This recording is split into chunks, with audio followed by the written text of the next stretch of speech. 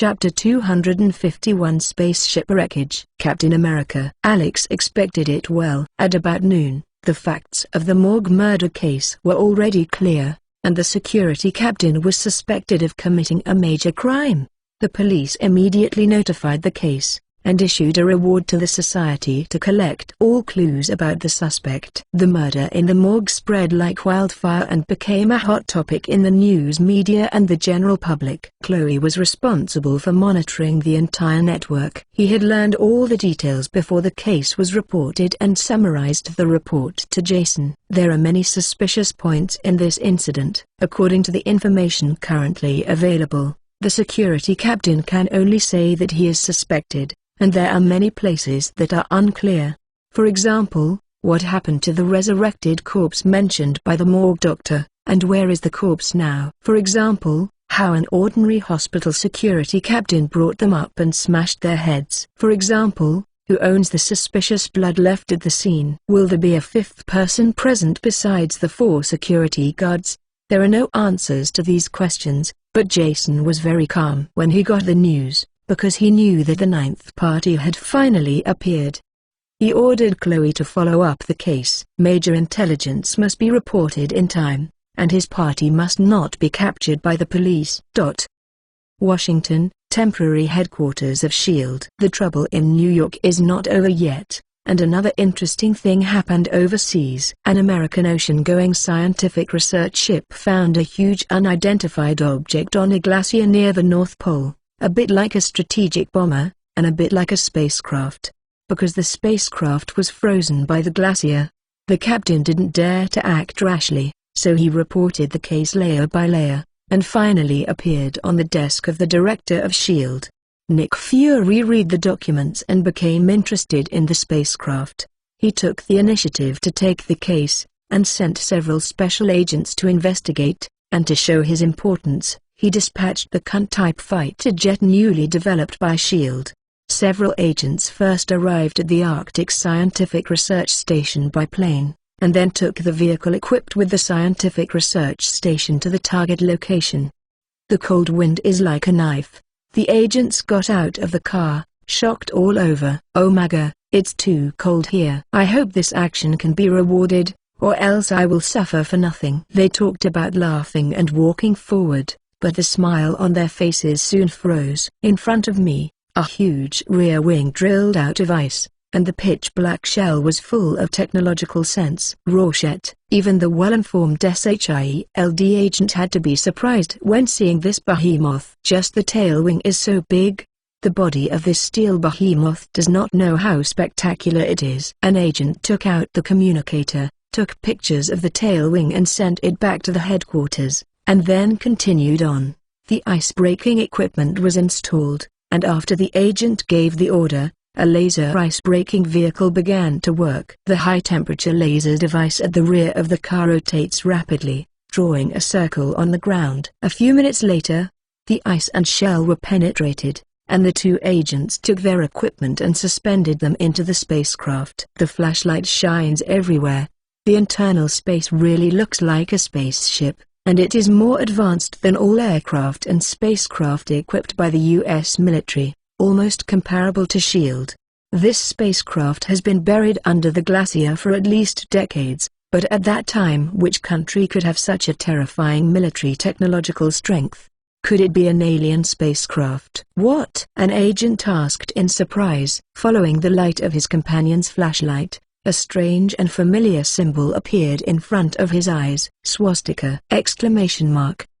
Germany. The 2 agents looked at each other, feeling extremely shocked in their hearts. After a long silence, one person smiled bitterly. At that time, German science and technology were really the world's first. Another person wondered, if the Germans could build a spacecraft with the cutting-edge technology of S.H.I.E.L.D. decades ago, how did World War II lose? Or how did we win? There is no research evidence for a long time, and the 2 are not historians, so they did not discuss in depth, but continued to search the spacecraft.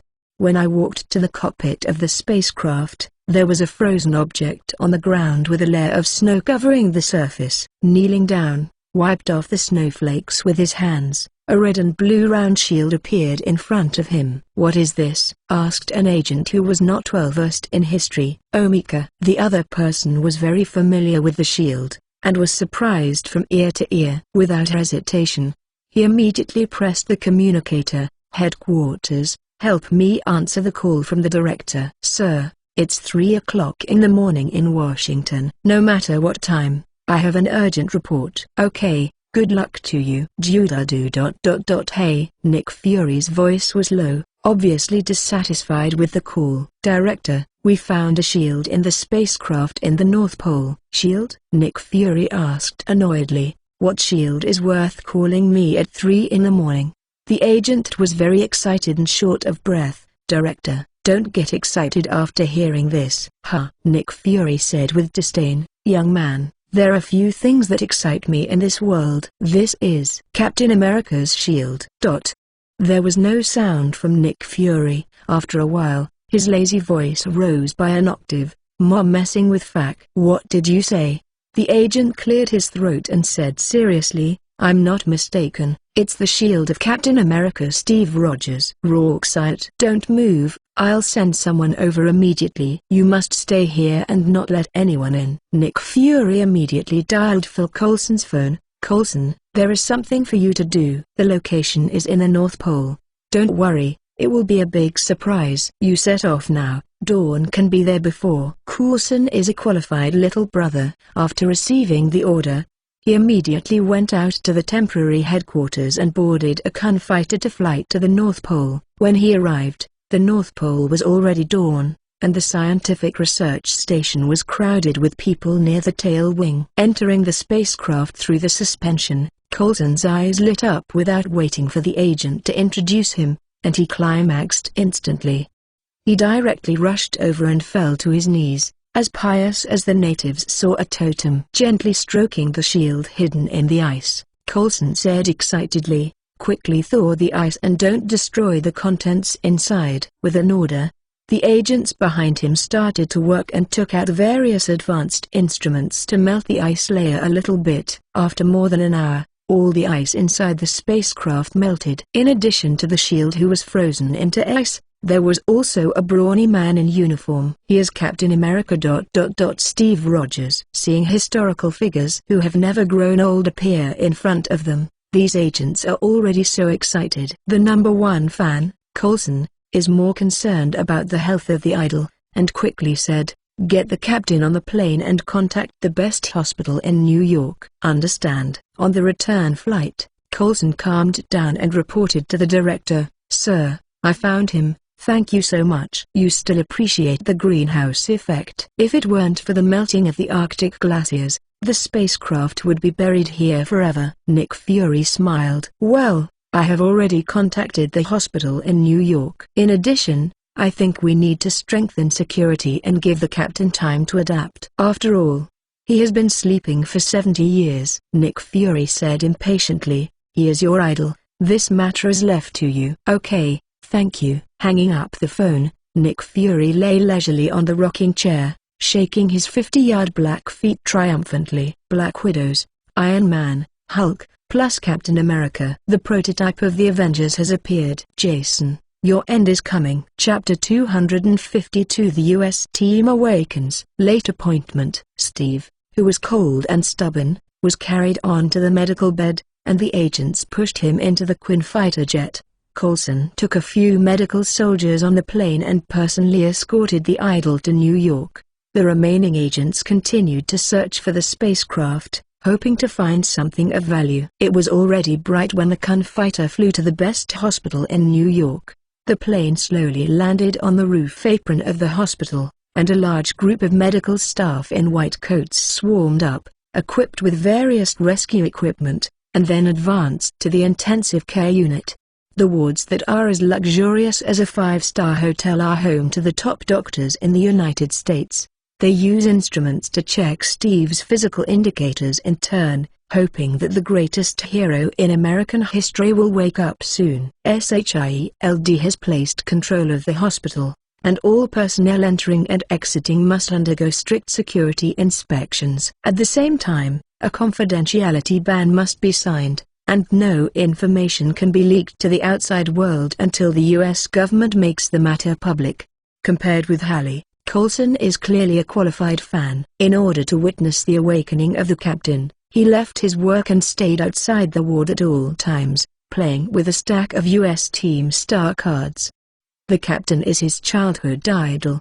These cards have been collected and collected for a long time. Some rare cards can even sell for thousands of dollars. God, please bless him. Looking at the heroic Captain America holding a shield on the card, Coulson lowered his head and prayed silently. In addition to doctors, there are also many senior government officials who come to visit the U.S. team. Governors, mayors, ministers of defense, parliamentarians, and even Mr. President came to join in the fun. After the visit, Mr. President also asked about the U.S. team's placement plan. Knowing that Nick Fury had delegated power to Coulson, he stopped asking questions and patted his shoulders to encourage him. The hospital was crowded, but Coulson hadn't moved his butt. After 10 o'clock in the evening, he was hungry for a day and finally moved God to wait for the good news. After testing, all indicators of Steve's body were normal, and the beating heart made the doctors even more surprised. After the surprise,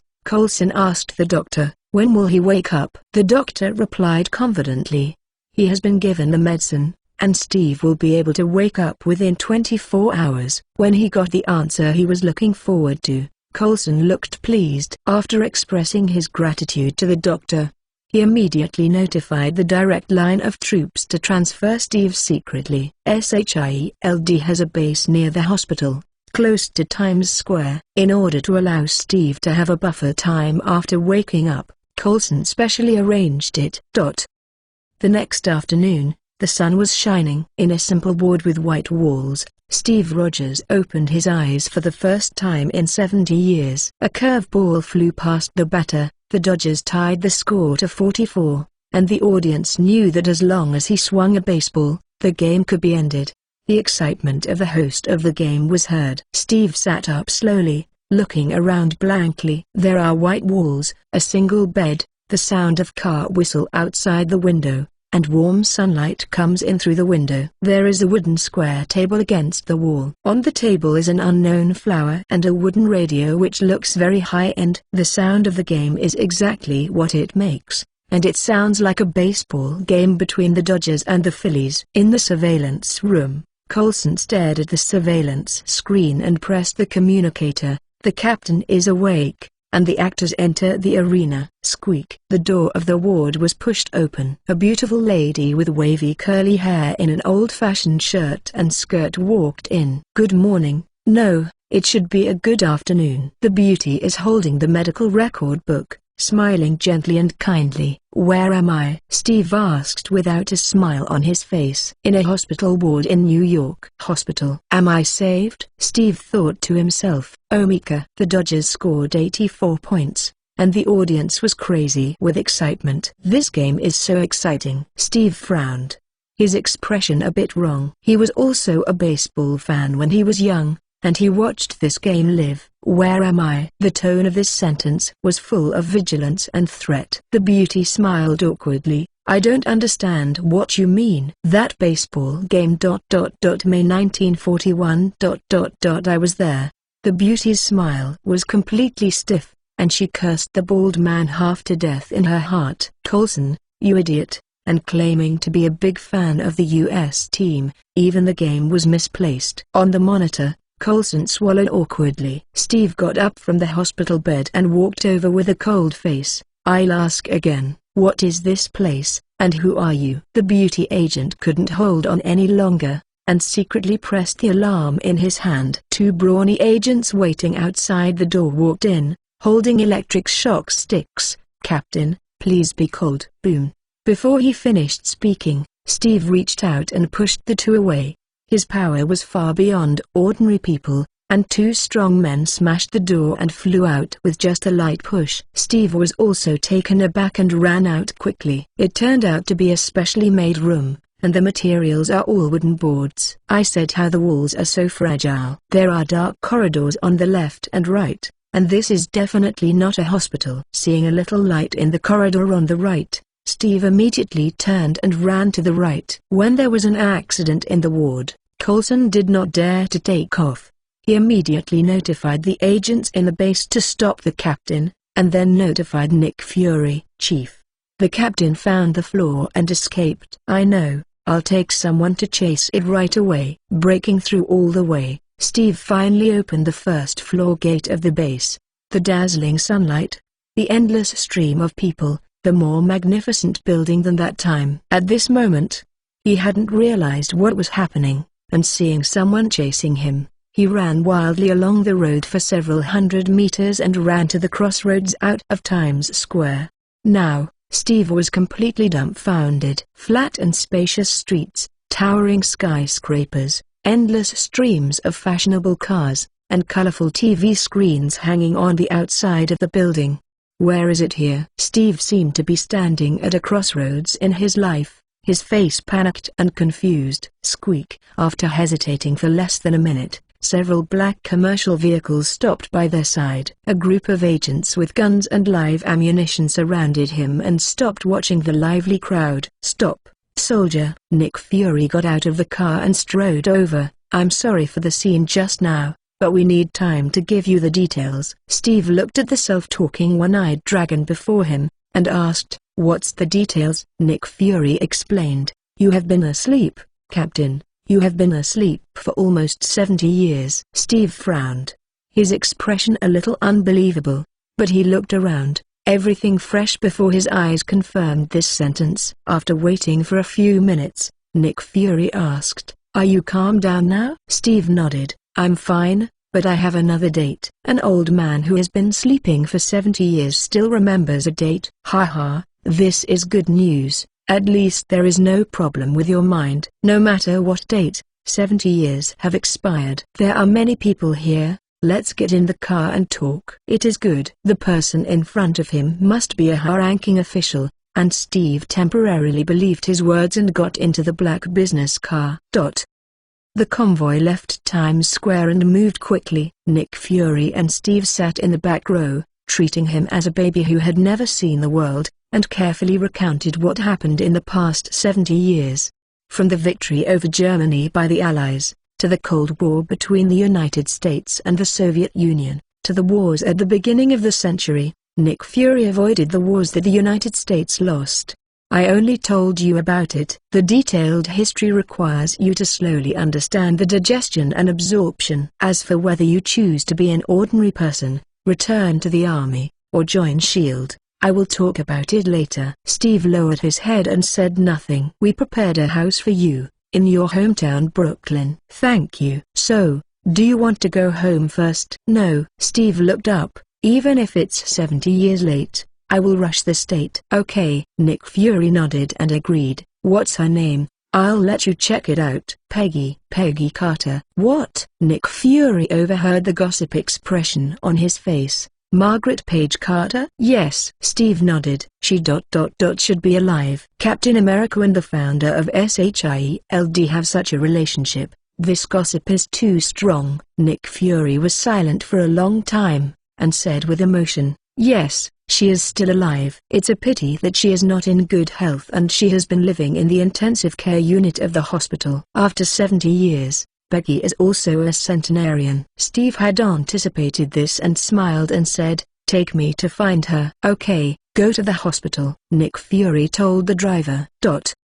When they came to the entrance of the hospital, the two got off the car one by one. Steve stopped to observe the neighborhood and saw a flower shop in front of the hospital. "Lend me some money." Nick Fury generously took out $20. "Remember to pay me back." Steve took the money and walked into the flower shop and bought a bouquet of flowers on the recommendation of the shop owner. Becky's intensive care unit is on the top floor. In addition to doctors and nurses, it is guarded by special agents. "Do you need me to accompany you in?" Steve shook his head and turned the handle to push the door in. The ward was filled with the scent of flowers. The bedside table not far away was filled with a bunch of flowers and a few photos. On the hospital bed not far away was a white-haired and wrinkled old grandmother. Steve put down the flowers and sat on the edge of the bed. His movements were gentle, but he still woke the old man. The old man opened his eyes and looked at him blankly. Steve smiled and said,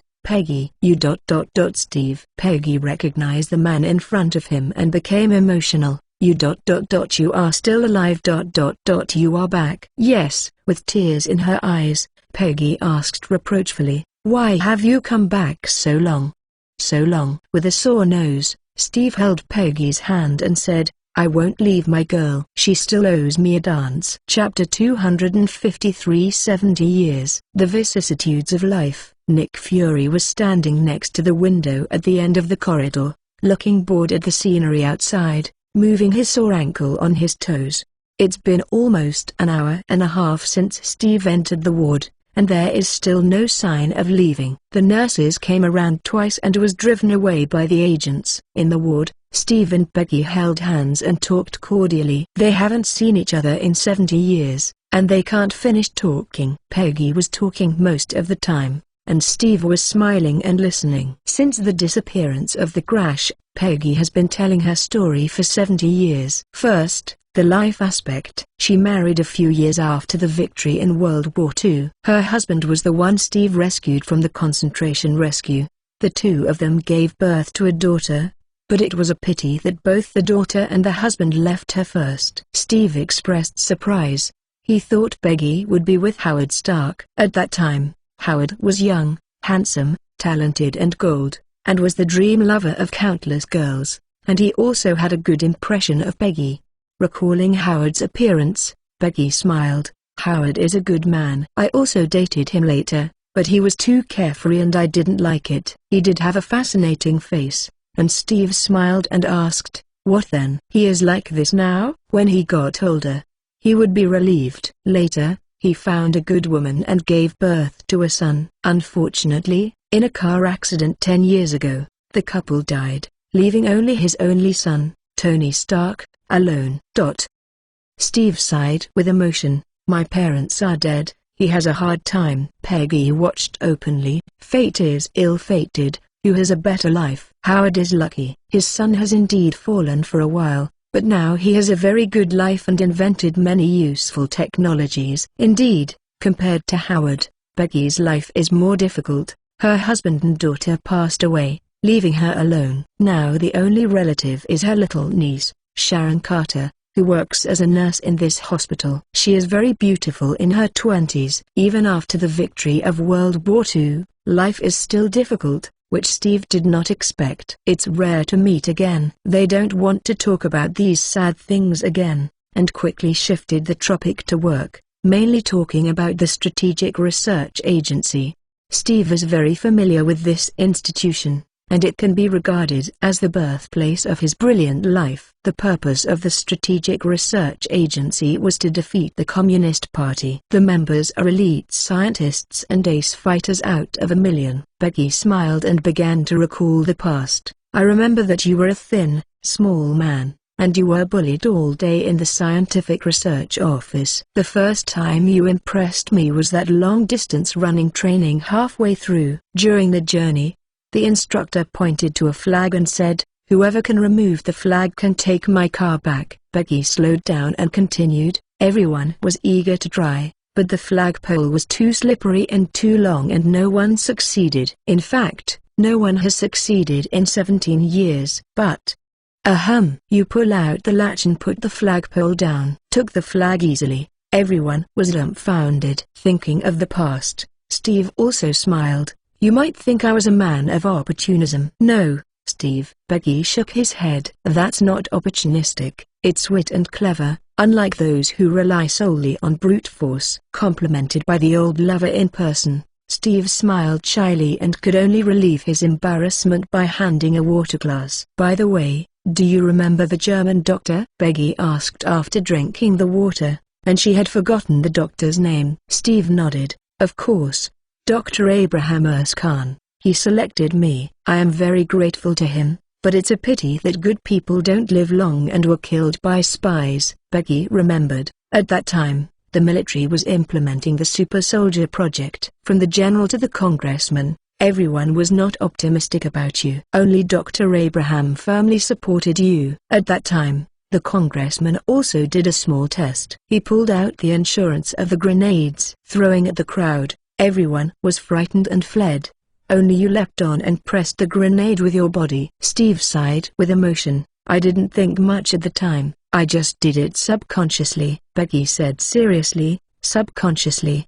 You are a gentle, kind-hearted person who will not abuse violence. Only then did I understand why the doctor would choose you. Steve was embarrassed again and began to change the subject. After the victory of World War II, did the Strategic Research Agency disband? Yes. It was reborn, to be precise. Its current name is the Bureau of National Land Strategic Defense Attacks and Logistics Support, which was co-founded by me, Howard, and several other scientists. Steve complained, what a long name. Yes, insiders call it SHIELD when they find trouble.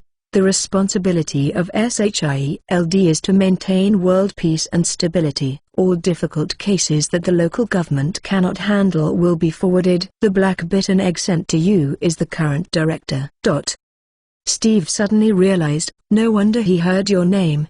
His expression became very strange. He is weird, but a trustworthy commander. I am honored to receive your evaluation. The door to the ward was pushed open and Nick Fury and a nurse walked in. Slightly curly blonde hair, round face, slender figure, sweet smile, temperament, a bit of Peggy's ability when he was young. The nurse said, Auntie, you have been talking for 2 hours. It's time to take medicine and rest. Peggy nodded reluctantly, and then introduced, this is my little niece, Sharon Carter, and my only relative. Steve stood up. Hello, Steve Rogers. Sharon smiled and shook hands. Looking up to your name for a long time. My aunt often talks about you. Since Peggy is in poor health and needs to rest, after a few brief conversations, Steve is ready to leave and come to visit another day. Wait. Peggy was holding the pill in his hand and looked at Steve with a serious expression. The clown organization is very dangerous. You must be careful. Steve was puzzled, but before he waited for a question, Peggy swallowed the pill and took it with warm water, then closed his eyes and rested.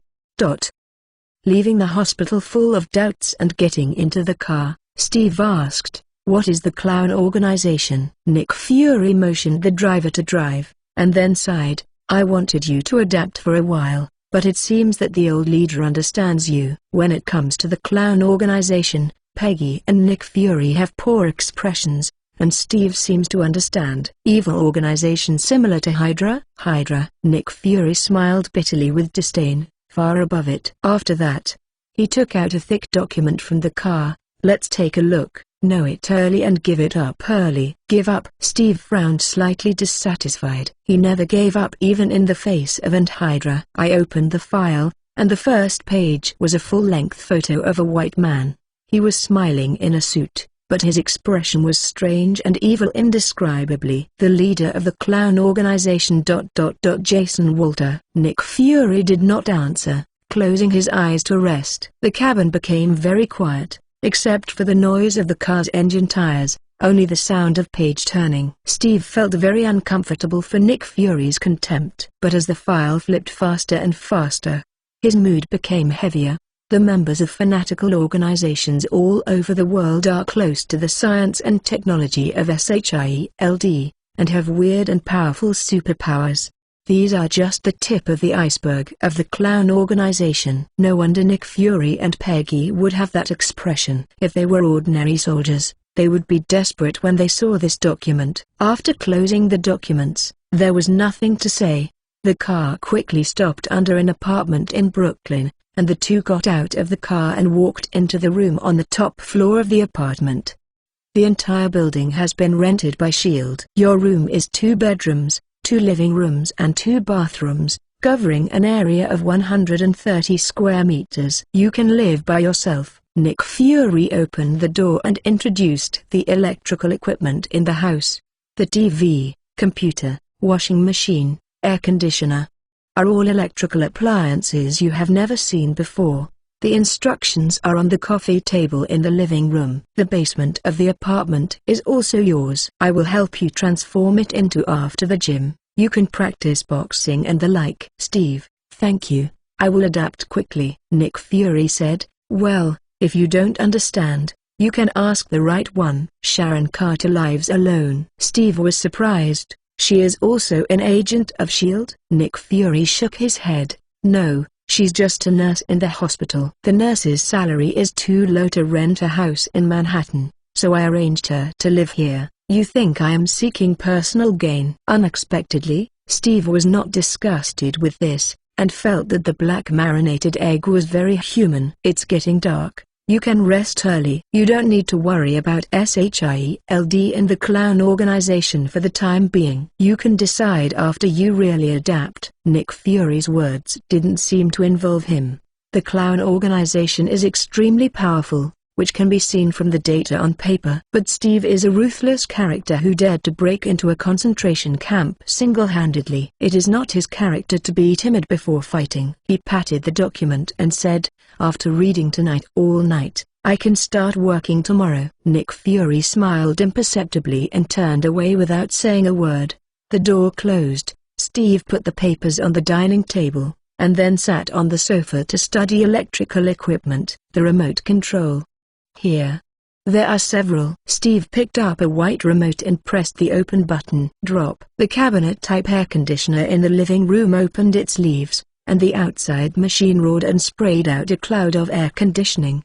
The air conditioner, I didn't expect it could be used for home. The popularity of air conditioners began in the 1920s, when only large supermarkets could use them, and ordinary households could not afford them. Press the black remote control again, and the 50-inch LCD TV in the living room turns on. TV is all in color. After watching black and white TV for more than 10 years, Steve is very interested in color TV. After watching TV for a while and feeling hungry, he touched the refrigerator and took out some snacks and drinks. After 70 years, some things haven't changed. Steve thought to himself, drinking a swig of Coke, blowing on the air conditioner, watching TV, eating snacks, drinking Coke. The Fat House Life of Captain America Steve Rogers began. Chapter 254 The Whole People Carnival. Night Stalker. It was another sunny and good weather. At around 9 o'clock in the morning, hundreds of chairs were placed on the lawn in front of the White House. Reporters from major television media gathered together, and various high-end photography racks were set up. Yesterday afternoon they received a notice that the president will hold a press conference at 10 o'clock today. Reporters asked about the content of the news, but the White House spokesperson was vague and did not explain. Just say that this is a breaking news, and it is a good thing. Don't miss it. Big news? Could it be that Jason Walter died of cancer? With a strong sense of expectation, the reporters gathered at the gate of the White House at 7 o'clock. As soon as the door was opened, he squeezed in to grab the best camera angle, and then sat and waited according to the nameplate on the chair. The reporters have already chatted before Mr. President has come. Most of the topics revolved around today's press conference, guessing what kind of news can make Mr. President so excited. But their imagination is still too barren, and they can't get around the clown organization. Half an hour later, Mr. President walked out of the White House in a neat suit. He smiled and waved to the camera confidently. After the sparse applause, Mr. President walked to the stage and gave a speech. Today's press conference is a great event to share with the American people. Late night before yesterday, an American scientific research ship found an aircraft wreckage near the North Pole. According to the captain's on-site observation and judgment, the aircraft was built in the 1940s and 50s, and there was a sign of on the fuselage. The reporters were a little confused. It was a happy event to find the wreckage of a military plane. The captain reported the incident, and S.H.I.E.L.D. agents sent several agents to investigate and found a person inside the cabin. Seeing the unidentified expressions of the reporters, Mr. President proudly said, "He is the greatest soldier in American history, Captain America Steve Rogers."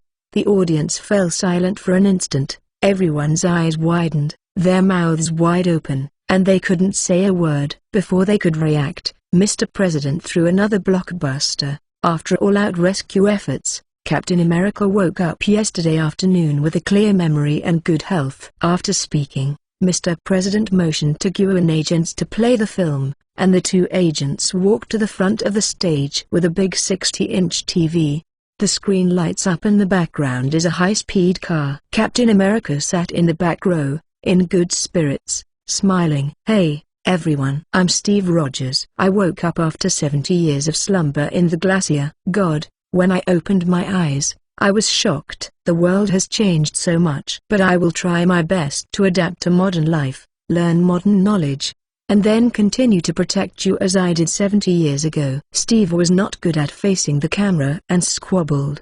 But it was these few words that ignited everyone on the scene. "Oh my God, Captain America. God. Big news.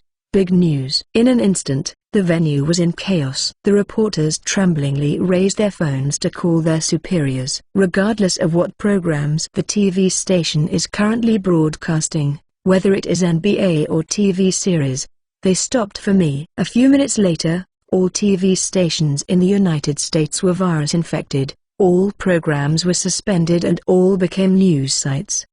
Now it is the internet age. News spread across the United States in a very short period of time and caused a lot of heated reviews, and the social media servers almost burst. God.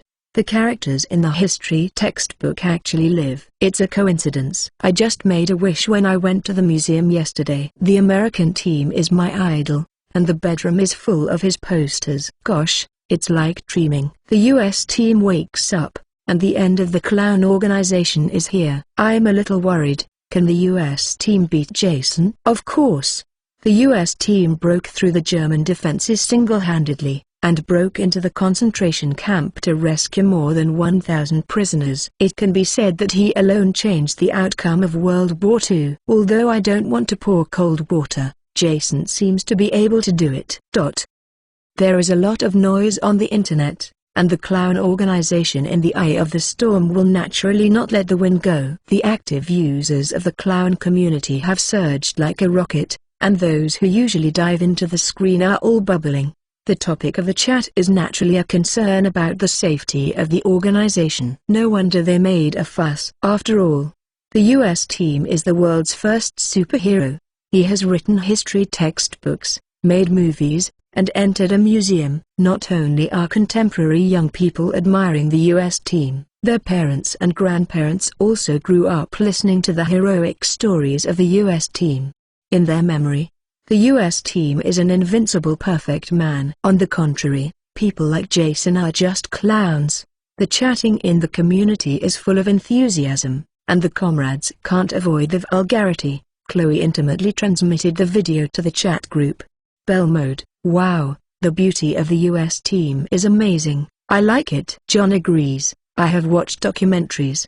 His power, speed, endurance and reflexes are perfect. It's a shame to be a killer. David, it's good to be a soldier. Even in the mercenary regiment, all soldiers follow him as an example and want to be a hero of the country. Franklin, I still have his full set of collection cards at home. I gave it to Instant Noodles. Locomotive, although the skin color and belief are different, the US team is a respectable person. His deeds inspired me in the downturn period, and he is regarded as my childhood idol. Hallie is highly educated and obviously doesn't like this one. These stories are all artificially compiled to promote patriotism. How can the actual situation be so nonsense? Stan is a kind of greed, and the deeds of the American team also don't catch him. What legendary hero is just a guinea pig of the army, a puppet of the government? Chloe, boss, what do you think? In a high-end apartment in New York, Jason was lying on the sofa playing with his mobile phone.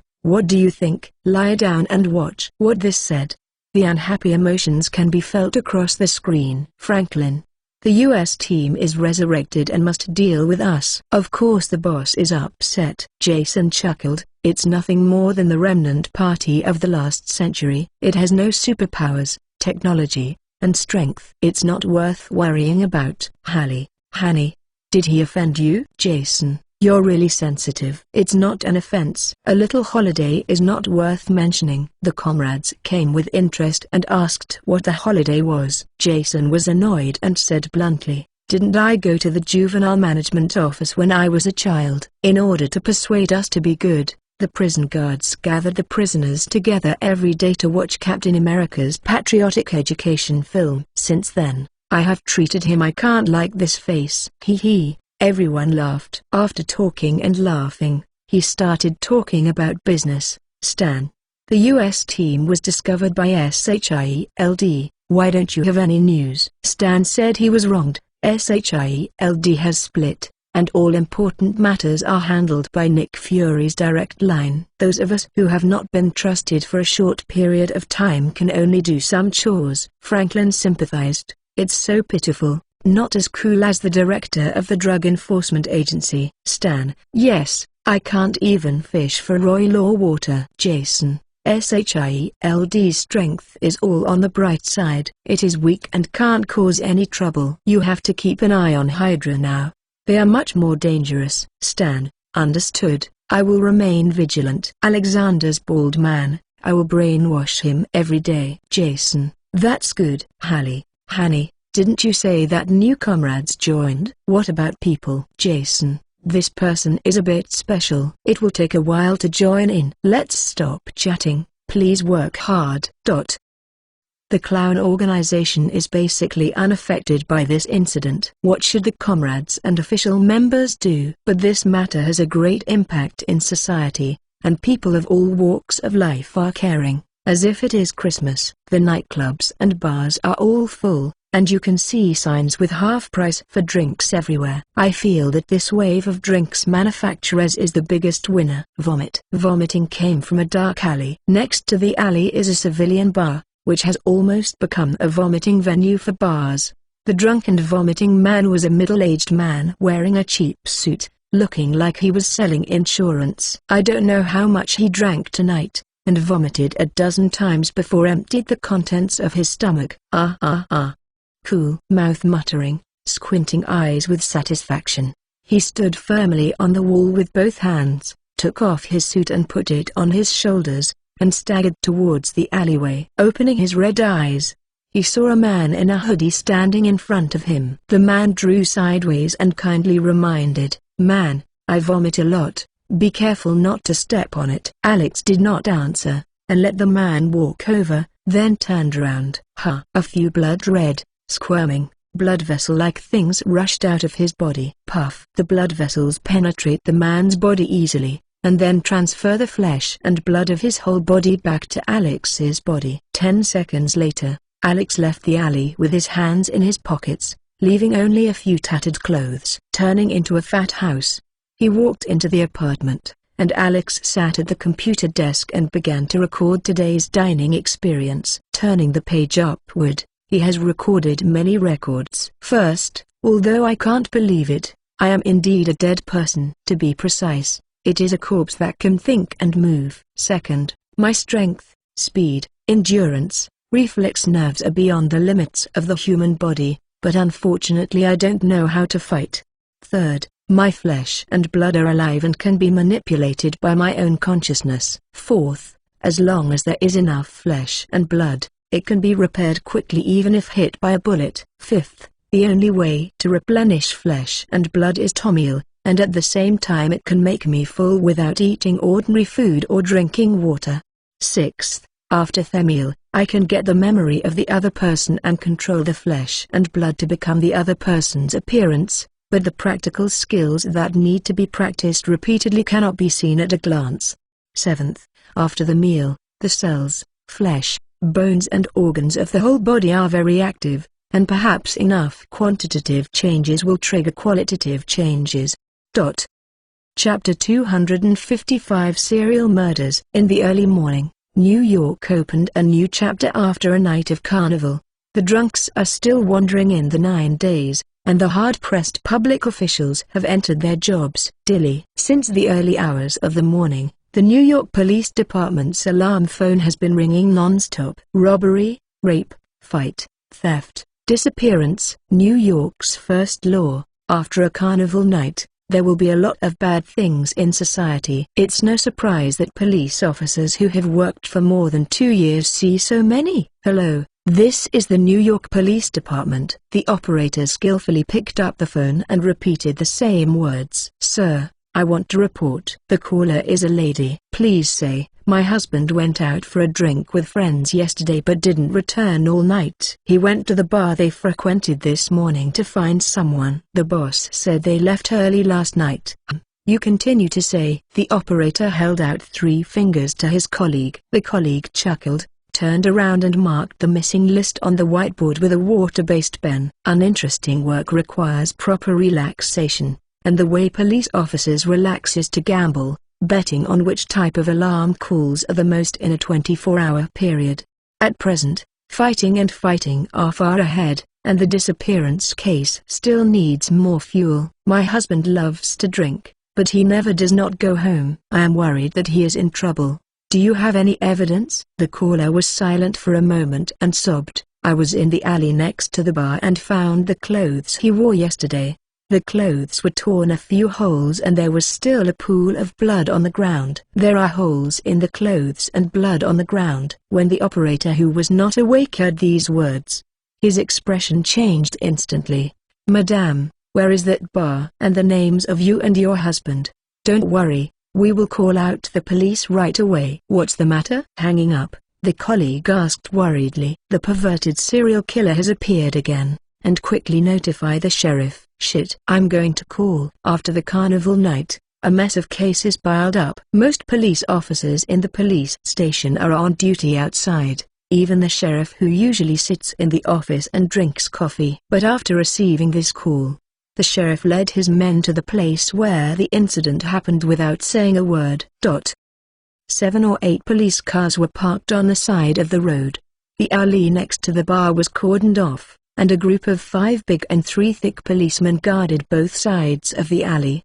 This is my husband's clothes, and the tie was still made by me before going out. A woman in her 30s was standing in the alley, pointing to the clothes on the ground, sobbing and reporting to the sheriff. No need to check, it must be him. After investigating the scene, after listening to the informant, the sheriff painfully handed down the verdict. 9 murders were committed in 3 days. I have never seen such a rampant murderer, the police officer said angrily. He is rampant, but that's because he has arrogant capital. Sheriff, what do you mean? Don't understand now? This is basically a crime of superpower. Superpowers. The police officer was a little surprised, and nodded after thinking. Yes, except for superpowers, ordinary people have this ability. There are no corpses, no surveillance, no witnesses, nothing but a pool of blood and blood. A pile of torn clothes. Combine the facts of the case and report it. The police sighed, annoyed at his incompetence, although I really want to arrest him. The crime of superpower is beyond our ability. Okay. After busying for many days with nothing, the police officer was also a little discouraged. Then report. To which department? SHIELD. Shield's hands are very long. They must take over all cases that the local police department cannot manage. If they encounter a case of interest, the local police department must unconditionally withdraw from the case regardless of whether it is willing or not.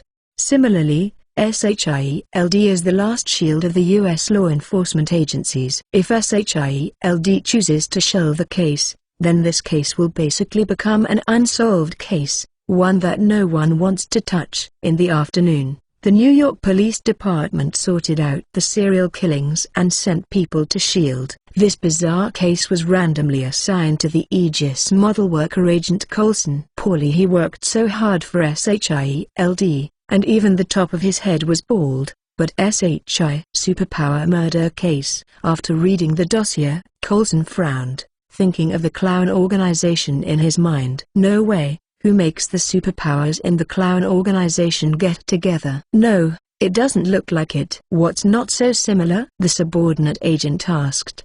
These cases are not like the style of the clown organization. If it were the clown organization, I am afraid it would not be so low-key. Killed 9 people in 3 days. Is this really low-key? Seeing that the leader was thinking, the follower resisted and did not complain.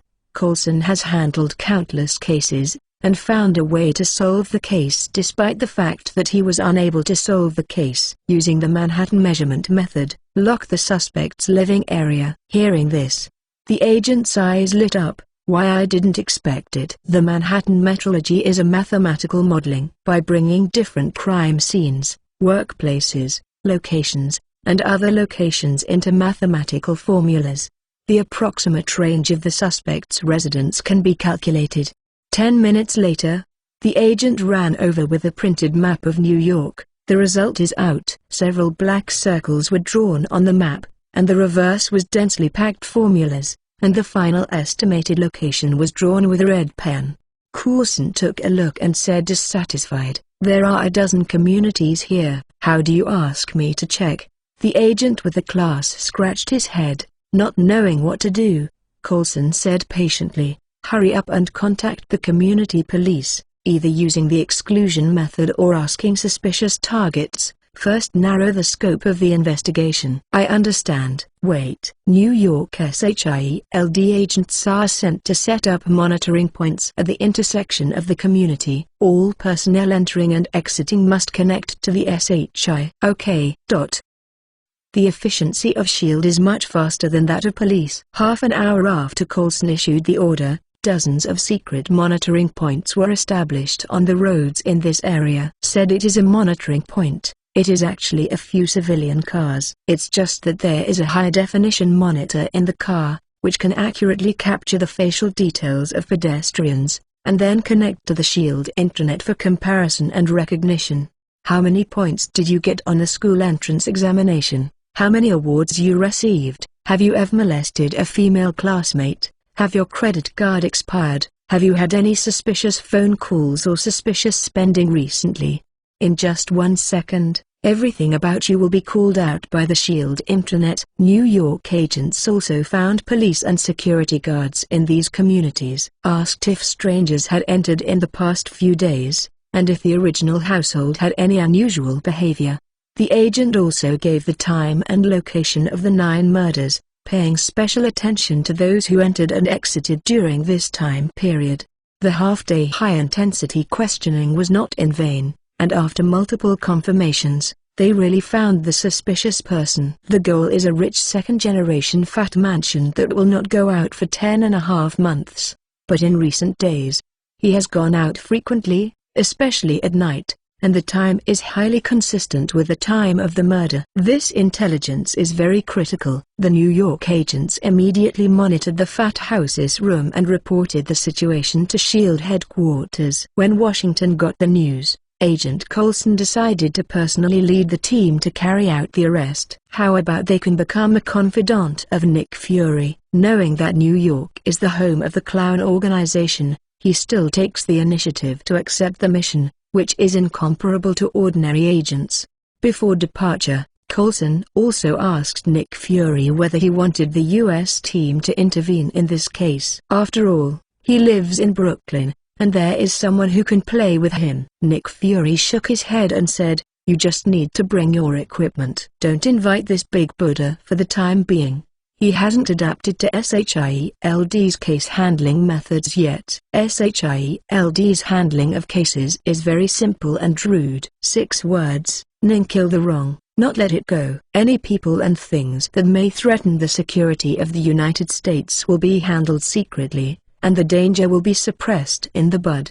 Mr. Steve of Our Lady of Justice will definitely not accept this kind of unfree and human rights-free method of handling cases. It is for this consideration that Nick Fury is vague about letting him join SHIELD. According to the idea of the black bitter egg, the U.S. team usually only needs to play boxing at home and play on the computer. When the clown organization appears, it is good to throw him as a nuclear weapon. It saves time, effort, and worry. It's perfect. Without getting foreign aid, Coulson had to go to the equipment depot to pick up the equipment. His own life is the most important thing. Coulson directly wrapped the high-tech equipment of SHIELD. Finally, select a few trustworthy agents and fly to New York together in a fighter jet.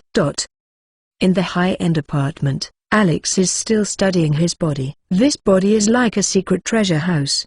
The more you study, the more you discover. He followed the principle of day and night. It was not until 9 o'clock, when it was dark outside the window, that I put on my coat and prepared to go out for a meal! At this moment, There was a knock on the door. "It's so late. Who is looking for me?" "Is it the landlord?" "Shit, landlord. The house is the legacy of the fat house father." Moved to the door quietly and looked out through the cat's eyes. It was pitch black in front of me, and I couldn't see anything. "Sir, don't look. Please open the door." "What? People outside can see me." Alex's heart was hit hard. The comer is not kind. He opened the door steadily, and a group of big men in black clothes with sunglasses blocked the door, and the cat's eyes were blocked by a small black object.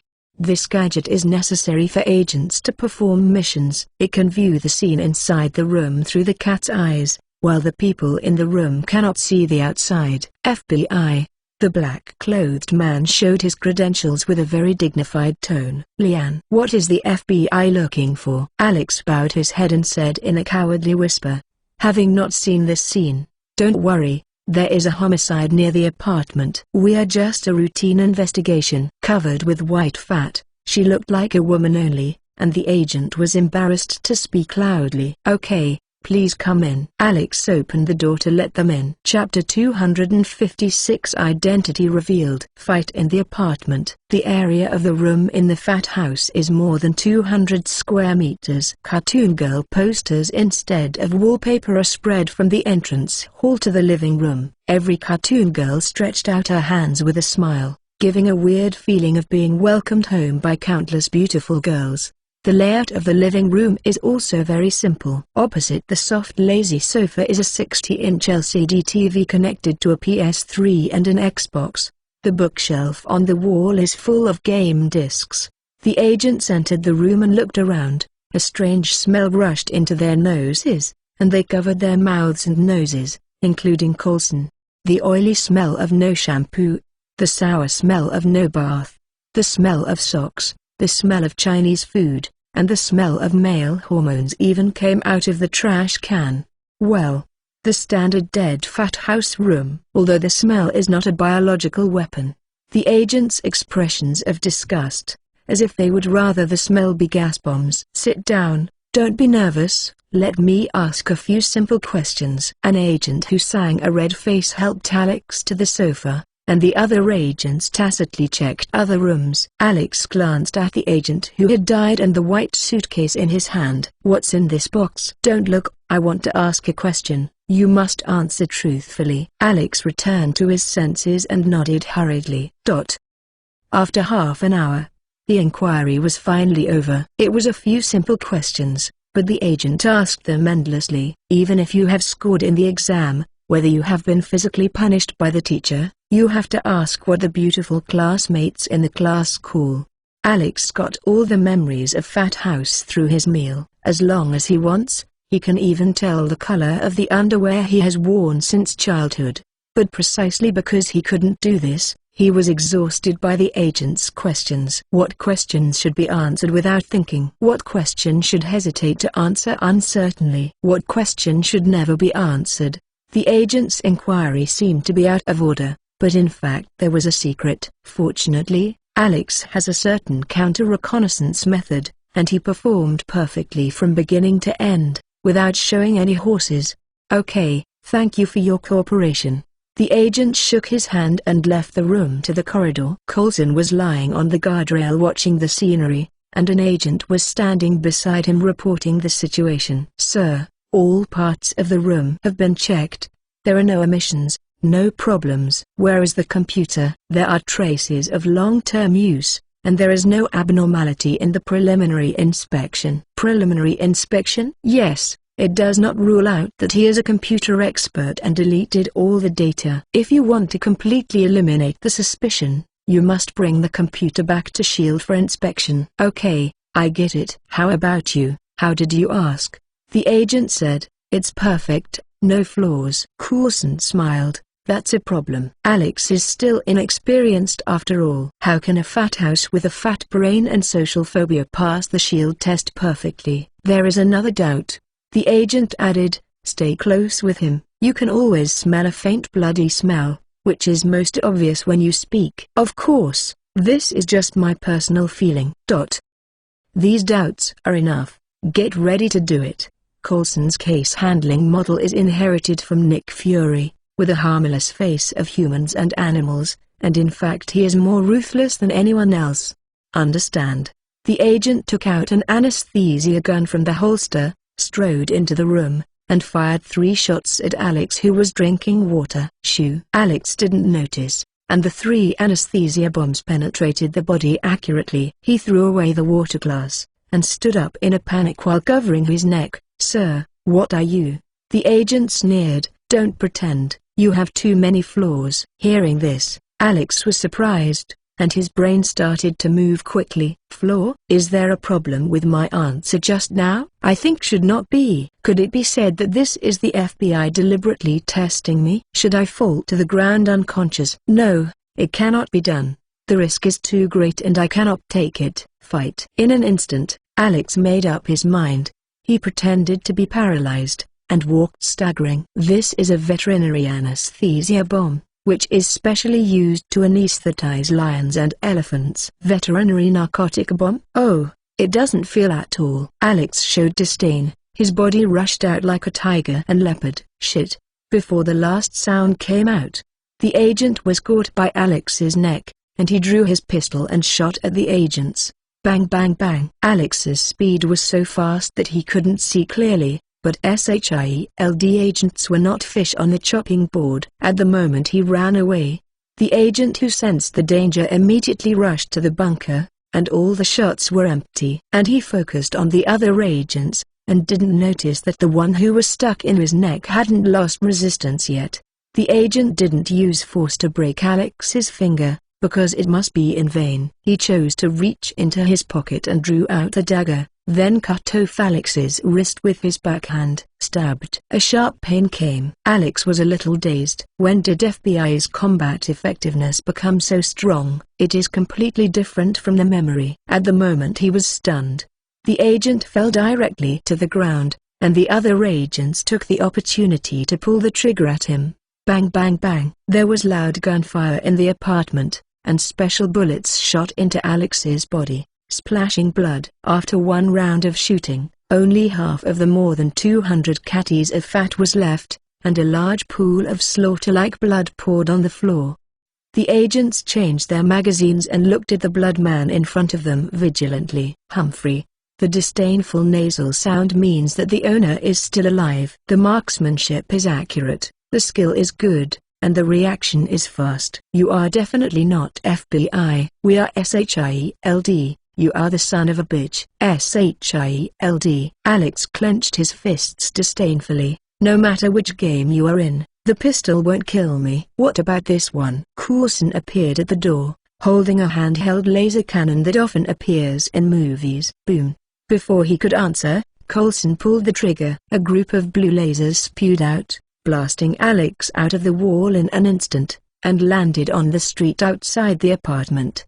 The thick walls collapsed in an instant, and Coulson was also frightened by the power of the laser cannon. Hydra's weapons are really useful. Alex fell from the roof and slammed heavily on the cold road. A big hole with a diameter of 50 centimeters was broken in his chest and abdomen. If the laser cannon was wider, he could be beaten into 2 pieces. As soon as the mind moved, the flesh and blood began to squirm to repair the wound. "Fortunately, I have obtained a lot of flesh and blood from eating out these days. If I just woke up from the hospital and got such a shot." He directly clicked. Chapter 257. Speedy. In the middle of the night. Help the U.S. team. The peristaltic flesh quickly filled the wound, and even the severely damaged internal organs were also repaired, without even a scar on the outside. "He's not dead yet. Chase after him." The voice of the agent talking upstairs. Alex got a sharp spirit and quickly got up from the ground. However, it was not enough to repair the injury and exhausted all the flesh and blood, and even the flesh and blood of other parts was also seconded, causing him to be extremely weak at this time, and he was shaken several times before he could barely stand firm. In this state, don't think about trying hard. You have to find a way to escape quickly, and then heal your injuries through dining. Making up his mind, Alex stepped away from his thigh, turned and ran into the alley next door. "He's running away. Shoot." Hearing the voice of the agent yelling, Alex quickened his pace again. Bang bang bang. The gunfire sounded, He lowered his head abruptly, and a few bullets drifted past his hair. Alex was startled, and quickly jumped to the second floor. If you want to avoid bullets, you can't walk in a straight line anymore. He broke the glass into the room, avoided obstacles one after another, and then jumped out from the other end of the apartment. This kind of weird parkour route, although not as fast as a straight line, is safer than predictable. The agents wanted to hit him with guns, unless the bullet would turn. Alex is like an agile monkey, jumping up and down in the community apartment, seeming to be flustered, but actually confident. This is also thanks to his careful investigation of the surrounding environment of the apartment before. Otherwise today is really bad luck. After 3 blocks, Alex jumped onto the road.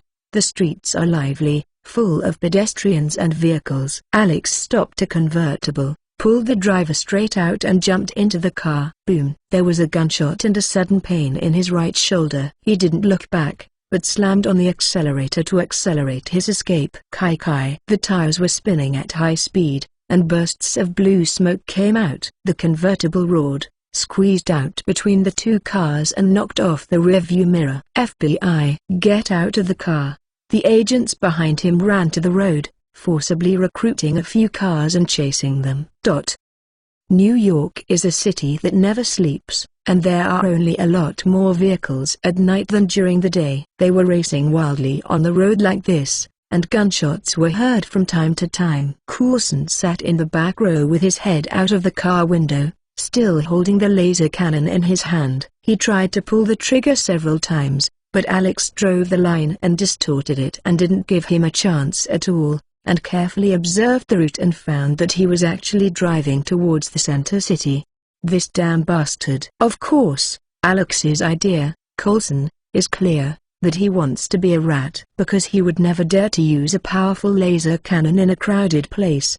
The agents had to think twice about shooting. Otherwise, even if Alex was killed, Coulson and S.H.I.E.L.D. would be unlucky.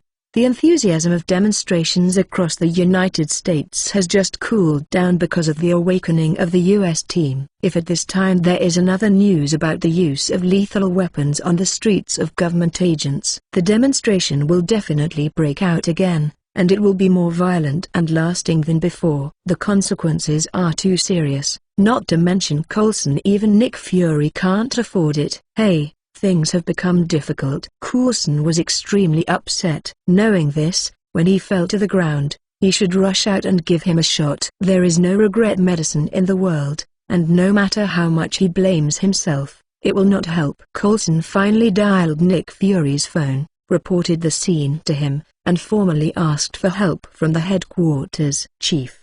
The prisoner is agile, has unknown superpowers, and has strong anti-reconnaissance skills. If you let him run this time, it will be difficult to catch him next time. Nick Fury was not in a hurry, and asked calmly, "You are at the scene. Do you have any ideas?" Coulson thought for a while, only to offer a big move. "I suggest, please ask Captain America for help." Hearing that, Nick Fury lost his voice, obviously hesitated. "God, now is not the time to play politics." Coulson was anxious and quickly said, "Director, what happened tonight? The captain will definitely know tomorrow. If you don't tell him now, tomorrow will definitely blame us for resentment. Once a rift between S.H.I.E.L.D. and him, it will be difficult fixed." As the #1 fan of the U.S. team, Coulson knows Idol very well. He is a man with a strong sense of justice and responsibility. If Nick Fury doesn't call him tonight, he will be furious when he learns the truth tomorrow. Speaking of cracks, it is considered minor. It is possible to treat S.H.I.E.L.D. as an enemy. Okay. After thinking about it for a long time, Nick Fury finally let go. "You stare at the prisoner, I will notify him immediately." New York, Brooklyn. Steve Rogers is working out in the gym in the basement of the apartment. Compared with the weird fitness equipment purchased by S.H.I.E.L.D., he prefers traditional fitness methods: squats, push-ups, sit-ups, and punching bags. Boom! The huge sandbag was blown out.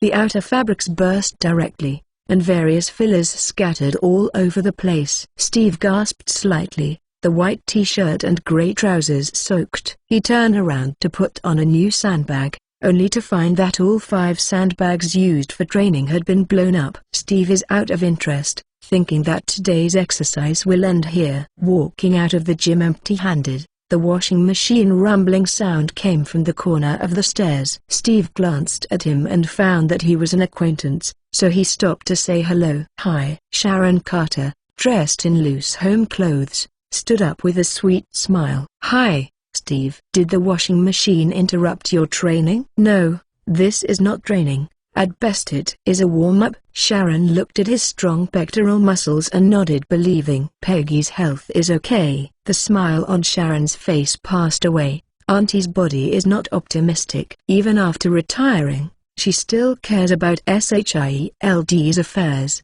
and SHIELD is bad news recently. So Steve didn't understand, and asked, "I'm in a good mood. Will it help my condition?" "Of course there is. In terms of conditioning the body, emotion is stronger than any medicine." "Understood," Steve said to himself. In the future, her mood will get better and better. Sharon understood what he meant, but worried. "I hope so." After a few chats, the washing machine finally stopped. Steve took the initiative to lift the laundry basket, and the two went up the stairs together. "I also have a washing machine in my room. You can use it." Sharon smiled and said, "What is the reward?" "A cup of coffee will do." "It's so cheap, then I must come often." While talking and laughing, the two came to the top floor of the apartment. Steve was about to take out the key to open the door, and found the phone in his pocket vibrating wildly. Chapter 258. The U.S. team comes out. The dog jumps the wall. How should this be used? Holding the latest smartphone,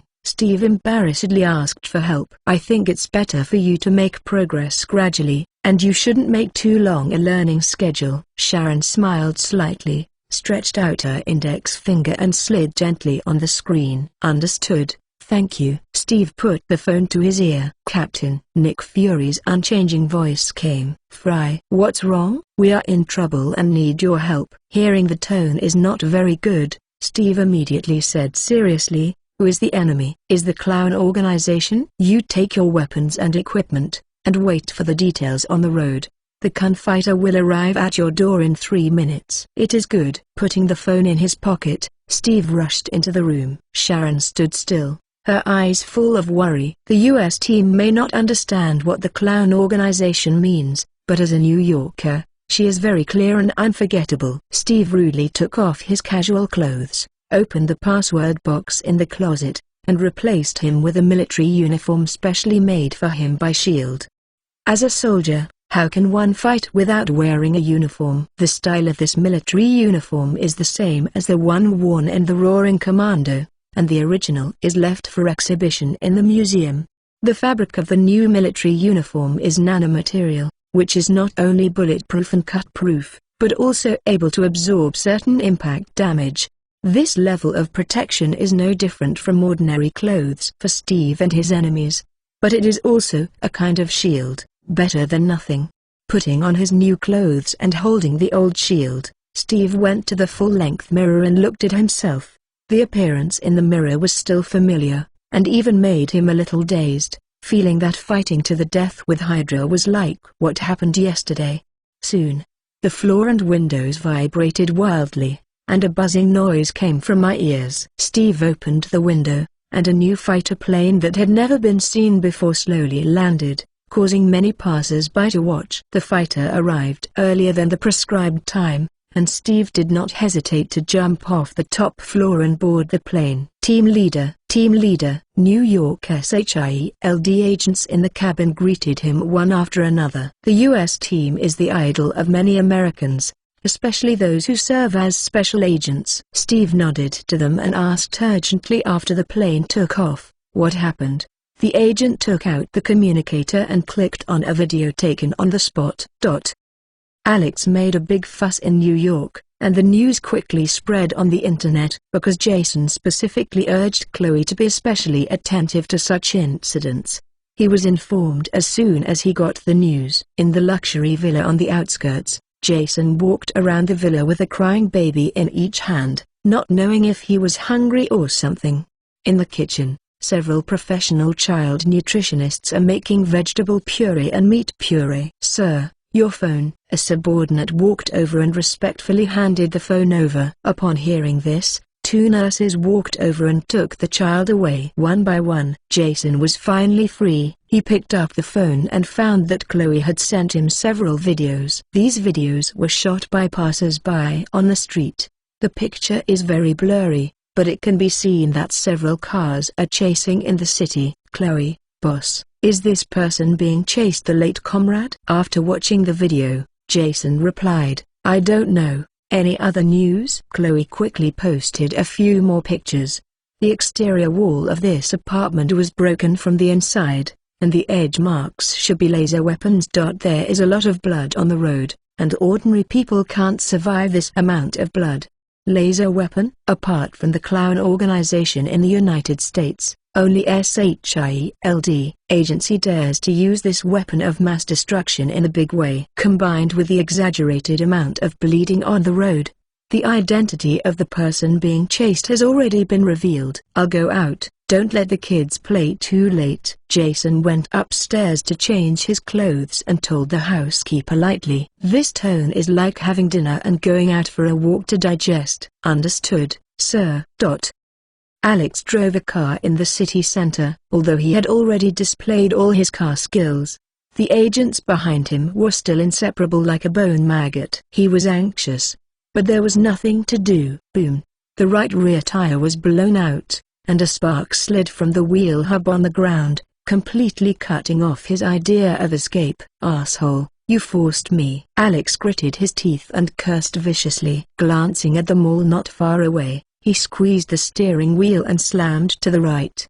The car rushed out of the road and rushed forward to the right at a very fast speed. "Shit, he is going to jump the wall in a hurry." Upon seeing this, the SHIELD agent was anxious and angry, but there was no way to stop him. Wow! The glass door on the first floor of the mall was smashed, and the car slid as if out of control on the smooth floor tiles, knocking out passers-by who were shopping.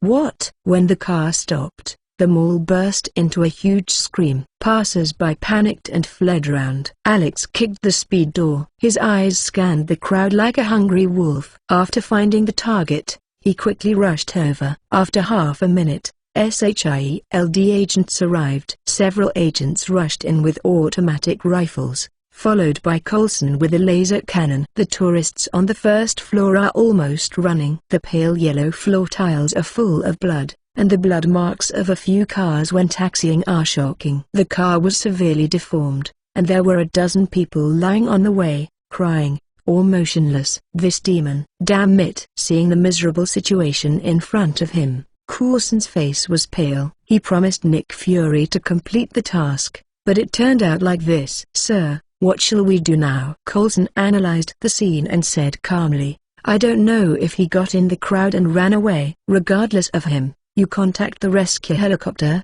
and then send someone to block the building, only allowing entry and no exit. Understand?" The agents dispersed in a rush, and went busy separately. Coulson clasped the laser cannon and walked to the car to see if there were any clues left in the car. When he walked to the front of the car, he suddenly saw a pair of white and tender legs. Kneeling down, I saw a young woman covered in blood drawn under the wheels of the car.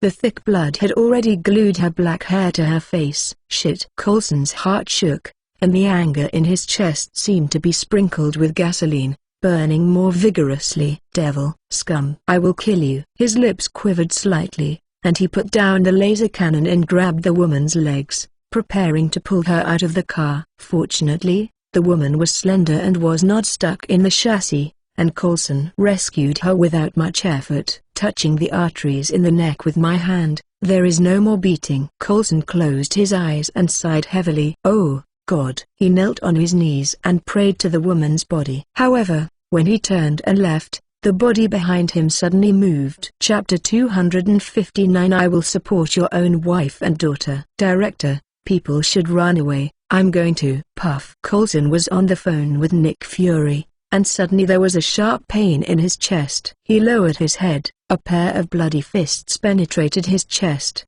and the wound seemed to drain his whole body from the drain. "Surprise, motherfucker." There was a woman's whisper in her ear. Her voice was clear but full of malice. "You." Coulson wanted to turn his head, but now he was so weak that he was shaking when standing. Agent Coulson, Agent Coulson. Nick Fury called on the phone. Director, Alex pulled out his arm abruptly, and a lot of blood spurted from the wound. Before he could say anything, Coulson collapsed to the ground. The phone in his hand also fell off the ground. Snapped. Stomping the phone with one foot, Alex walked up to Coulson and sneered at him, his body squirming back to his original appearance. Looking at the hooded man in front of him, Coulson flashed a flash of light, and instantly remembered the murder case in the hospital, and then connected the previous incidents, and all the doubts in his heart were solved.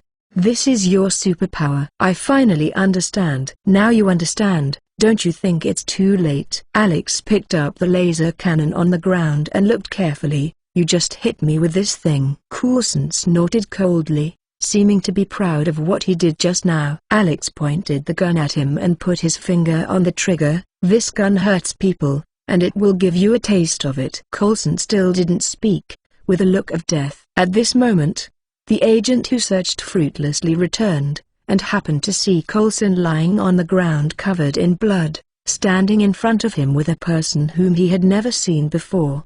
Shit. The agent quickly squatted and drew his gun to shoot.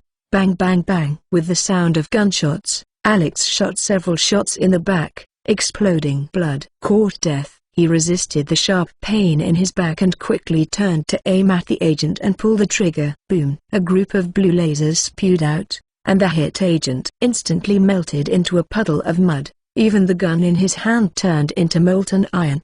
The power of this laser cannon. Looking at the mussel of green smoke, Alex looked slightly surprised. Who are they? There is such a powerful weapon. The gunshots attracted nearby agents, and they hid behind the bunker and shot. Alex held the artifact with confidence soaring, and took the initiative to leave the car shelter, holding a laser cannon to kill.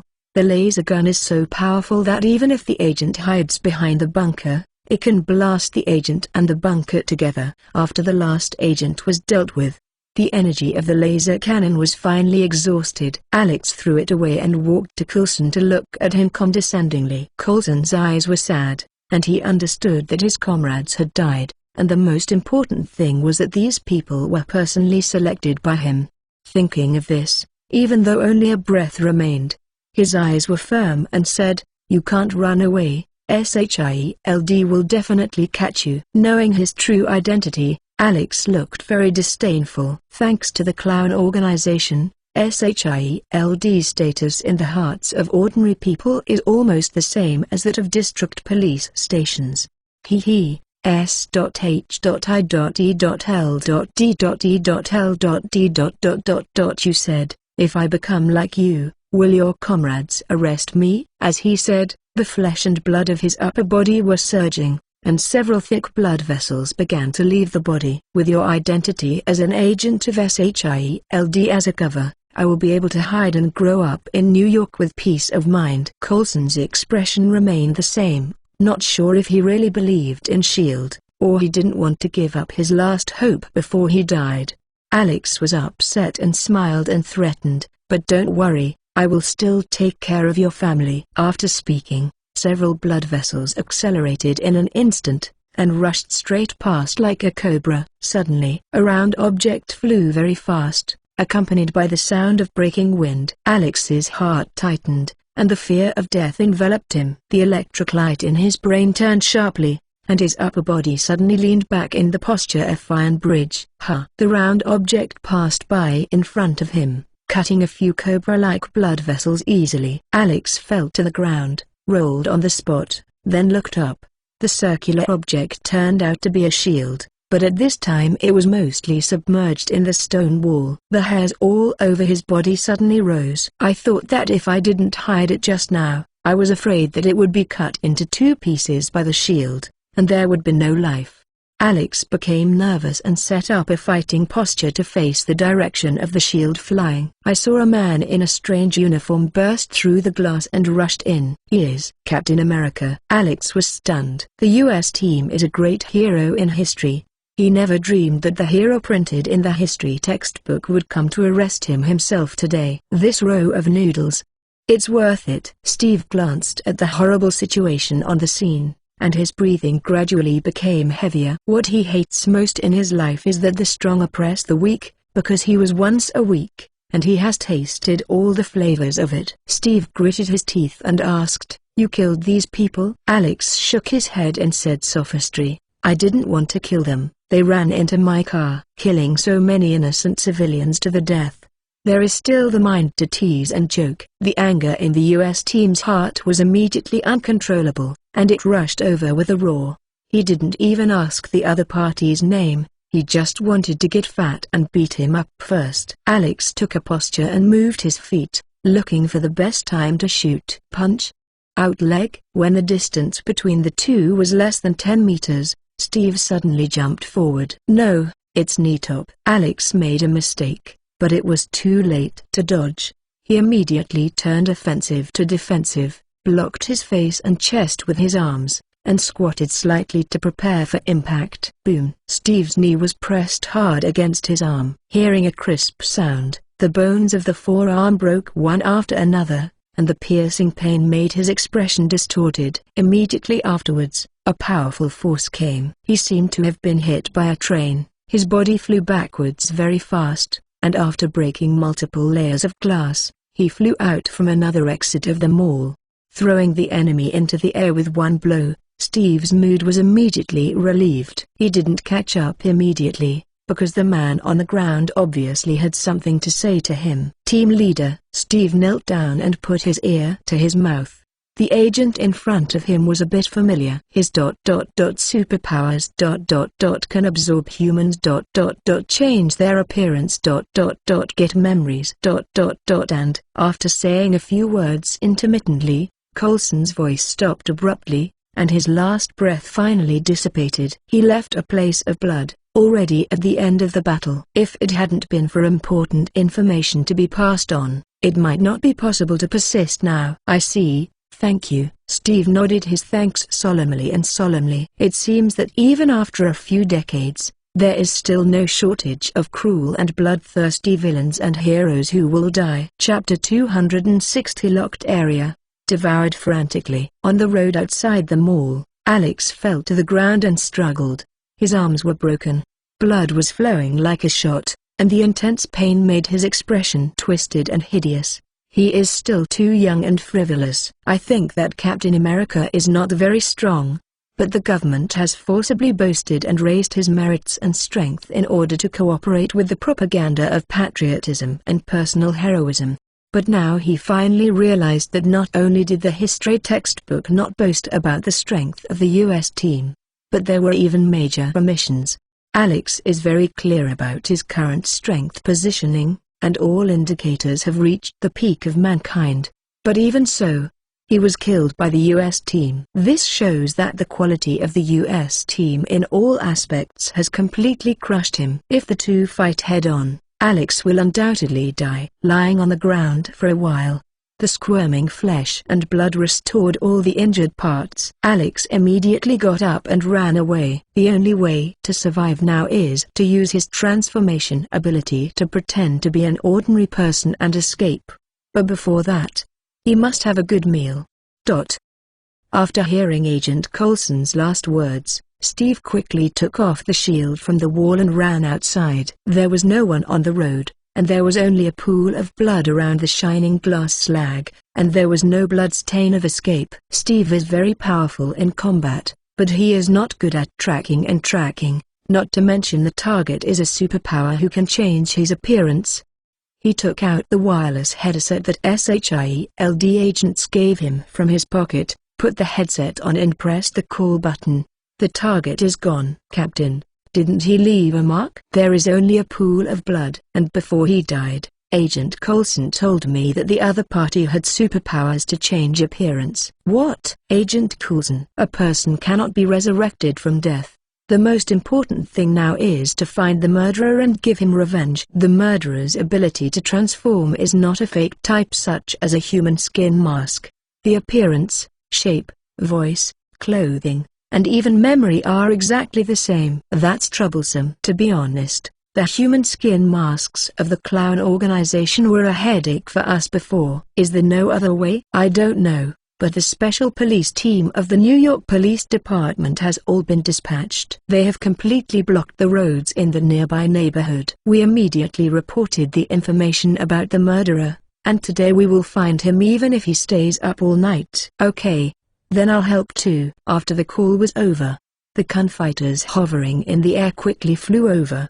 The fighter plane carried many advanced equipment and was searching at low altitude near the area where Alex escaped. Steve couldn't help anything, so he could only run around with the plane. Although he would go to the corner to explore from time to time, but the result was nothing. After more than 10 minutes of tossing, the fighters still found nothing, but the special police in charge of patrols sent good news. No, it can't be said to be good news. A large amount of fresh blood was found in a coffee shop about 500 meters from the mall where the accident occurred. The police suspected that Alex had changed his appearance here and wanted to escape in the crowd. For this information, Steve had already expected it, because he would do the same if he thought about it in another way. The key is, even if you know that the other person has changed their appearance, how can you find him out? The agent continued to explain, saying that SHIELD had already obtained several pieces of information. First, according to the recordings of the communicator carried by the agents, they learned that Alex had a strong smell of blood, and this smell could not be removed no matter how perfumed in the bath. Second, although Alex can change his appearance, he must first swallow the opponent, so that his deformable objects are very limited.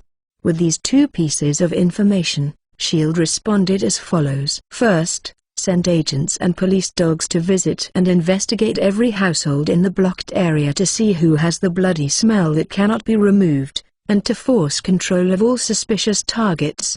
Second, find out the portrait of the victim in the previous disappearance case and compare it, then carefully search for suspicious blood in the area, and compare the blood with DNA to lock the identity of the deformed object. Although this is a stupid method with a huge workload, it is a good one for now. For the above action, Steve has no objection. He didn't wander on the ground anymore, but ran to the gunfighter to keep an eye on the latest situation. Captain, have a cup of coffee. Tonight won't end so easily. You have to cheer up. Steve took the coffee and asked, how is the situation now?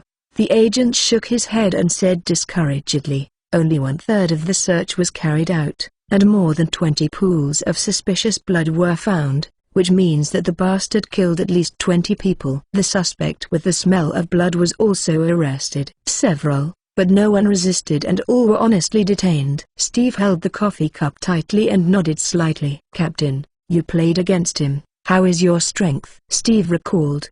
The combat effectiveness can only be said to be average, but it is definitely not strong for ordinary people. In fact, the most important thing is the amazing recovery and transformation ability. Upon hearing this, the agent sighed in relief. Every one of the superpowers they encountered before had a strong pervert. Ordinary people can always only look up. Even if a miracle occurs, there is absolutely no possibility of victory. So listening to the words of the perfect team, they will breathe a sigh of relief and finally meet our normal superpower. Worthy of being a war hero, worthy of being Captain America, we can rest assured that you are here. Steve curled his lips and accepted the flattery. There is a situation.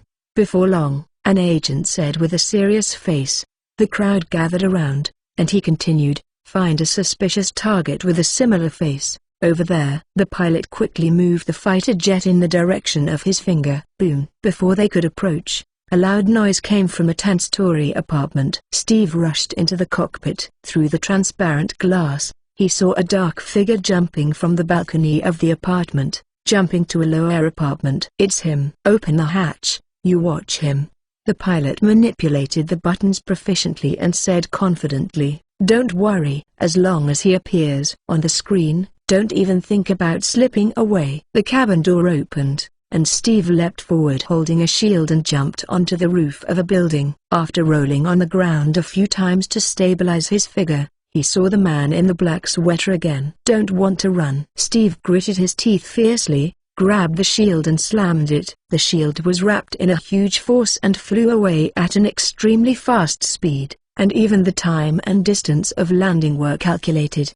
The opponent will either stop or be cut in half by the shield. In the dark, Alex heard the rapid sound of breaking wind and footsteps. He did not choose to stop, but reached out his right hand, banged, and firmly grasped the shield. Chapter 261 Repeated Defeats and Repeated Battles. Sharp claw form. Seeing that the shield he threw with all his strength was caught by Alex with one hand, Steve frowned slightly in surprise. As a hero of World War II, he didn't know how many times he used this trick on the battlefield, and even the tank could cut through it.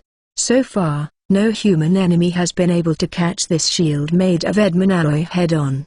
Because those stupid people all ended in failure. He seems to be stronger. Obviously just killed the opponent in a second, but at this moment Steve has an ominous premonition in his heart. Alex stopped, wondering if he didn't want to run, or he heard the roar in his ear knowing he couldn't run away. He put the shield to the front of his eyes and tapped it with his fingers, as if he wanted to know what the iron plate was made of. It was so hard. Give it back to you. After a few glances, he jerked his arm out and threw the shield out. Steve had already expected it, and immediately stood firm and stretched out his hands to catch it. But then I thought about it. Alex just received it with one hand. Wouldn't it be a shame if he used both hands to receive it? Thinking of this, Steve put away his left hand, his right hand claws. His muscles tense. Boom! With a crisp sound, he steadily caught the shield without taking a step back. Humphrey. Alex grinned and snorted. The night is long, and the moon hangs high. On the tops of two high-rise buildings, two men stood facing each other, and countless agents and special police lurked on the side. Oh, it's better to come early than to come by coincidence, just in time for a good show. On the top floor of the apartment not far away, Jason was sitting on the roof, holding a cup of steaming coffee. With me, you can't escape tonight. Steve made a serious pre-war declaration. Escape? Alex just didn't know how much guts he had eaten. He actually stretched out his scarlet tongue and licked his lips. I still want to swallow you. Steve clenched the shield tightly and assumed the fighting stance. Come on then. After finishing speaking, he rushed to the edge with great strength, and easily flew over the distance between buildings more than 10 meters wide. When Steve started to act, Alex also rushed up quickly. He was about to punch Steve down from the top of the building while he was still in midair and unable to take advantage of his body. The abacus speed is very good, but the opponent is Captain America after all. With the experience and skills of round fighting, there is no one in the human world. Steve immediately raised his shield and pressed his weight over. Boom! The fist collided violently with the shield, making a clear metallic sound. After an instant stalemate, Steve relied on his jumping power, body weight, and the energy absorption effect of the shield, and smashed Alex's arm with a slap, and drove him out more than 10 meters away with his spare strength. The moment he fell to the ground, Alex immediately bounced from the ground, and the flesh and blood in his body quickly repaired his right arm. But Steve, as a fighting expert, definitely wouldn't give him this time. As soon as he raised his head, Neuroda's fist hit his face. Alex quickly lowered his head to dodge, then stretched out his left arm to attack Steve's abdomen. Steve reacted quickly and stretched out his left hand to grab his left arm, and snapped his left arm in the opposite direction with one knee. With his arms scrapped, Alex completely lost his ability to resist. But Steve didn't stop, and pulled him to the ground with his left hand. He held the shield in one hand, banged twice, and cut off his legs. Now, Alex lost even the ability to escape. The onlookers sighed for a while. From the beginning to the end of the battle, I am afraid it will not take more than 10 seconds. Although not as straightforward as the spike, Captain America's terrifying strength still shocked them. How many years has it been? Cannot remember. Anyway, since the rise of the Clown Organization, government officials have never won such a hearty victory. The name of Captain America deserves it. Jason sat on the rooftop, blowing the steam of coffee, and nodded in admiration. In terms of fighting experience and skills, he is a human ceiling. It's a pity that he is an ordinary person after all. Alex was bloodied, lying on the ground panting. Steve stood by, holding a shield, his eyes guarded. Once he wanted to escape, trying to recover his limbs alive, He cut it off again with a shield. Although the victory was easy, Steve was surprised at how fast he grew. The strength is nearly twice as strong as before. How many people did you bastard swallow? Hearing this, Alex grinned and looked at him with playful eyes. Do you remember how many slices of bread you have eaten so far? The cold-blooded expression that ignored human life deeply stimulated him. This person's thinking and growth are too dangerous. He must be killed. Steve-O-Jin rose into a rage, and slashed his head with his shield up in both hands. Captain, don't. There was a rapid roar from the wireless headset. Steve woke up instantly, and the edge of the shield was less than 10 centimeters away from his neck. The agent pleaded, Captain, don't kill him, it's useful to keep him. Steve certainly understands these truths. A living superpower is of great research value to the government. But as long as he thinks of his expression just now, thinking of passers-by and Agent Coulson who died tragically, he feels very uncomfortable and feels that everyone is dead in vain. Could it be that he killed so many people? The agent knew that the captain had a sense of justice, and quickly consoled him. Don't worry, Captain, I promise you will make him worse off. When all his value is used up, let him pay for the sacrificed agents and civilians. This is the same as not saying, the ghost knows when his value can be used up. Steve was in a bad mood, but didn't continue to do it either. He is only an executor, not a decision-maker, and he is not qualified to bargain with the people above. Perhaps this is the soldier's greatest sorrow. Steve said angrily, I won't kill you tonight, but you are going to go to jail for a lifetime. Alex laughed. Captain, I said, I want to devour you. Huh. In the dark, several peristaltic blood vessels attacked like cobras. Steve was taken aback and hurried to his side to avoid. Then lightning shot and grabbed all the blood vessels. You rely on it to swallow it. Steve got angry again and yanked hard, trying to pull the blood vessels out of him. Ha ha, you were fooled. Alex smiled slyly. The peristaltic blood vessels suddenly became hard, and Steve's tugging directly dragged Alex out. When the body left the ground, he took the initiative to cut off the blood vessels, and then the whole person was flung to another building. Taking advantage of this opportunity, a large amount of flesh and blood quickly poured out, covering Alex's whole body. Steve finally understood his trick and hurried to speed up, trying to cut off his limbs again before he recovered. You are too slow. Alex is now recovering much faster than usual. As soon as Steve jumped over, all his broken limbs had recovered. I just lost 2 games in a row. This third game will show you a lot of fun. After the flesh and blood repaired the limbs, all flowed to the fists. After a few seconds, the flesh and blood faded, and 3 curved sharp blades appeared on each of Alex's fist peaks. Steve stopped quickly, his expression surprised and puzzled. Seeing his curious look, Alex actively explained, this is a new ability acquired after a meal. I call him Theclaw form. After speaking, he stretched his arms and ran towards him waving wildly. Steve moved and blocked with a shield. Clang! In the dark, the claws collided with the shield, and sparks were drawn. Chapter 262. The battle is over. New member. In sharp claw form, Alex is on the offensive fiercely, and all his moves go to Steve's vital parts. Steve doesn't have any abnormal recovery ability. As long as he makes a mistake, he will be slashed by a sharp claw and completely lose his ability to resist. He knew the current situation, so he didn't dare to take the initiative. He could only use a shield to block and then wait for an opportunity to fight back.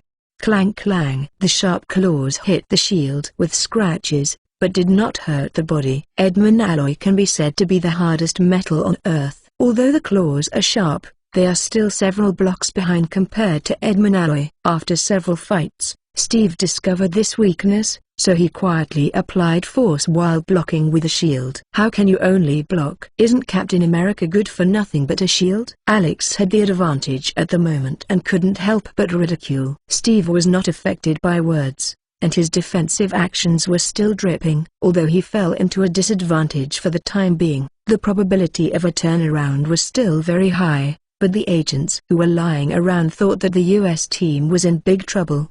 Sniper. Support Captain. Free to shoot when you are ready. The agent in charge of the scene command issued an order. Understand. Understand. Understand. More than a dozen snipers in several blocks received orders at the same time to open insurance and prepare to support Steve. Boom. Boom. Boom. There were several consecutive gunshots, and the bullets shot at the two of them at extremely high speed. But the two of them moved too fast. Several bullets hit the ground around them, only one accidentally hit Alex in the back. Alex tightened his brows, but resisted not saying a word. Even his attacking movements were not deformed. Fuck. Pay attention, and shoot again with confidence. Don't hit the squadron leader. The first round of attacks had no effect, and the agent couldn't help but exhausted. The snipers agreed and continued to aim at the two for shooting opportunities. Hey, I'm singled out, and I hate someone who is a cold gun behind his back. Jason sighed and put the coffee cup down, then floated past like a ghost. When Alex was hit by a bullet, he was actually desperate. After finally devouring hundreds of people and gaining the claw form, there is still no way to defeat Steve. Now there is a sneak attack from the back of a sniper. It is estimated that this evening is more fortunate. But strangely, the two fought more than a dozen strokes, but the gunfire never sounded. Clang! A crisp sound. The claw of Alex's right hand was finally broken by the shield. Great, don't miss the opportunity. Taking advantage of the loss of his right hand, Steve decisively grabbed his left hand, then raised his shield high and cut it down. The hard and sharp shield directly cut off his left arm, and Alex was in severe pain, and his body became even more rigid. The details of the master's tricks are the details. Even the first 99 moves have the advantage. As long as the last move makes a mistake, it is possible to be counter-killed. Not to mention the body stiffness is the biggest taboo in combat. Steve seized the opportunity to turn from defense to offense, waved his shield and cut off Alex's right arm, then squatted down and cut off his legs. What? The piercing pain caused Alex to fall to the ground and howl. But compared to physical pain, 3 consecutive failed blows were the most unacceptable for him. You lost. Steve stood beside him, gasping for breath. I didn't lose. I advise you to stop struggling. Steve clenched the shield tightly and threatened, no matter how suspicious you behave this time, I would rather have your head cut off if the mission fails. Alex didn't hear, still struggling desperately. Steve was afraid that he couldn't help killing him, so he quickly notified SHIELD agents. Come on, give him an anesthetic. After waiting for a few seconds, there was no sound from the headset. Steve pressed the call button hard and said loudly, hurry up and send someone to take him away. There is still no sound in the headset. Broken. Steve's heart tightened, and the ominous premonition completely enveloped him.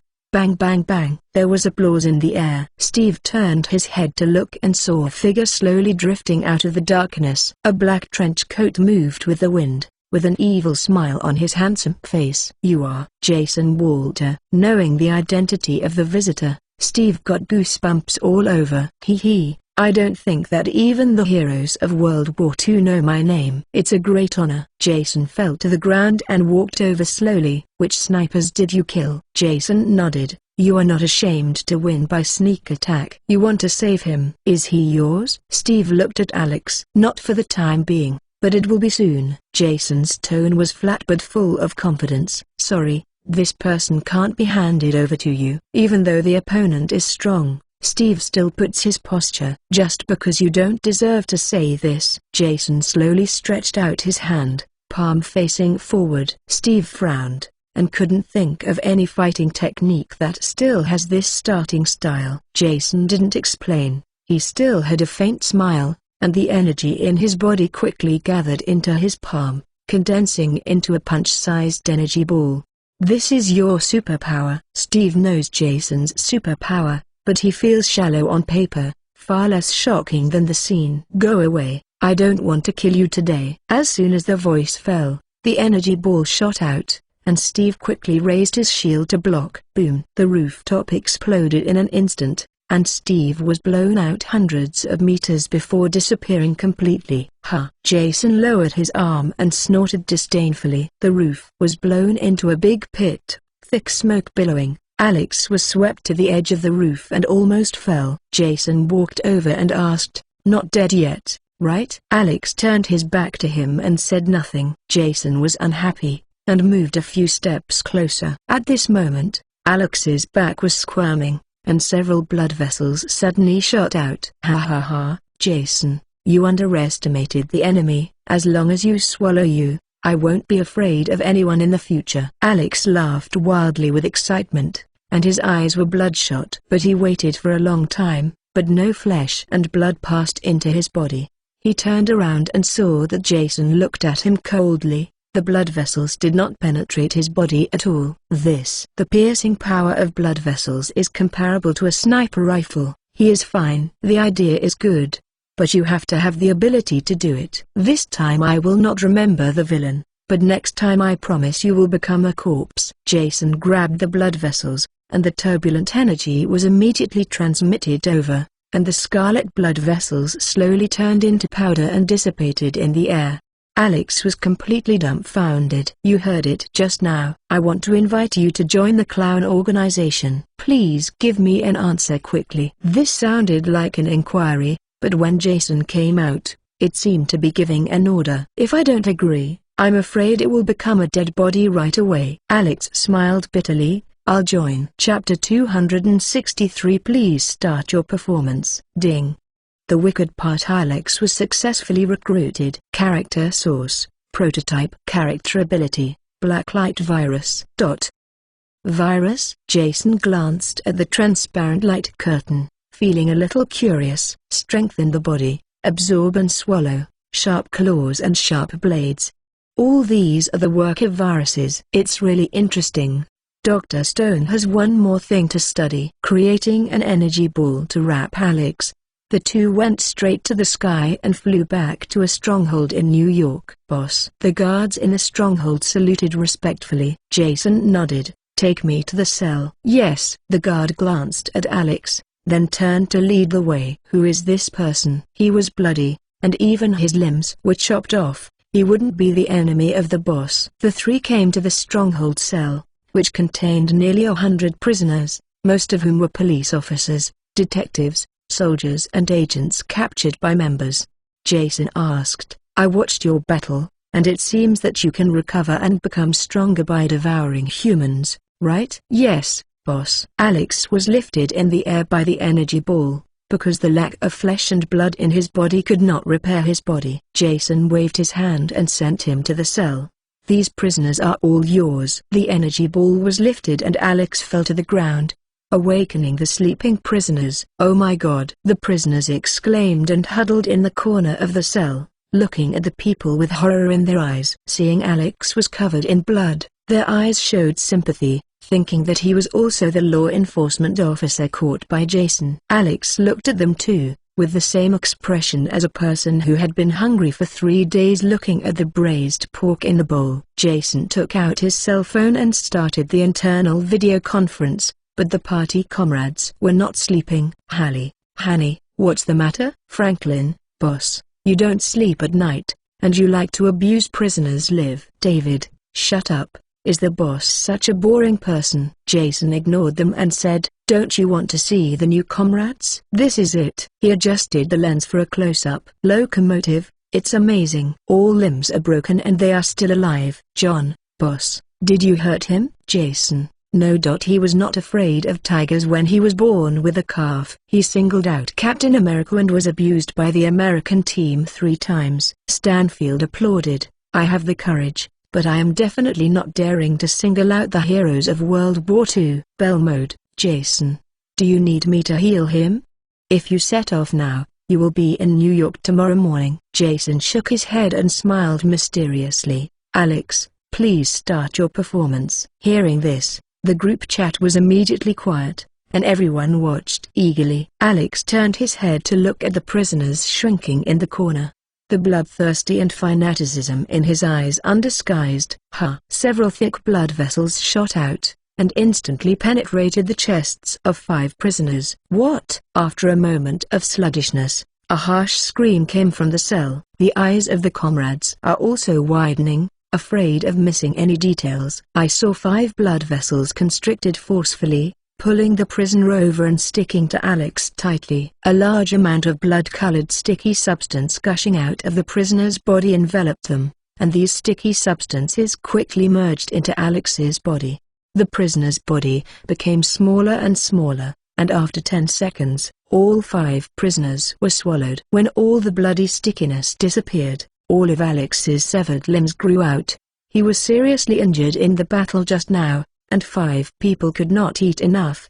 He immediately stood up and attacked the other prisoners. The comrades in the party were stunned. Even as superpowers, they saw this scene for the first time. Honey, this is a superpower? Jason, there is a virus in Alex's body called Black Light, all of which are abilities that the virus gives him. He doesn't need training. As long as he continues to swallow humans, he can become stronger. Other than that, besides, he can also become the appearance of other people and get all their memories. Stanfield, oh my god, this virus is too powerful. Boss, this is worth studying.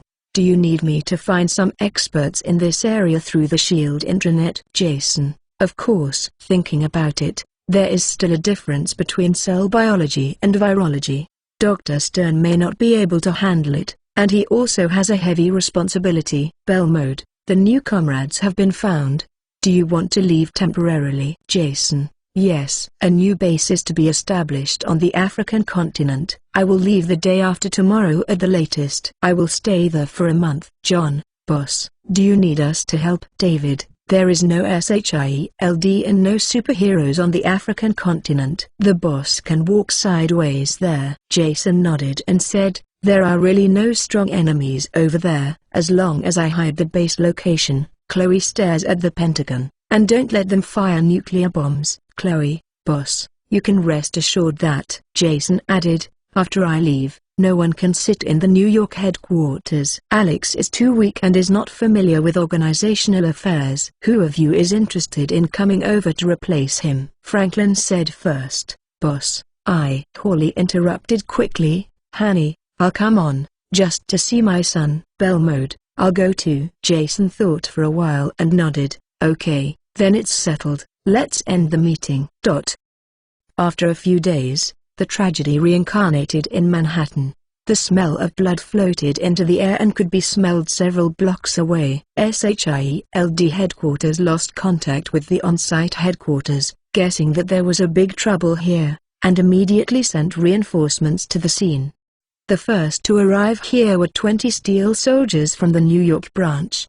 They were all surprised and speechless when they came to the scene. There were more than 1,000 military and police agents in charge of the case, and all these more than 1,000 people died, all with one move. The most eerie thing is that these people never sent out a distress signal until they died. Who the hell is it, who has such great ability? Even if they didn't want to think about it, the man's name and appearance quietly came to mind. Director, more than 1,000 people at the scene were all dead. It should be the clown organization. Captain America has not been found for the time being. The prisoner has not been found either. I understand. The army is responsible for the search and rescue work. You must find the whereabouts of the U.S. team. You must see people alive and dead bodies. Understand? When ordered, they immediately dispersed the search. The steel armor carries many advanced equipment, including search and rescue equipment. After a few minutes, they finally found the American team on the verge of death. Steve was bombarded by Jason, and his body went straight into the building like a cannonball. After breaking 3 floors, he fainted in the rubble. When the Iron Warrior found him, he suffered multiple fractures and blood loss, and his heartbeat was minimal. The Iron Warrior immediately rushed him to the New York Grant Hospital for rescue, and even Nick Fury was shocked to visit him from Washington. Chapter 264 The Centenarians Want to Fall in Love. Nick Fury stood in front of the transparent window outside the operating room. Steve was lying on the hospital bed wearing a ventilator, and bags of plasma were injected into the body by drip. 7 or 8 doctors and nurses lined up on both sides, and they were trying to rescue them in an orderly manner. After standing for half an hour, his legs and feet were a little sore. Nick Fury sat on the bench by the wall. An agent walked over to report to him. Director, More than 1,000 military policemen responsible for the roundup were confirmed dead. In addition, more than 170 civilians died, and 9 buildings were destroyed to varying degrees. Nick Fury's face became darker. Originally expected to use the U.S. team to fight a turnaround. As a result, not only did the mission fail, but even the U.S. team was still alive or dead. SHIELD suffered a heavy loss tonight. After a long silence, Nick Fury asked in a low voice, "Is there any news on it?" The agent lowered his head, not very optimistic. "The World Council is very dissatisfied with you and wants to be held accountable." "Fortunately, Mr. President spoke for you." "Huh," Nick Fury said with disdain. "One sings red face and the other sings white face. Ross is dead, and now no one can deal with the clown organization except me. If I was kicked, their situation would be even more dangerous." "This is very reasonable," and the agent nodded in agreement. SHIELD is the last great war standing in front of the U.S. government. Now that the enemy is present, no matter how stupid the politicians are, they will not do anything to destroy the Great Wall. The chief's throne is very stable. But Nick Fury is not happy. He sighed heavily. "Where is Agent Coulson's body?" "It has been sent back to Washington, and the funeral will be held in 3 days. First Clint, then Hill, and now even Coulson has sacrificed, and there are fewer and fewer trusted men around him." Signaling the agent to leave, Nick Fury sat alone on the recliner in a daze. Time. What he needs most now is time. It will take another 1.5 years for the steel armor to be deployed on a large scale. Dr. Banner's serum doesn't know when it will succeed. There is also SHI. As long as the 3 bombs in his hand take shape, he can wrestle with the clown organization frontally, but I don't know if Jason will give him this time.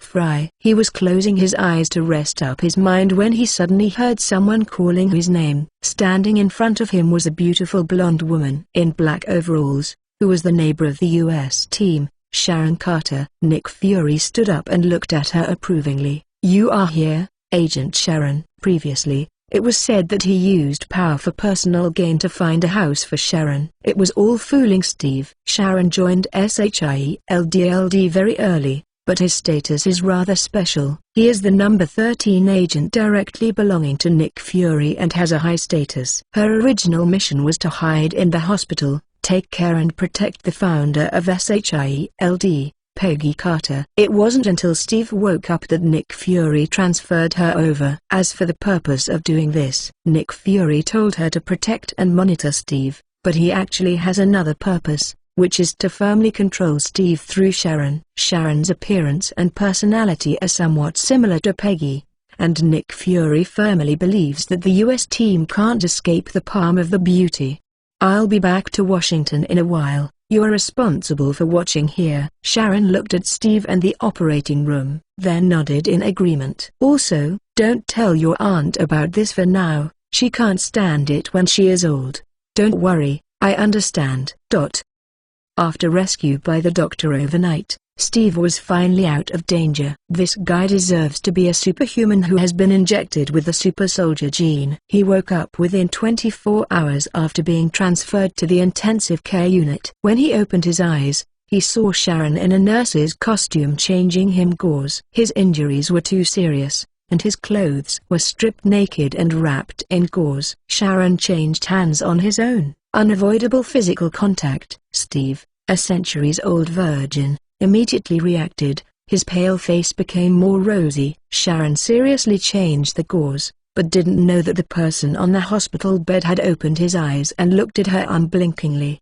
"Oh Karma." When she turned her head and looked at each other, Sharon was startled. "Captain, when did you wake up?" "Just now." Steve lied and didn't blush. Sharon smiled, reaching out and pressing the call button. Half a minute later, medical experts from New York rushed into the ward and tested Steve according to the procedure. Fortunately, the U.S. team's body is recovering well and the brain is not damaged. When the doctors left one by one, there were only 2 people left in the ward. Sharon is very smart, and after a little thought, Steve must have woke up early. She didn't break, but she was a little embarrassed. Mrs. T is handsome and has a great body, and of course Sharon is a little excited. However, He is also a centenarian and her aunt's old lover. This intricate relationship was entangled, leaving the secret agent of SHIELD confused and unsure of how to face it. After being quiet in the ward for a while, Steve asked, "What happened after I passed out?" Sharon left the girl mode and looked at him worriedly. "Captain, don't blame yourself, you have done your best." Steve was expressionless. "It's okay, just tell me." Sharon lowered his head and looked at his toes, hesitatingly said, "More than 1,000 soldiers and policemen responsible for besieging Alexis all died, and hundreds of civilians were involved in the battle and were unfortunately killed." Steve frowned, his two sturdy arms squeezed tightly. "Jason. And what about Alex?" Sharon shook his head, and the result was self-evident. The U.S. team took a deep breath and then slowly exhaled it, feeling very tired. "After 70 years in the glacier, I was really out of touch with the world." Unexpectedly, the hero of World War II who defeated the Red Skull and defeated the Hydra would be killed in seconds. Too ironic, too cruel. Steve spent 2 days recuperating in the hospital, and Sharon was the one who took care of him. The close contact of 2 days and 2 nights created a lot of ambiguity between them. Originally, they could talk freely, but now they are a little shy even looking at each other. Steve is recovering well and can be discharged from the hospital in 2 days. Before leaving the hospital, he went to talk to Peggy for a while, but the content is unknown. After that, he refused to send Sharon home, and went to Washington alone to attend the funeral of Agent Coulson. Steve appeared at the funeral in a black suit, and finally injected a shot in the heart of the bereaved SHIELD agent. Captain America is not dead. They are not yet desperate. The funeral proceeded normally without disturbance. The pastor recited the Bible. The agents sang the national anthem, and finally bowed and turned to present flowers. As the sun sets, the people attending the funeral gradually leave, but Steve is still standing in front of the tombstone, looking at the black and white photo. Nick Fury came over and took out a stack of blood-stained Captain America commemorative cards from his pocket to look through it. "He admires you so much. These cards are his treasure. They were originally locked in the safe. Before going to New York to perform the mission, Coulson took them out and took them with him. I just wanted to wait for the end of the mission and ask you to sign on the card." Steve glanced at the card, no expression on his handsome face. Nick Fury read them one by one, and finally stacked them together, neatly placed in front of Coulson's tombstone. "Fry." The two were silent for a long time, and Steve suddenly said, "I want to join SHIELD." Chapter 265 The U.S. team enters. Amazing transformation. Hearing that Steve was about to join SHIELD, Nick Fury didn't have much joy on his face. He worried, times are changing, people are changing, and we also need to change. SHIELD's approach is different from yours in the past. To be honest, I am worried about whether you can adapt. Recalling the conversation in the ward, Steve frowned and said, "I talked to Peggy about this. To be honest, I still can't agree with your ideas." Nick Fury seemed to have expected it a long time ago and did not answer. "But I'm not someone who doesn't know how to work," Steve continued. "The clown organization is too dangerous. After the battle that night, I can understand a little bit. Are you sure you think about it? I don't want to conflict with you in the future because of these things. My goal is the clown organization. I can close one eye before destroying them." As expected, Nick Fury turned and left slowly. "Let's go, take you to a place."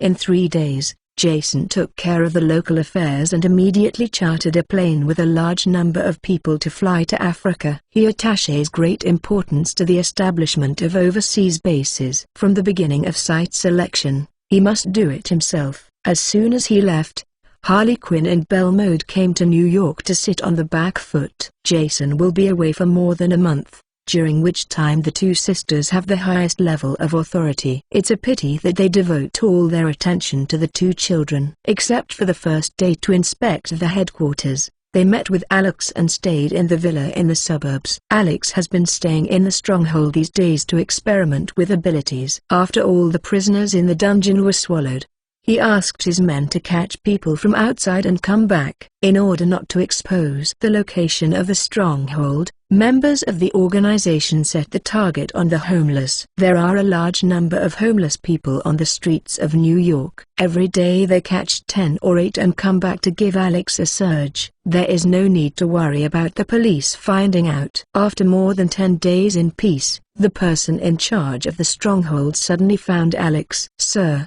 I'm sorry. Only 5 were caught today." Behind him stood 5 unkempt hobos in ragged clothes. Why? Alex was dissatisfied. As the mutant forms were successively developed, his appetite also skyrocketed. 10 people can't satisfy him, let alone 5 people. It's not making him hungry. The homeless people are in contact with each other. When they learn that their companions are missing one after another, they have become vigilant, and fewer people are alone. The person in charge did not dare to look directly at his scarlet eyes and lowered his head to guilty. In addition, the New York police have noticed something. The police force on patrols has increased exponentially in the past few days. "I am afraid of being exposed, so I dare not be too public. If you commit crimes against the wind, your stronghold is at risk of being discovered." Although the clown organization has so many strongholds, it can't be so prodigal. "I see. I will go out to hunt by myself in the future." Go out?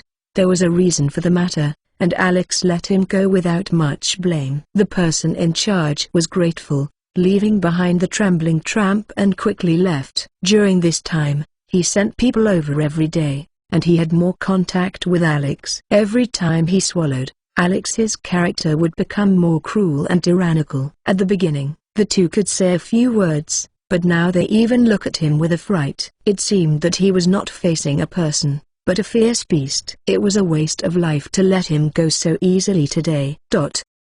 After the person in charge left, Alex immediately started eating. Thick blood vessels shot out from the body, piercing the chests of the 5 people instantly. After dozens of seconds, they and Alex were completely integrated. After swallowing and absorbing, Alex clenched his fist, feeling that his strength was several times stronger than before. With a move of his mind, flesh and blood covered his fists, forming a pair of huge iron fists. This is the second form after the claw form, called the hammer form.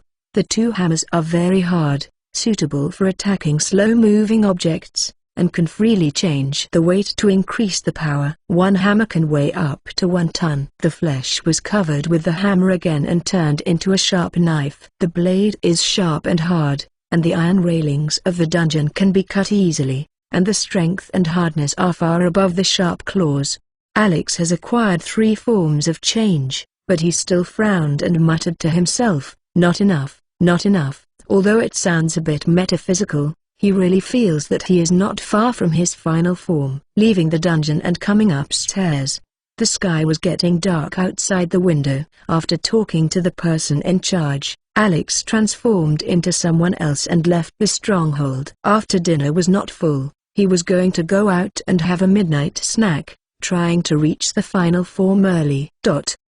Strolling through the feasting New York streets, there are obviously fewer vehicles and pedestrians than usual. "I know this is in New York, but I don't know it is a third-tier city.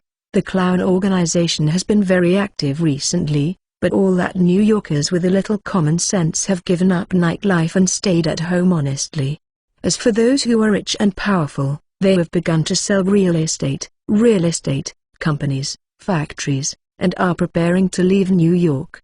Although New York is a financial center, it is also the headquarters of the clown organization. No matter how much money you make, you can still spend your life. Thanks to Jason, the unreachable housing prices in New York are gradually cooling down. Many poor ghosts who could only live in the basement in the past can now live in apartments with transparent north and south. After wandering in the street for a long time, Alex still did not find a target. Now he is not satisfied with solo kills. It is too time-consuming, too inefficient. It is best to find a place where groups of people gathered to catch them all.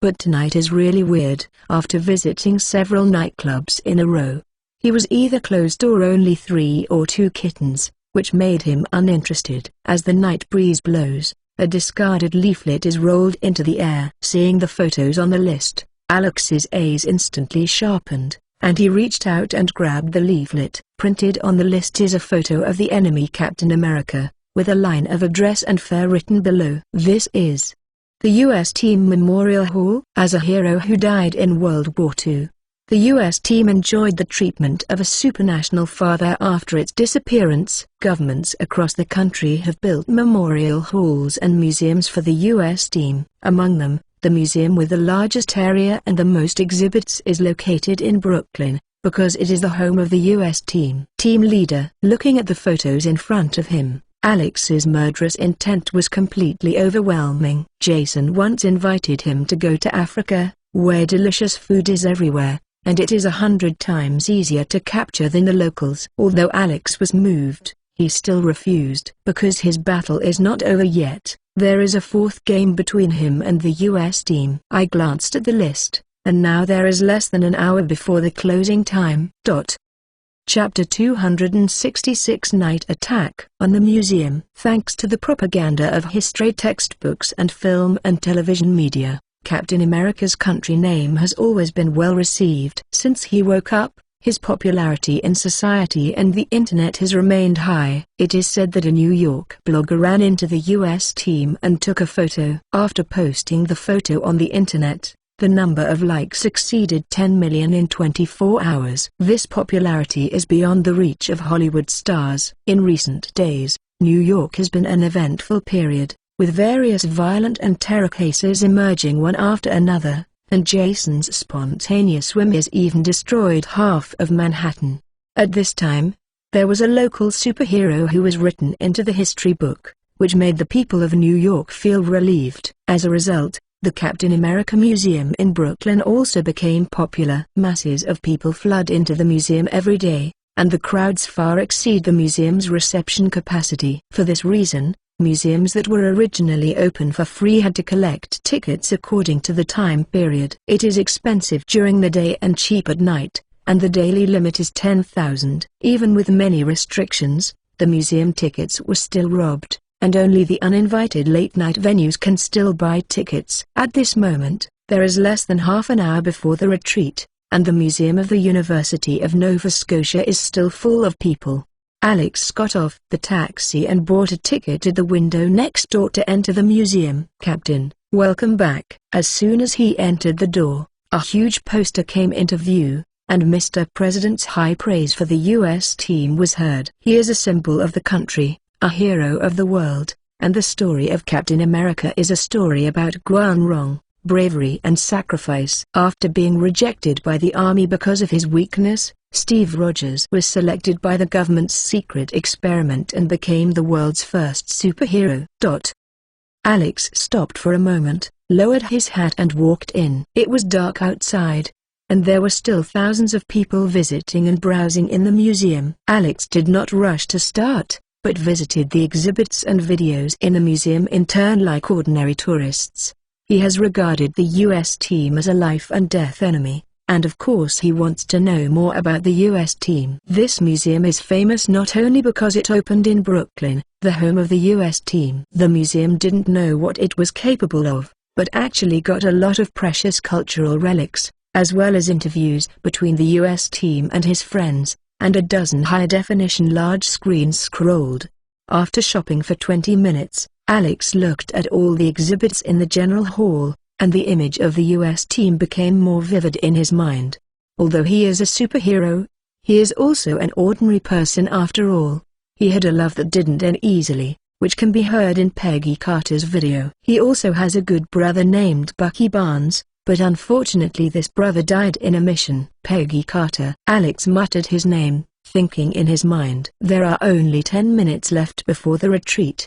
Please hurry up and exit in an orderly manner. The broadcast in the museum interrupted Alex's thinking, and he went straight to the exit without further delay. It was getting late, and a large number of tourists began to leave. The water blocked at the exit was blocked, and several black security guards were shouting to maintain order. Alex was also blocked in the crowd, but his body was so strong that he could easily squeeze the crowd away with a little effort. After squeezing to the exit, he reached out and closed the bulletproof glass door of the museum, then turned to face the crowd. The tourists were in an uproar and looked at him with incredible eyes. "Hey, what are you going to do?" Two black security guards hurried over. Alex was too lazy to talk nonsense. His body squirmed, and he shot out with a scream. At this moment, the exit was crowded with people, and several thick blood vessels were like skewers of mutton, which instantly hit more than 20 people.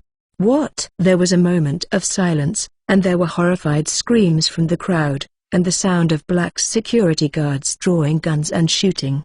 No matter what, Alex let the bullet hit his body, and then quickly swallowed the penetrated crowd into his body. Seeing the big living being swallowed, the tourists were almost scared to pee. All of them screamed and backed away. Unfortunately, the museum has only one exit. They are all lambs to be slaughtered. Aegis Apartments, Brooklyn. Steve turned off all the lights in the room and lay quietly on the bed alone, looking sideways at the bright moon outside the window. The night was dark, but he was not sleepy. Since joining SHIELD Bureau that day, Nick Fury has taken him to the headquarters of SHI. The construction of the building is about to be completed, and some areas have been restored to office. Nick Fury took him to the building, and then the US team was shocked.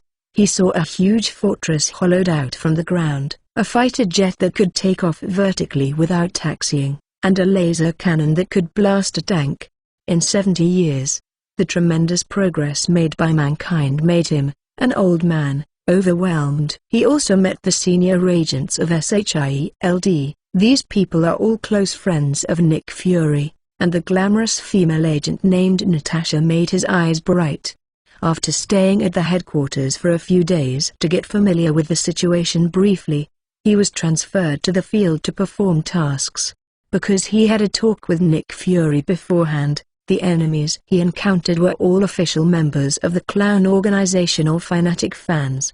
The more he fought with these people, the more Steve felt the horror of the Clown Organization. They don't know what kind of magic they use to brainwash. These criminals are all crazy, and don't care about their lives in order to complete the task. That kind of morbid worship reminded him of Hydra. No, more terrifying than Hydra. There are many people who are greedy and fearful of death in Hydra, but the members of the Clown Organization are different. Steve guessed that even if Jason let them commit suicide, they would shoot himself in the head with a smile. This bewitching power is so terrible. Steve felt chills in his heart for the first time. He finally understood why Nick Fury would say, "If the cancer of the Clown Organization is not eliminated, the world will have no future." But getting rid of the Clown Organization is not easy, not to mention the organization members and fanatics all over the country. Just a few core members with superpowers make Steve a headache. Especially the leader of the organization, Jason, the man who killed himself in seconds. Steve thought hard all night, but still couldn't find a solution to him. Jingle bell. His old flip phone rang, and he was a contact from S.H.I.E.L.D. "Captain, something went wrong." Hearing this, Steve sat up directly from the bed. "What happened?" "The person I met last time shows up again." "Alex?" "Yes." "You hurry up and prepare. The plane will arrive in 3 minutes." Hanging up the phone, Steve jumped out of bed and got dressed, and rushed downstairs with his S.H.I.E.L.D. The door on the opposite side opened quietly, and a small head came out quietly. Chapter 267 Reborn. Fight the U.S. team again. The residents of the SHI. Since the U.S. team moved in, their days have not been peaceful. Every 3 or 5 days, a fighter jet stopped on the lawn downstairs, and the loud roar awakened all the sleeping people. After complaining a few times, I went to the balcony and looked at it. The U.S. team rushed to the plane and left quickly. "What happened again?" the agent muttered while watching the direction the plane was leaving. Captain America Memorial. Alex sat on the chair and lay down. His contented and painful expression was very much like a guest coming out of the cafeteria. He is the only one left in the stadium of the University of Nova Scotia. The blood all over the floor gathered together to form a water beach. The depth can reach the ankle. So full. After a long rest, such a sentence popped out of his mouth. Originally intended to swallow all of the more than 1,000 people, but after only swallowing more than 70 people, He felt a clear sense of fullness. It's like a hungry person who feels able to eat a cow, but he can't support it after only eating 2 hooves. In line with the principle of not wasting, he insisted, and finally completed the achievement of 100 talents. Then all the remaining people were dealt with, lying on the chair, touching the belly and lying down till now. Boom! There was the roar of engines outside, and the glass in the hall was shaking. Alex slid on the chair and said sarcastically, "This police can go at a speed, not too slow." A group of people walked in and surrounded Alex. Standing C was his old friend Steve Rogers. "Hi." Alex raised his eyes and greeted with a smile. The scene was terrible. Steve approached with dripping blood, his face gloomy and scary, and the agents felt nauseous. "My body is recovering pretty well. After a trick from the boss, it only took a few days to recover from the injury." Alex's expression was indifferent, without any reaction to the pungent fishy smell. Steve looked at him coldly, trying to see him through. He couldn't figure out what kind of person could do this kind of thing, and could still talk and laugh at the scene. Perhaps he is no longer a human, but a beast in human skin. "You must die today." Steve doesn't care about the task. He must be eliminated today, Alex said with disdain. "Speaking of big words, you don't think you are completely sure? Will I honestly wait for you here?" "Jason is here too? Look at me. I'm the only one today." Steve looked at the dead bodies all over the hall. "I thought that Alex should have swallowed a lot of people these days, and his strength has skyrocketed because of this, so he dared to go to the meeting alone." Even so, Steve was not afraid. People like him who dare to give up their lives will never succumb to violence. "Captain, drag him for 10 minutes, and the armored corps will come over immediately," the agent whispered in his ear. Coincidentally, a large-scale violent terrorist incident occurred in the city next door tonight, and New York's armored corps were all transferred away. "I know." Steve nodded and stuck his shield on his arm. Upon seeing this, Alex also jumped from the chair, his hands surging into a pair of iron fists. Seeing Steve's puzzled eyes, he was secretly proud, and rushed up with a roar without explaining. Boom! The shield and the iron fist collided, and Steve felt a slight pain in his shoulder and quickly blocked it with both arms. In just a dozen days, Alex's strength has improved by leaps and bounds, and he can't compare with the same 10 days ago. "If you talk about power alone, it will surpass yourself by a large amount." The U.S. team was surprised, and even more determined to get rid of him. "It can be reborn in a dozen days. If you let him escape again this time, and hide for another year or a half, he might really be powerless." You come and I go between the two sides, punching and kicking, and the beating is inextricable, and the harsh metal collision sounded through the stadium.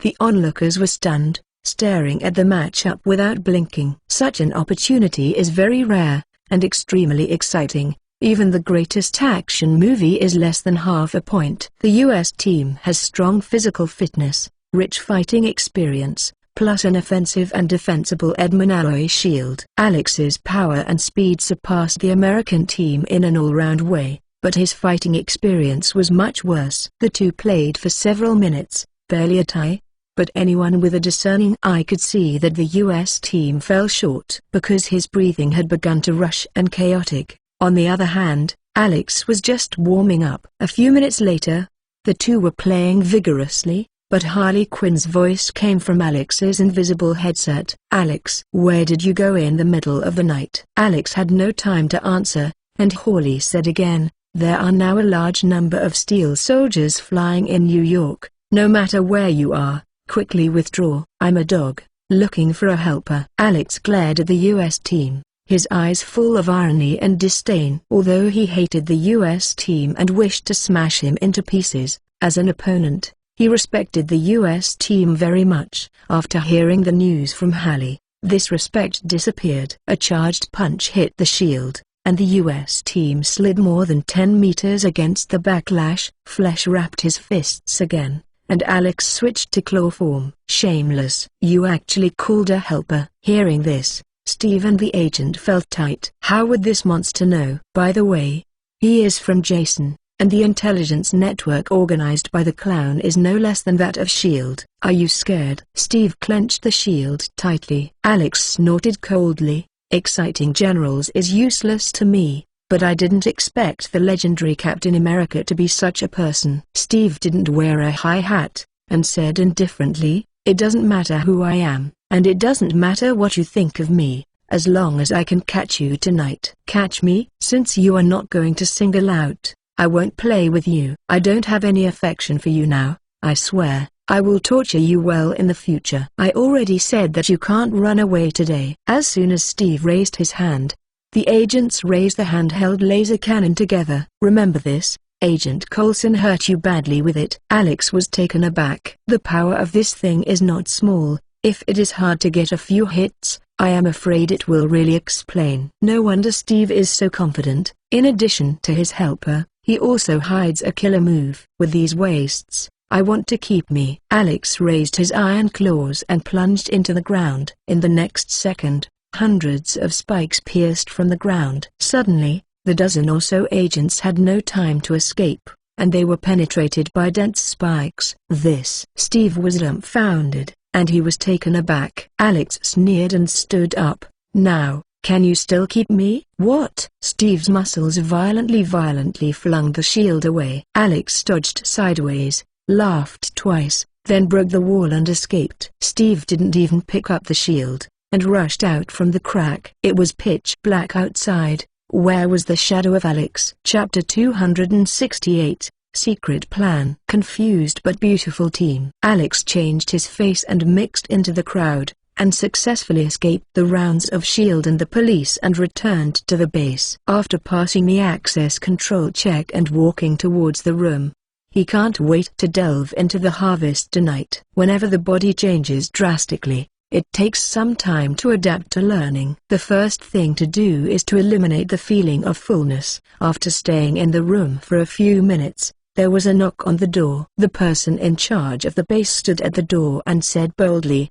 "Sir, Miss Hallie is here and wants to talk to you." Alex sat cross-legged on the bed and asked, "What are you talking about?" The person in charge shook his head, saying that he was unclear. "Then I will go over now." Although it has not been long since he joined the clown organization, Alex has long heard of several core members. They are all superpowers, and all of them are strong enough to pervert. Take this Miss Harley Quinn, who is unpredictable in space movement with one hand, and can use the rules of space to launch attacks. When she met for the first time before, she didn't know which of the tendons was wrong, so she came up and gave Alex an off. Directly imprison him in place, and then slowly talk about the rules of the organization. Even though Alex is no longer what he used to be, he can only kneel and look up in the face of the unpredictable superpower of space. A girl is so powerful, and other members of the organization are even more unfathomable. Thinking wildly in his mind, Alex came to the Stronghold Lounge. This lounge is not accessible to ordinary people,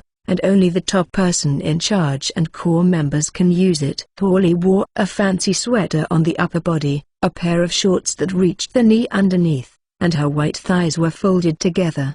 There are a few boxes of Chinese takeaways on the table, accompanied by 2 bottles of German white beer. This young lady will really enjoy it. Alex pushed the door in. Harley didn't even lift her eyelids, but stared at the tablet on the table. Upon seeing this, Alex did not dare to speak. He knew that Hallie must be hanging him on purpose. He didn't speak, and Hallie didn't bother to care about him, as if she was the only one in the lounge. She ate supper with her beautiful legs up, stared at the tablet and chased the drama, and laughed unscrupulously when she saw the funny plot.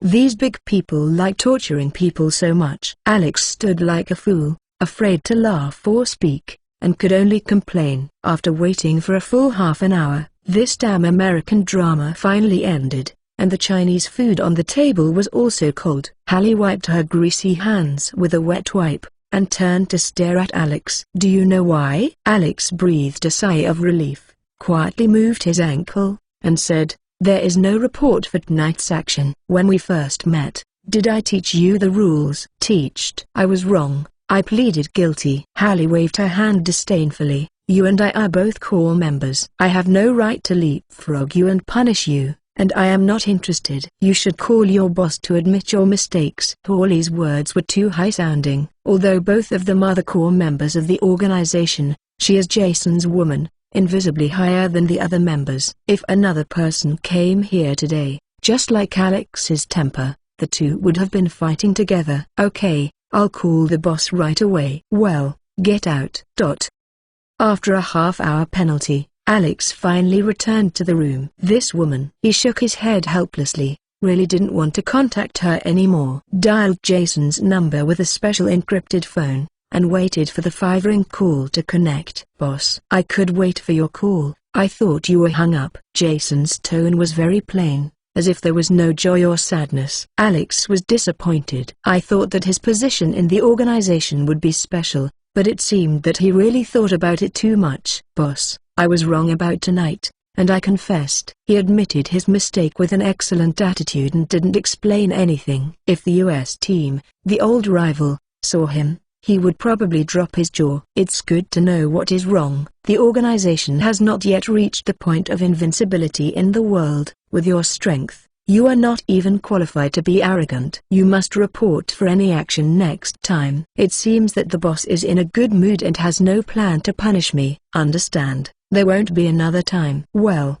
is there any gain tonight? Even the armed forces are dispatched. I absorbed more than 100 people in the Captain America Memorial Hall, killed nearly 1,000, and had a fight with the American team. I had the upper hand. Alex reported to him and was very satisfied with his actions tonight. It's the US team again. Why do you always have trouble with him? Jason still asked without emotion, as if Alex's action tonight was to walk the dog and go shopping so ordinary. I planted such a big somersault on his hands some time ago. Of course I have to retaliate against him, and I already have a plan. Alex hurriedly told Jason and his plan about his plan, which could be regarded as filing in advance. Sure enough, I didn't read you wrong. This plan sounds quite interesting. Don't worry and do it boldly. After getting a positive answer from the boss, Alex was very excited and thanked him again and again. By the way, remember to report the plan to Hallie. Also, don't always think about going alone. You are now a core member of the organization. You must learn to use organizational resources and learn to get along with other members. Understood, boss? After hanging up the phone, Alex let out a long sigh of relief, and then got a headache again. Report. Going to see that woman again. After meeting twice and dismissing him twice, Alex has a psychological shadow. In front of the memorial, Steve was sitting on the steps with a very depressed expression. The surrounding roads were blocked by police and agents. The corpse trucks from the hospital came one after another and had to clean up all the more than 1,000 corpses before dawn. Steve looked at the dark night sky, completely at a loss. This is the first time he has doubts about himself since he transformed from a little Brooklyn to Captain America. Originally thought that his joining would help S.H.I.E.L.D. to eliminate the clown organization. Unexpectedly, an ordinary core member of the other party would be able to suppress him, and even kill the dozen or so agents in front of him. Alex is getting stronger and stronger. Will he really beat him next time if you meet me again? Steve was uncertain and entangled in his heart. Even his reason told him that the promise was negative. After 70 years of sleep, the future world has exceeded his imagination and is completely out of his control. What would the special agents think of him, and what would the families of the victims think of him? Old people, old antiques, or something more ugly? Fortunately, I haven't learned to surf the internet, or my mentality would really break down. Captain, a New York Aegis agent came over. What's the situation? Steve asked vigorously. There is nothing wrong for the time being. Those spikes have to be transported back to the headquarters for investigation. The agent hesitated for a while and said, I want to say, don't blame yourself too much. The clown organization is unfathomable. Don't take all the failures to yourself. I know. Steve smiled reluctantly, stood up and patted his shoulder. If it's okay, I will go home. He is Captain America, no matter what. He doesn't need a junior to comfort him. Chapter 269 Captain America's Second Spring. The SHIELD agent wanted to send the US team home, but he declined. He is in a bad mood now. He just wants to be alone. Walking alone on the streets of New York in a combat suit. Fortunately it is late at night, otherwise he will definitely be surrounded by fans with his current popularity. Both the Memorial Hall and the apartment are in Brooklyn. After walking for an hour and a half, I finally walked downstairs to the apartment. In a bad mood and heavy steps, it took Steve 10 minutes to reach the top floor. He didn't bring the key. The spare key was buried in the flower bed at the door. Squeak. Team leader. As soon as Steve opened the door, there was a voice behind him. "It's me, you haven't slept yet." It was Sharon's voice. Steve didn't want her to worry, and turned his head to say hello with the gentle voice as always. "Are you okay?" After all, Sharon is a woman or a secret agent of SHIELD, and she absolutely kills ordinary people in terms of vision. At a glance, she saw through the false smile and saw through the sadness in Steve's heart. "It's okay, you go back to sleep. You have to go to work tomorrow." Steve's mouth raised slightly, trying to make himself look the same as usual.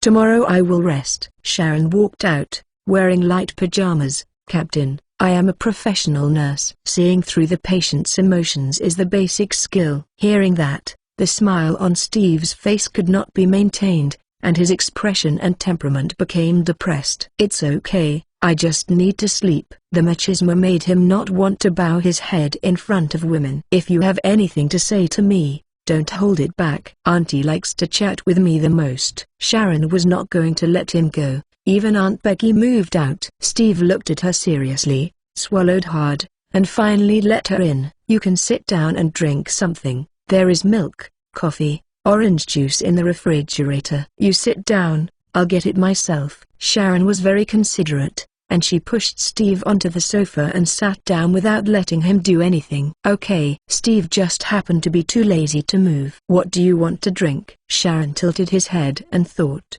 "I have it." After a while, she carried a case of wine on the sofa table. The wine in the box is very full, including whiskey, vodka, rum, gin, tequila. Steve was taken aback. "I have difficulties in my heart. Drinking is best. I usually rely on alcohol to relieve my stress because of work pressure." Sharon helped Steve find an excuse. "Drink?" Steve wanted to refuse, but looking at the attractive liquid in the bottle, his irritable heart suddenly wanted to be presumptuous, so he nodded in agreement. "Then you first go take a bath and change clothes." "No one in combat uniforms is drinking." Sharon smiled and ran to the refrigerator to get ice cubes, juice, wine glasses, and a few bottles of drinks and beer. Compared to pure wine, she likes to drink cocktails more, and she also learns several methods of preparation. 10 minutes later, Steve walked out of the room wearing comfortable home clothes, and the table was full of drinks. "Sit down. I'm your bartender today. Order whatever you want." Sharon smiled, her smile very healing. "It's okay." Steve wiped his wet hair with a towel. "I didn't expect you to study wine so much. If you don't have time to go to the bar, you can drink it at home alone if you have nothing to do. After a long time, you will be self-taught," Sharon said, and began to mix. "First take a wine glass and put about 50 milliliters of rum, then add 2/3 of Coca-Cola, add a few drops of lime juice, and finally add lemon slices and ice cubes. Liberty Cuba. Try it." She pushed the glass across. Steve picked up the glass and tasted it first. "Yeah, not bad. The taste is very authentic." Sharon was very happy to get a positive answer, and drank it in one shot. Upon seeing this, Steve had to accompany her to drink up the wine. After drinking, Sharon began to make a second glass of wine. She went to drink the fragments today because she knew that Steve had always had a wall in his heart, even though he has gradually adapted to his current life. He is after all 70 years ago. The old friends of that era are basically dead. Now the only person who can open his heart is Peggy Carter. But considering Peggy's physical condition, there are many things that cannot be said to her, lest she is worried and sad. What Sharon has to do today is to replace his aunt and soothe his anxious heart, so Steve must be drunk before he can be taken off guard. The two of them didn't speak, and drank wine by glass, just like a game. Sharon is also a talent. It has been 17 rounds, and neither of them has drunk repeated drinks. When the 18th cup of wine was poured into their stomachs, their faces were a little red, and it seemed that the super soldiers could not resist the attack of alcohol.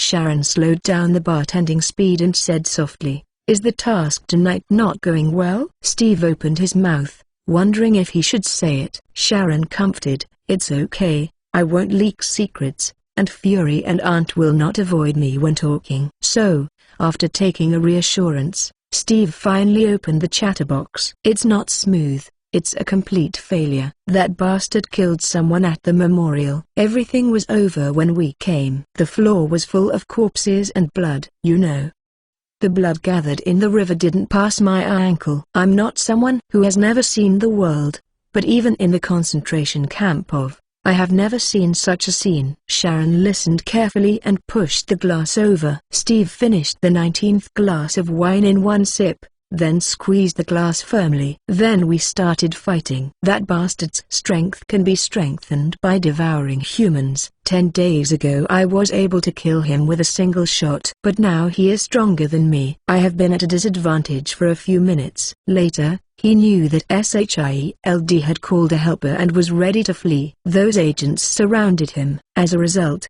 he didn't know what magic he used. Trick. Countless spikes popped up on the ground.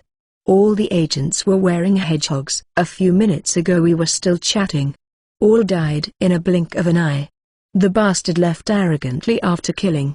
And I couldn't do anything but just watched." Sharon acted as a quiet listener until the US team was holding the bottle and rushing wildly, unable to say a word of pain. "Captain, it's not your fault. You have tried your best." A 500 milliliters bottle of whiskey bottomed out, and Steve's eyes were red with blood. "Of course I know, but they all call me Captain.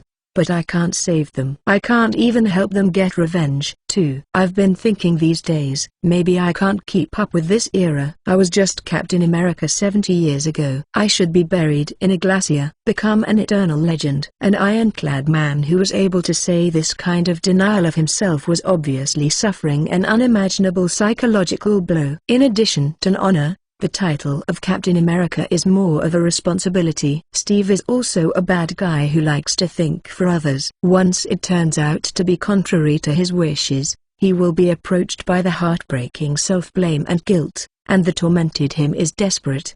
Sharon stood up and sat next to him, squeezing his hand firmly. "I don't know the future will be like this, but I believe that the era of having Captain America must be better than the past. No matter what the final result of this war is, I will firmly support you. I am a fan of yours." For more than 10 years.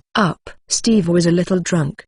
He let go of the hand covering his face and stared at Sharon's eyes emotionally. "Thank you." Sharon smiled slightly and shook her head shyly. "It's okay, if you are in a bad mood in the future, you can find me to drink." Steve finally smiled and looked at her presumptuously. "The way you laugh is as beautiful as Peggy." "Really?" Sharon blushed. "Auntie often said that too." In the quiet apartment, two lonely hearts finally came close together. Chapter 270. Auntie and nephew are both a blessing. New York base, meeting room. After Alex had breakfast, all the leaders in the stronghold gathered for a meeting. The content of the meeting was naturally about his revenge plan against Captain America. "Captain America is not my opponent at all. I just want to take his life." Minutes, Alex said, sitting in the first place, confidently. "But if you want to retaliate against someone, make him painful and make him desperate. You can't just attack him, so I specifically picked a target." Alex released the photo. It was Peggy Carter, the old lover of the US team. "I saw this photo in the Memorial Hall. I didn't expect that Captain America still had a love that died without a disease. It's really a hero that saddens beauty," he teased. The person in charge immediately answered, "Sir, I carefully checked the relevant information last night and confirmed that this Peggy Carter is still alive." "Well, that would be even better. I'll go to dig the grave if I save it." The person in charge looked embarrassed. "However, I searched all night and couldn't find out where she was hiding." Hearing this, Alex frowned and stared at him dissatisfied. This was the first time he used the resources in the organization after joining the clown organization, and the result was disappointing. It fell to the ground because the organization's intelligence capabilities were not as strong as the outside world trumpeted, or the person in charge deliberately stumbled him. When he glared like this, the person in charge was scared green. and said quickly, "Sir, please listen to my explanation. According to the information we have obtained, Peggy Carter's identity is not trivial. He has a deep connection with S.H.I.E.L.D., and may even be one of the founders of S.H.I.E.L.D. S.H.I.E.L.D.? Alex was full of disdain. How powerful a law enforcement agency could be if the headquarters was blown up by Jason. Sir, I understand what you mean, but a skinny camel is bigger than a horse. If S.H.I.E.L.D. wants to hide a woman, it couldn't be easier. Alex pushed the information in front of him and said irritably, "So, my plan can't be implemented?" "No, of course not." The person in charge waved his hand again and again. "No matter how powerful S.H.I.E.L.D.'s intelligence capabilities are, it is not worth mentioning compared to our organization. The most important thing is that there is Miss Chloe in the organization." "Chloe?" Alex thought for a moment, then suddenly realized, "You mean artificial intelligence?" "Yes, as long as Miss Chloe wants to inquire about it, with her superintelligence and computing power, she can find it out soon." "I see, you want me to ask her for help." "Exactly." Alex looked sad and sighed deeply. Since joining the organization, he and Chloe have not talked a word. "Ask her to help Ashley. Will the other party not agree?" "Okay, this is the case beforehand." He skimmed over the topic, thinking that if it doesn't work, please ask the boss to do it. "There is one other thing you must do well. Starting today, we will send someone to closely monitor the U.S. team. I want to know all his whereabouts, but remember that you must not startle. Tracking and monitoring is the organization's specialty." The person in charge quickly agreed with a sigh of relief. "There is no problem at all. You can rest assured." "Okay, let the meeting go away." When everyone left the meeting room, Alex sat in a chair alone to contact Chloe. Rumors about her and the boss's scandals were flying in the organization. "I thought that Jason would take care of her and she would be as arrogant as Hawley." But she didn't expect that she was so easy to talk. Just as Alex asked, she agreed without thinking. After finishing Peggy Carter's business, all the preliminary work is ready. Alex's revenge plan is about to begin. When Sharon opened her beautiful big eyes, the sun outside the window was already extremely hot. "Is it noon?" He stretched his hand out. The bed was cold, and the people around him were nowhere to be found. However, the mess on the bed told her that everything last night was not a dream. "It's not a dream, but it's not real than a dream." Sharon lay heavily back on the bed, staring at the ceiling with complicated eyes. Perhaps due to the influence of her aunt, she has had a good impression of Steve since she was ignorant of her youth. After learning that he was awake, she was as happy as her aunt.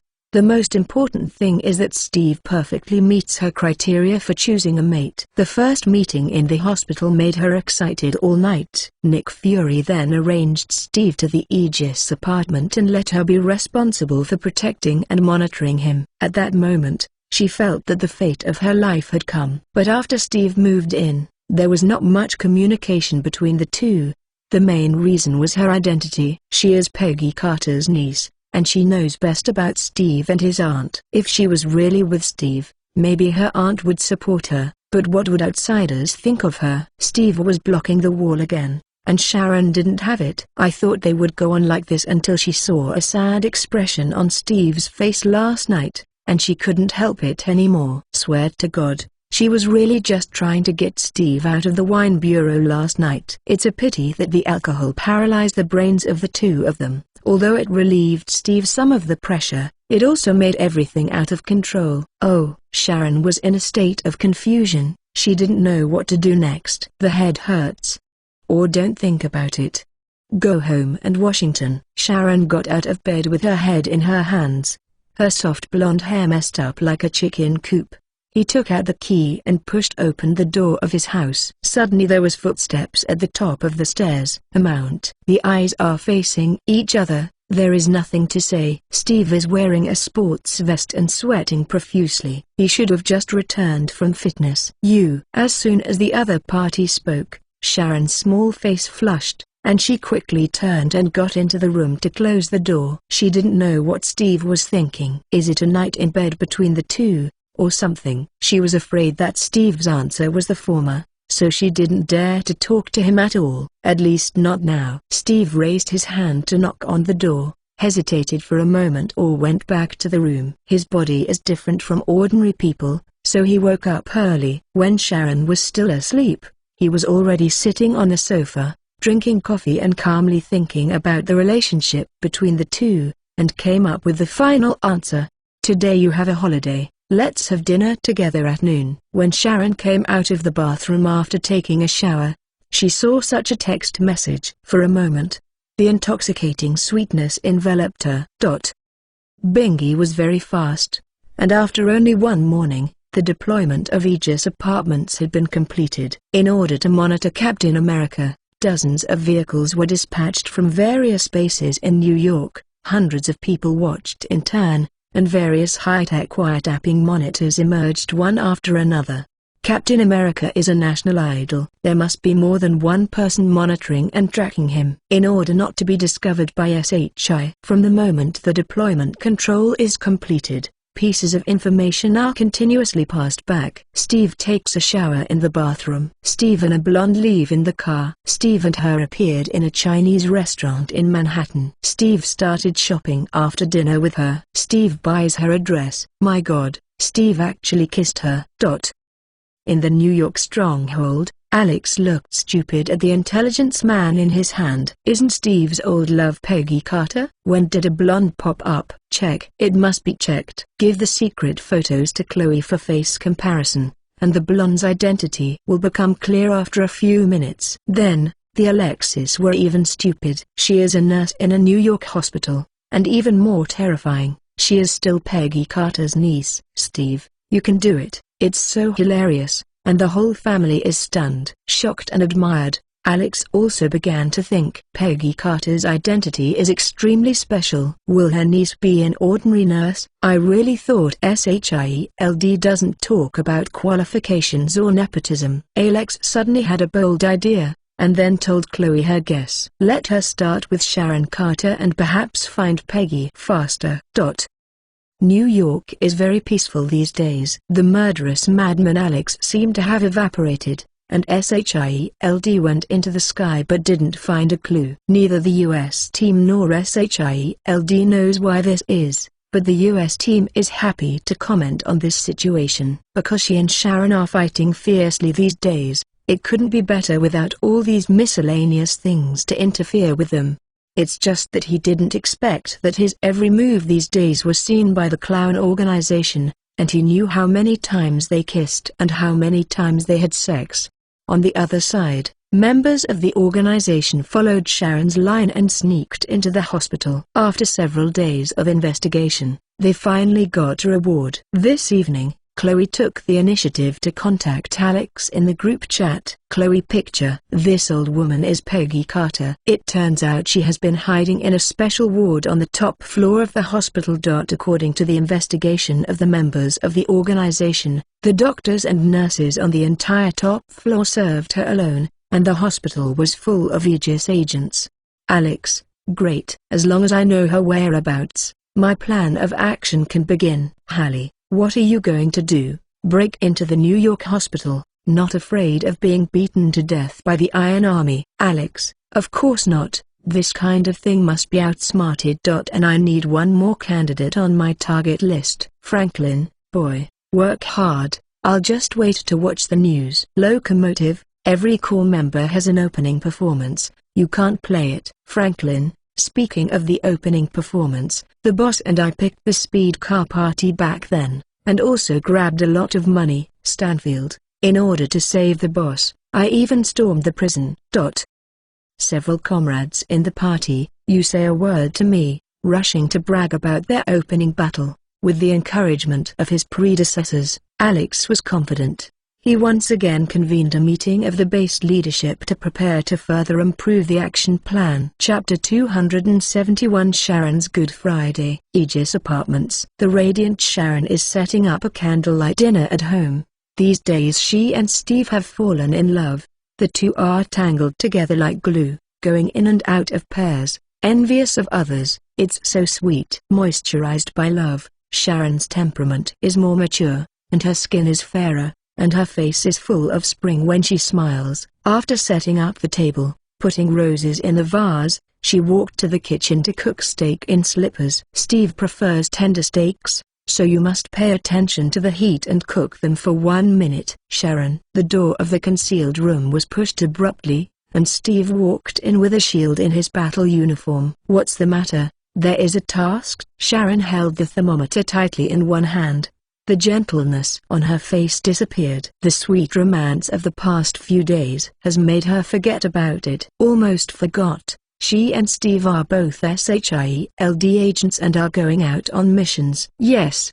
SHIELD found the trail of Alex in Queens. I have to rush over and take a look. Steve frowned, obviously in a bad mood. The days with Sharon made him forget about tasks and worries. He was immersed in the intoxicating sea of love flowers. He gradually fell in love with this life. Suddenly pulling him back from the dream to reality at this moment, naturally made him very upset. Alex. Sharon's mood also became a little irritable. As a secret agent of SHIELD 13, she certainly knew Alex's intelligence. According to the latest information from S.H.I.E.L.D., Alex's strength has improved by leaps and bounds. Even Steve is not an opponent by himself. It is foreseeable that the mission tonight will be extremely dangerous. Alex has been lurking in New York for several days, but he has not shown his feet. Since he chose to do it today, he must be fully prepared. Sharon frowned and said worriedly, I know, but don't worry. This time is different from last time. The 20 Steel Warriors in the New York branch are all in place. As long as Alex shows up, they will definitely not run away. Steve also knew the stakes, but there are helpers behind him. Well, then you be careful. I will wait for you at home. Boom boom boom tilde. The roar of gunfighter jets came from outside the window, and the windows of the entire apartment were shaking. I'm leaving. Steve quickly stepped forward and kissed Sharon's lips, then turned and walked out of the apartment. You must be careful. Sharon hurriedly chased out and shouted at the empty stairs. The worried tone and the expression of resentment were like a newlywed woman who was separated from her husband. Steve quickly went downstairs to board the fighter jet. In the darkness where he could not see, a pair of eyes were staring at the plane and leaving. When the plane disappeared completely, Alex walked out of the shadows. Captain America has left, the plan can begin. 7 or 8 family cars drove on the streets near the New York hospital. Captain America has left, the plan can begin, said the communicator in his ears. Hearing this, one of them ordered, let's take action. As soon as the voice fell, these wandering vehicles drove toward the hospital immediately. After arriving at the hospital in 2s and 3s, they walked into the special elevator of the hospital, and then took out the special cards and swiped the cards one by one, and they had to pass fingerprints and face recognition. A few seconds later, there was a sound from the elevator speaker. Identity confirmation is successful. There is no need to press the floor. The elevator doors automatically close to the top floor without buttons. In the elevator car, several people talked and laughed, like familiar friends. Ding! When the elevator reached the top floor, a group of SHIELD agents in casual clothes were already waiting at the door. The agents glanced at them and did not speak, perhaps because they thought that the old rules need not be mentioned at all. The group of people walked to their respective storage compartments, put key wallets and other sundries in, and then stepped forward for security checks. After successfully passing the security check, they went to the lounge to change their clothes and changed shifts with other medical staff. Yes, these people are members of the organization. They kidnapped medical staff in advance and pretended to be them, with the purpose of entering the hospital to perform tasks. So far everything seems to be going well. The time is almost up. You go to the truck to receive the goods, and I will help you look out. It is good. A slender female nurse walked up the stairs. If you want to get on the hospital roof, you have to go through a special armored door. The nurse was prepared. She took out an identification card and swiped the armored door open. Tonight, the wind on the rooftop is very strong. The female nurse walked to the center of the rooftop, staring at the night view of New York. After a few minutes, the sky flashed red. A small drone quickly flew over, and when it reached the sky above the rooftop, it dropped a small box. With a parachute tied to the box, it fell staggeringly, and the nurse hurried forward to catch it. Carrying the box to the lounge, several doctors and nurses got together. Pistols, explosives, and several communicators were in the box. Turn on the communicator, adjust the channel, and then put on the hidden headset, ready to accept orders from the headquarters. Downstairs of the Aegis apartment, Alex walked across the street into the apartment. The organization once captured an agent living in the Aegis apartment. At this moment, Alex was transformed into his appearance and entered the apartment smoothly and went directly to the top floor. As soon as his mind moved, Alex's eyes were red, and the world in his eyes was completely changed. This is his newly acquired ability, called Heat Induction Form. The function of this ability is similar to that of a thermal imager, but the effective distance can reach the visual distance. There are 4 apartments on the top floor, but only one thermal response. It looks like a human, sitting motionless in a chair. Alex sneered and stepped forward to knock on the door.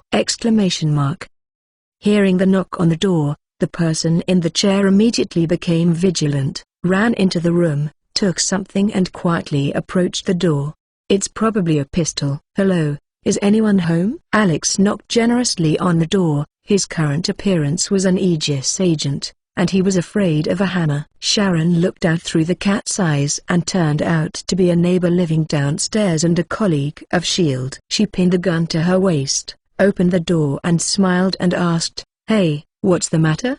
The smile on Alex's face was a little weird. "It's okay, I just can't sleep at night. I want to chat with beautiful women." After hearing this, Sharon's angry face turned green. Just when she was about to erupt, she suddenly noticed the weird smile. "Do not.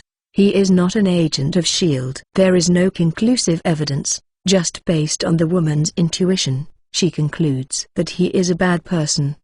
At the moment of lightning and flint, Sharon stepped back and pulled out the pistol from his waist. She is fast, but Alex is faster than her. In the blink of an eye, the gripped pistol was taken away. The alarm bell rang in Sharon's heart, but she felt a pain in the back of her neck and her eyes went dark. Then, I don't know anything. Chapter 272. There is no Captain America in this world. A blood-stained apartment in South City, New York. S.H.I.E.L.D. agents entered and exited the apartment, holding a pile of exhibits and materials in their hands. Steve sat on the sofa and waited impatiently. He pulled a person and asked, "How is it? Did you find anything?"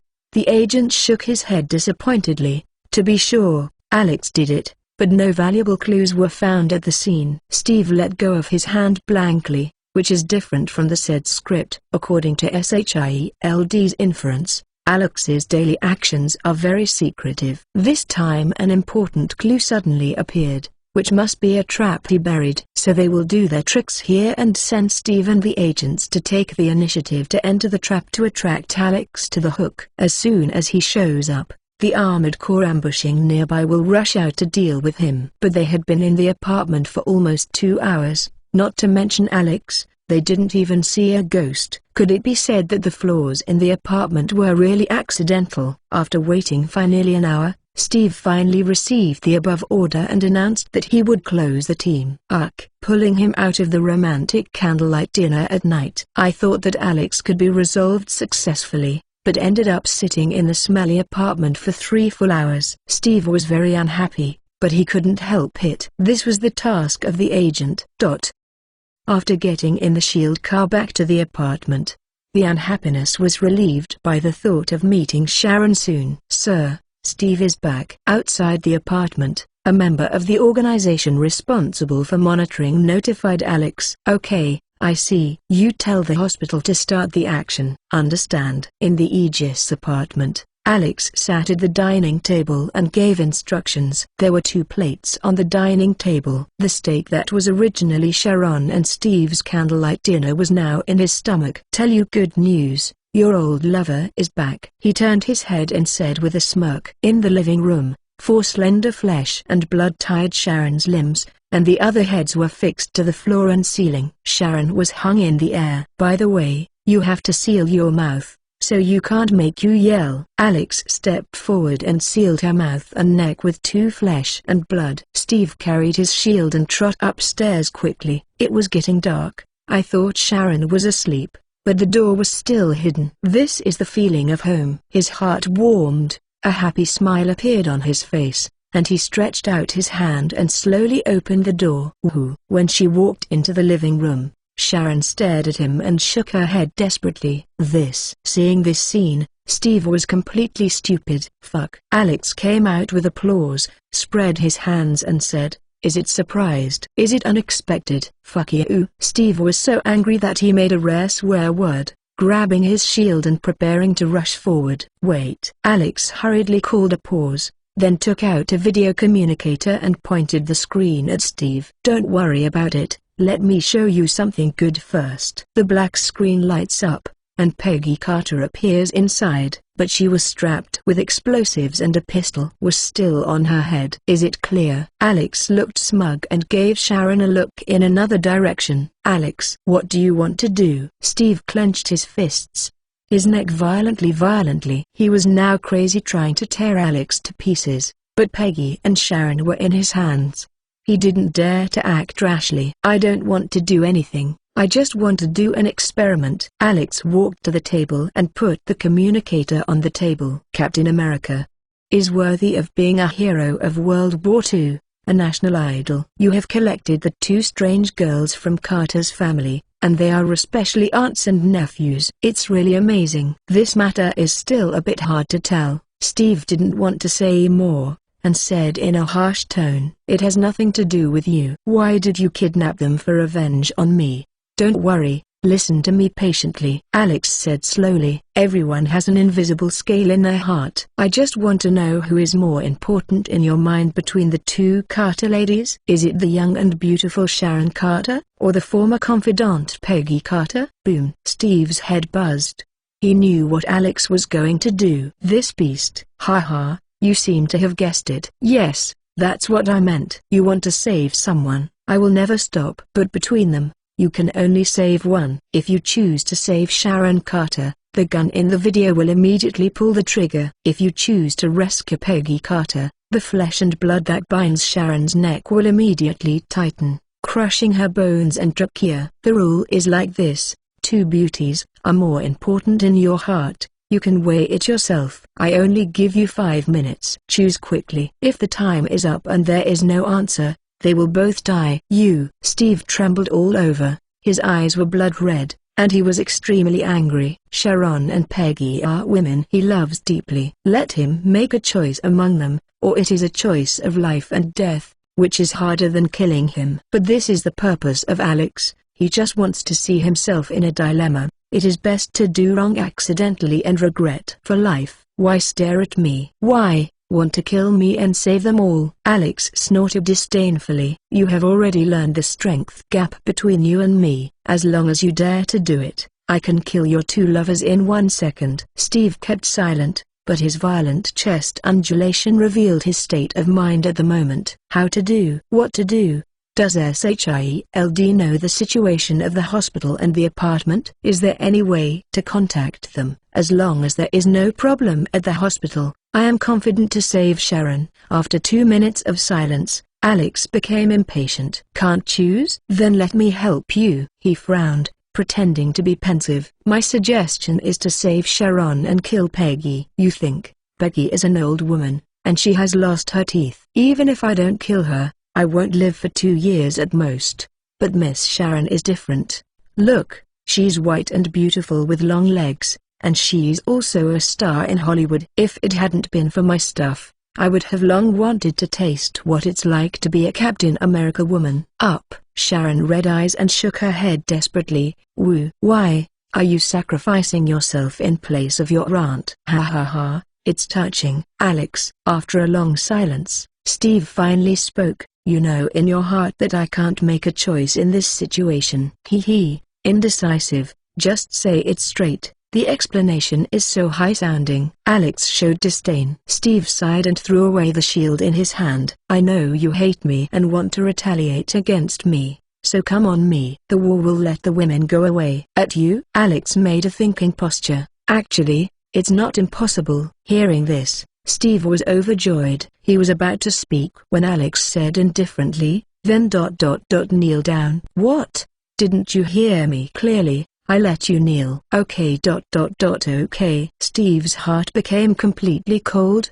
He held back his anger and slowly knelt on the ground. Ha ha ha. Alex turned anger into joy, turned and laughed wildly at Sharon. Look, Captain America knelt at me. This is a historic moment. Sharon closed her eyes and couldn't bear to look. When Alex had laughed enough, and had enough fun, he suddenly switched to the hammer form and slammed his right fist on Steve's face. Bang! With a muffled sound, Steve was smashed out with 2 broken teeth. The strong body slammed heavily on the wall, sinking a big hole. Woo! Sharon roared, tears streaming wildly. Come here. Go on. Alex waved his fist, making a boxing motion. Steve struggled to get up from the ground. Half of his face was bloody, staring at him with one eye open. If you feel unhappy, you can fight back, but what about the consequences? I know, I won't fight back. Steve staggered, walking step by step. Well, after that, another heavy fist hit him. Bang, bang, bang. Alex's fists to the flesh,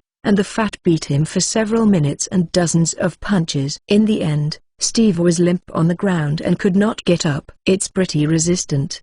He hasn't died so far. Alex grabbed him and held it above his head. Originally, I wanted to kill you, but now I have changed my mind. He grabbed Steve where he fell, then lifted his knees and pushed up hard. There is a crisp sound. Steve's spine is broken. Woohoo! Sharon struggled like crazy, and the killing intent in his eyes seemed to crush Alex into pieces. Cool! Alex shouted excitedly. If your spine is broken, even if it can be repaired, you will be a waste in the future. This way of revenge is thousands of times faster than killing you. Boom boom. Suddenly, gunfire came from the desk communicator. Sir, SHIELD agents found us. Alex picked up the communicator and said, don't panic, remember your vows and start acting. Yes. On the screen, a member of the organization presses the explosive start button, and the 30-second countdown begins. You, Steve, who fell on the ground,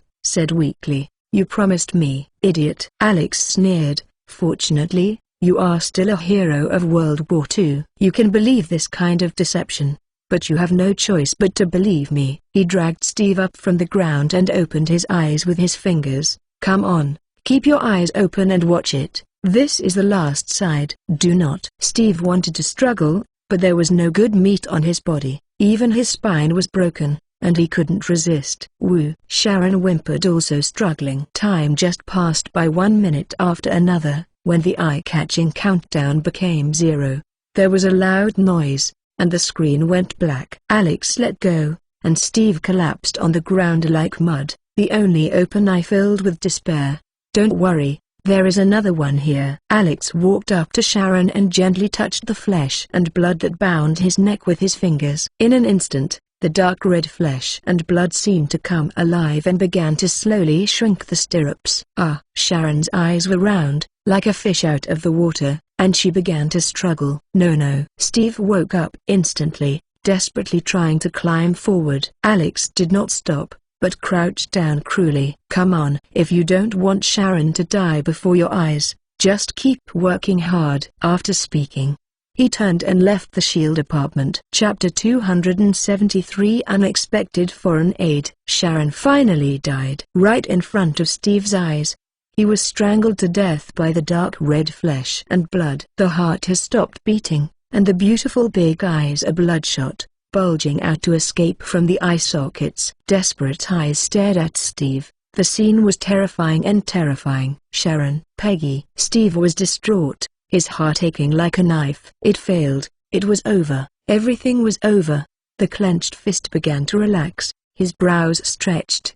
He turned on his back, and slowly closed his eyes. Boom. The door was rudely knocked open, and messy footsteps sounded. Oh my God! Captain! Captain! Someone called his name, but he had tilted his head and fainted completely. New York Hospital. Steve was pushed into the operating room by a group of doctors. The operating room was crowded with people. Big people with real power. They were talking on the phone anxiously, trying their best to contact other hospitals and top experts. People must be rescued. This is what the big man said to the doctor over and over again. Steve Rogers. This name has too many aura blessings. He is the belief of the American people.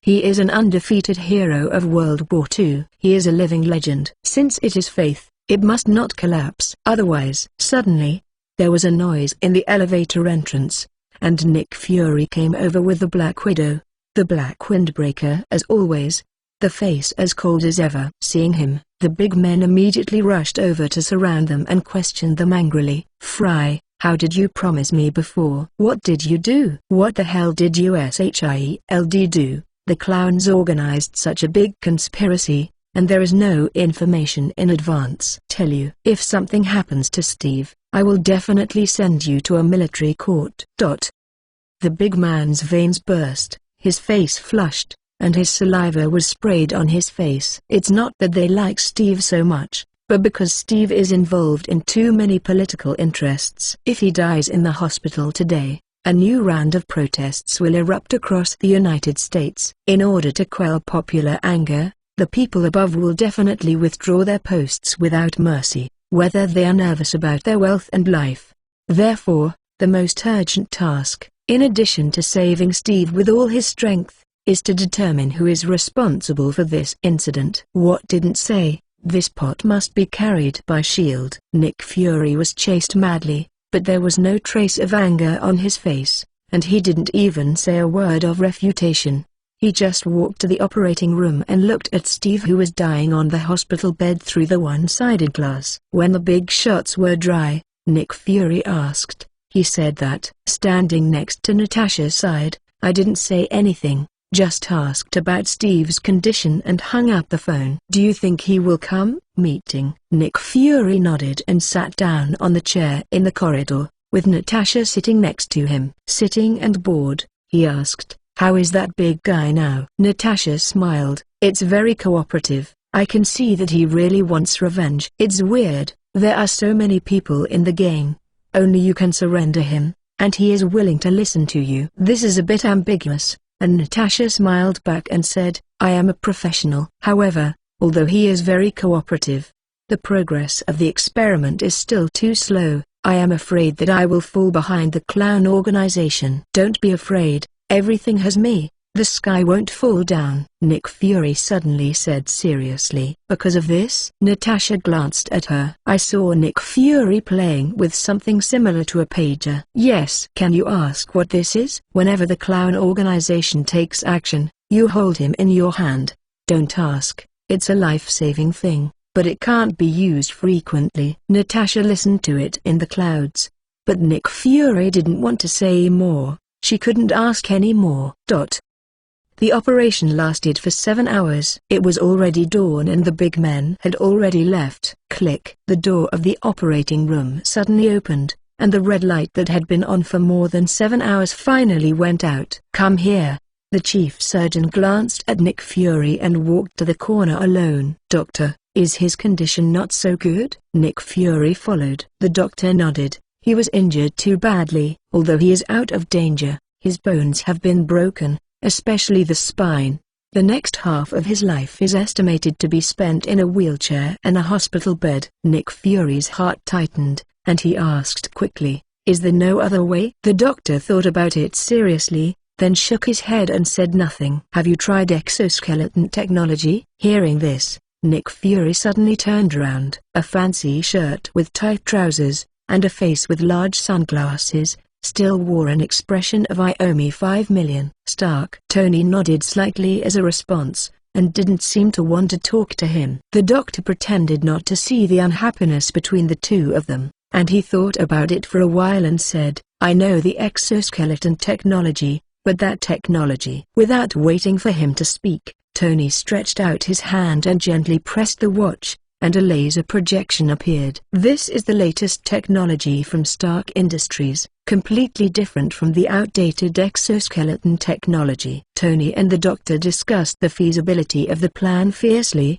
and threw aside the bigwigs of S.H.I.E.L.D. Nick Fury and Natasha looked at each other, and the latter had a happy smile on his face. "This is the first time we met today since the last time we broke up in Los Angeles." I don't know what the two of them talked about. The surgeon's expression became more and more excited, and more experts joined the discussion. After half an hour, the conversation ended. The panel of experts said excitedly that Steve might have hoped to stand up. After arranging the time for the exoskeleton surgery, Tony put on his sunglasses again and left the hospital without even saying hello. Quite a matter of fact, I brushed my clothes away, hiding the bearing of merit and fame. Upon seeing this, Nick Fury winked secretly, and Natasha trot on her boots knowingly and followed. In the hospital parking lot, Tony drives the new Audi R8 to leave. This guy really intends to leave directly. Natasha quickly blocked the front of the car, then knocked on the glass. "What?" Tony lowered the window. "Ah," Natasha said with a black face. Child and Stark had a fight long ago,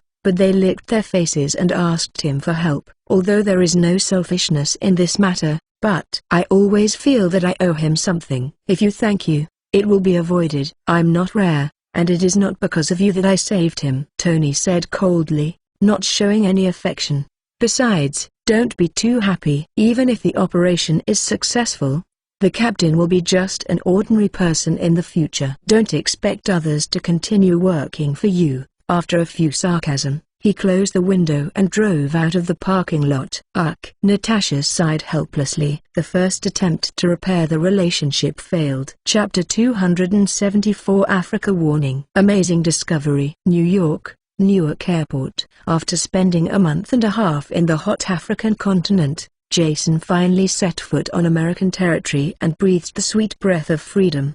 "Oh my God, I miss it so much." When setting out, Jason took a large group of his men and various scientific research equipment, and packed several planes. On the return journey, he was alone and lightly packed. Walking out of the airport, a black extended Land Rover parked in the most conspicuous position. Several people were standing near the vehicle. Hallie trot over and jumped hard, hanging from him like a koala. "New perfume?" Jason supported her ass with one hand, and sucked the smell from her violently. "Yeah, Chanel Coco. Do you like it?" Holly was quite surprised that her man could distinguish the different fragrances. "Well, it smells good." Jason smiled and nodded. "In fact, Coco perfume is more suitable for young girls. Hallie is already a damn child, and she is a bit pretending to be tender. It is better to use Chanel No. 5. He turned his head to look at Belmode again. The girl's new look surprised him a little. "Why have you modified your child?" "Don't wear leather clothes or skirts. Change style occasionally." Belmode walked over wearing sunglasses and stretched his neck to kiss Jason. The beauties of luxury cars have attracted many passers-by secretly onlookers, and the capitalized men originally imagined that they could kiss Fangs. But Jason, this guy hugged left and right, completely shattering their fantasy. "Damn, this is the winner in life." After the kiss, Jason put down the koala and looked at Alex, who was guarding him with a serious face. "Boss, welcome home." Alex's back was straight, his expression a little nervous. For the other comrades in the clown organization, he knows that the other party is strong and has always been in awe. He speaks cautiously in the group, and always humbles himself in the future generations.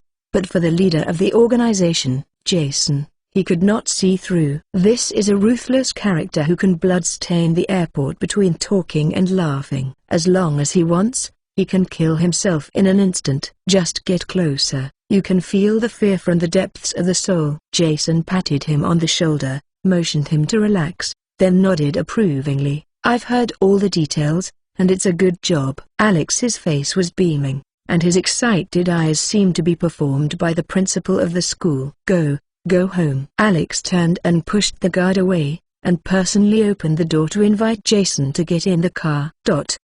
In the magnificent luxury carriage, 4 people raised their glasses and had a drink. This glass of wine is not only to welcome Jason home, but also to celebrate another big event in the organization. After nearly 3 months of research, Ivan finally cracked the mystery of the second-generation arc reactor. After learning that this element is not a thing of the Earth, he tried another way to synthesize the element. He didn't have a reference answer in his hand. He could only experiment with one element and one method. After thousands of failures, the elements were finally synthesized before the military order expired. After testing, the energy of the second-generation arc reactor is very strong, and the energy released by the same dose of elements is dozens of times that of the first generation. If the production process is not too strict and the output is extremely low, the world energy pattern can be rewritten by this element. After a few glasses of wine, Hawley wiped off the stains with her hands heroically, and asked, "Honey, didn't you say that you will be back in a month? Why is it delayed for another half a month?" Belmode also asked, "Is the trip to Africa not going well?" Jason put down his wine glass and laughed. "On the contrary, the trip to Africa has been very rewarding." With that, he took a piece of metal from his pocket and put it on the table. "What is this?" Belmode picked up the stone and examined it carefully, but couldn't see anything, and passed it to Hallie. "Hallie, it should be some kind of metal." Belmode, "Nonsense, Alex, this metal is very hard, I can't crush it." The stone turned around and returned to Jason's hands. He explained with excitement, "This piece of metal was found in the mountains near the African base. After careful research by the scientific research team, it was determined that this piece of metal was called Zenjin." The three looked at each other. It was the first time they heard this term. To put it simply, vibranium is the hardest metal on Earth, and the main material of Captain America's shield is him. Vibranium is not only stronger and stronger than other metals, but also has many excellent characteristics. In addition to making cold weapons, it can also used in high-precision industries such as semiconductors and military industries. After Jason's easy-to-understand explanation, the three were in awe of the humble metal block. Alex held it in his hand again and said seriously, "I have seen Steve's shield. Its defense and attack power are impeccable. If we can equip it on a large scale, the combat effectiveness will definitely change dramatically." Belmode added, "I am more concerned about the other characteristics of Zenjin. If it can completely surpass silicon, it can definitely subvert the current semiconductor industry, and the level of technology of the organization can be unique in the world." Jason nodded in agreement. "You are all right. This is also the future development direction of the organization." "Honey, have you found a vein in Africa?" Jason shook his head and said disappointedly, "I have been looking for it for more than half a month, and there are no clues at all. But since this stone can be found, it means that the mineral vein is not far away. I am going to send more people to search." "It turns out that I haven't found the mineral vein yet, so I'm so happy." Belmode asked, "Then what are you going to do?" "There is not much oil and water available in the United States, and the income growth has dropped significantly in recent months, so I am planning to shift the focus of the organization to the African continent. You have to abandon the American market." The expressions of the three of them changed drastically, and they were all shocked by this decision. Abandoning the superior life of the United States and heading to the African continent where birds don't shit would be willing to do so. Jason waved his hand to appease them. "Of course, the American market cannot give up. This is our cash cow and our most important source of income. But now you also know the importance of vibrating to the organization. In other words, vibrating is future. I mean, business in the United States will continue, but only the corresponding staff will be left. The rest will all be transferred to the African continent in a short time. But I have considered this decision for a long time, so you don't need to persuade it anymore." Upon hearing this, the three of them closed their mouths. Jason is the leader of the organization. His words are authority, no one can doubt. "Africa." Hawley raised her head with a look of lovelessness. "Goodbye, my Chanel, Dior, Hermes, Louis Vuitton, Prada." After returning to the base, Jason first completed the backlog of work during this period. After dinner, the four of them entered the meeting room together and used laser projection to have a meeting. "Because of the advance notice, all the clowns in the clown organization are here tonight." "Stanfield, boss, I heard that the organization is going to develop in Africa, it's true?" Jason glanced at the sullen Hallie, and said, "Yes, I found vibranium in Africa. This rare metal has a very bright future. He took out the metal block from his pocket, told them the results of the research during this period, and told them the preliminary plan for the relocation of the organization. The U.S. market cannot give up. In addition, the veins have not been discovered, so the family cannot be moved directly, so the plan is to take a few steps. The first step is to find the veins. Bell mode. Looking for mineral veins is also geological prospecting. Such an important matter must be accompanied by the party. Who are you going to send? I think about it. Do you have any initiative to go? Hearing that, all accomplices lower their heads. I spent my little life in the United States in a dashing manner. I only wanted to go to the African continent when my brain was sick. Since you don't want to go, then I will appoint someone. Jason showed a sly smile on his face. Listening to Chloe's report, some of you have been more slack at work recently, and some of you have been addicted to enjoyment all day long. I think it's more appropriate for these people to go to Africa to experience it, at least to change their laziness. Drop. Jason's eyes were like a knife, sweeping across the face of his party. Except for the robot Chloe, the rookie Alex, almost everyone in the party has a different degree of embarrassment on the face. Haha, I feel ashamed. Although Jason was stern, he was not too angry. Although the few sitting here have extraordinary abilities, they are all human beings. If they are human, they will be inert. The work intensity of the organization is so great that their nerves must be kept tight. After a long time, there must be a time when the spirit will relax. It's not a big problem. Just tap it from time to time and give it a proper breathing time. As for the candidates who go to work in Africa, you must choose those with superpowers that are helpful to geological exploration. Jason's eyes swept across again. Franklin's electrical control ... pass. Stanfield's telepathy ... pass. Harley Quinn's spatial movement ... to be determined. John Wick's freezing ... pass. Belmode's cure ... pass. David's ultrasound ... to be determined. Chloe's superbrain ... to be determined. The speed of the locomotive ... pass. Alex's blacklight virus ...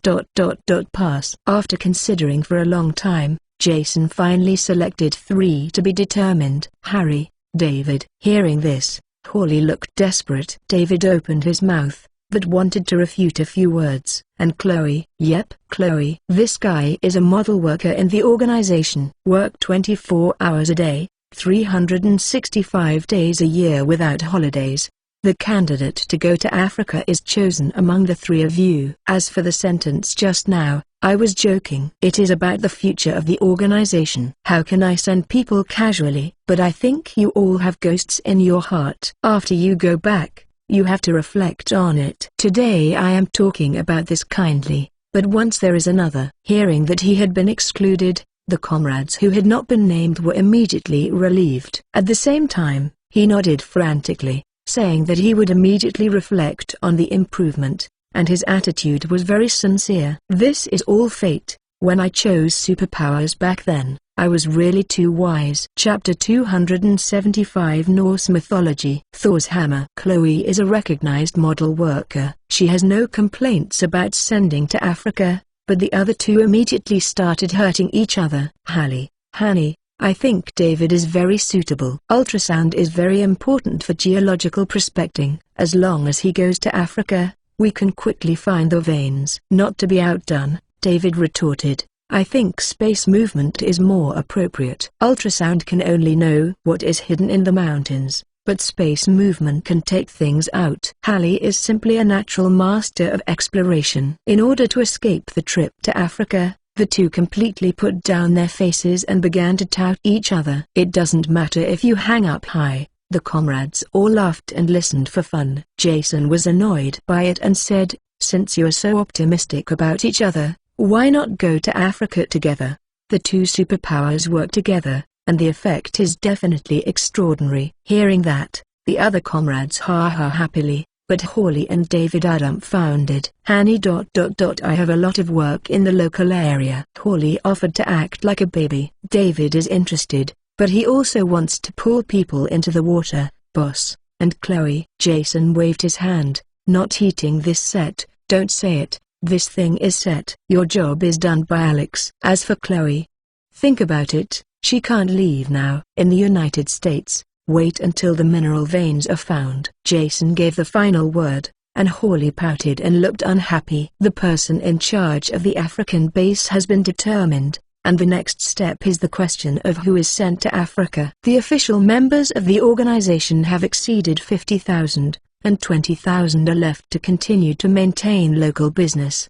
The remaining 30,000 are all transferred to Africa. At the same time, a large amount of exploration and mining equipment is needed. This matter is left to Chloe. Responsibility must be completed within half a year, and it cannot be detected by S.H.I.E.L.D. Chloe, understood. At the end of the meeting, the comrades said goodbye and went offline one after another. Hawley turned around with a grievance and was about to question Jason. Suddenly, she saw that Chloe was not off the line, and the expression on her face was still very strange. Jason asked, "Is there anything else, Chloe, boss?" Something enters the atmosphere. What? Several people were puzzled. Something enters the atmosphere. Is this a meteorite falling? Chloe explained, it's definitely not a meteorite. This thing appeared suddenly, and it was so small that even NASA had just discovered it. Moreover, its appearance affected the surrounding magnetic field and was accompanied by violent weather movements. Fast speed,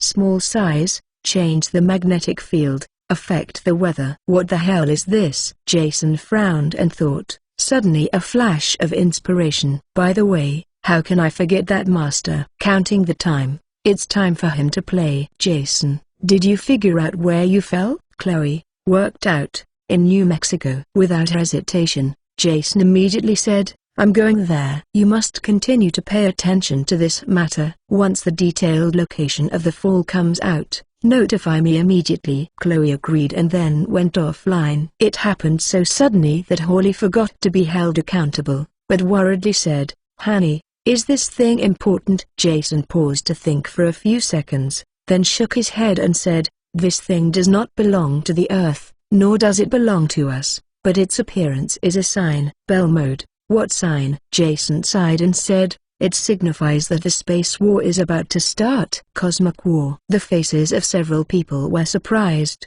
and they were a little unbelievable. Honey, are you going now? Jason, well, I want to see it with my own eyes. Hallie, then I will be with you. Jason, forget it, this trip is not dangerous. Hallie came over and took his arm, shook it gently, and said coquettishly, I'm going to Africa soon. Jason smiled helplessly and patted her head. Okay, then. Go change your clothes and leave in half an hour. The two of them were wrapped in energy balls, soaring in the vast sky unhurriedly or slowly. Hawley was very happy, the smile on her face never stopped, and the worries about going to the African continent were also forgotten. Since the organization is on the right track, they have become busy, and the time spent alone in a year can even be counted in hours. So tonight's romance is especially precious to Hallie, and cherish it even more. Jason was no longer a straight man of steel, and felt her emotions very sensitively. Thinking of the two people's life of getting together little and more, thinking of the cruelty of sending her to Africa, I feel a little guilty. He did not urge, but let Hawley play around, as if to make up for the lost time. After shopping all night, the sky is already bright. Hawley is very conscious, and being able to spend the night alone with Jason has made her very satisfied. Did Chloe send the location? She asked actively. Yep. Then let's go quickly. It is good. Speeding to the limit, the two quickly rushed to the crash site. Suspended in midair, the huge potholes on the ground are very eye-catching. What's this? Hallie began to land. When the distance from the center of the pothole was less than 20 meters, she finally saw clearly. This is a square hammer. Hawley fell to the ground and looked up at the sky again with a puzzled expression. She can understand the meteorite falling from the sky. What is going on with the hammer falling from the sky? I took out the communicator and took a few photos and sent them to the group. A bunch of question marks immediately appeared on the chat interface. Hawley replied briefly, and looked up to see Jason staring at the hammer with a serious face.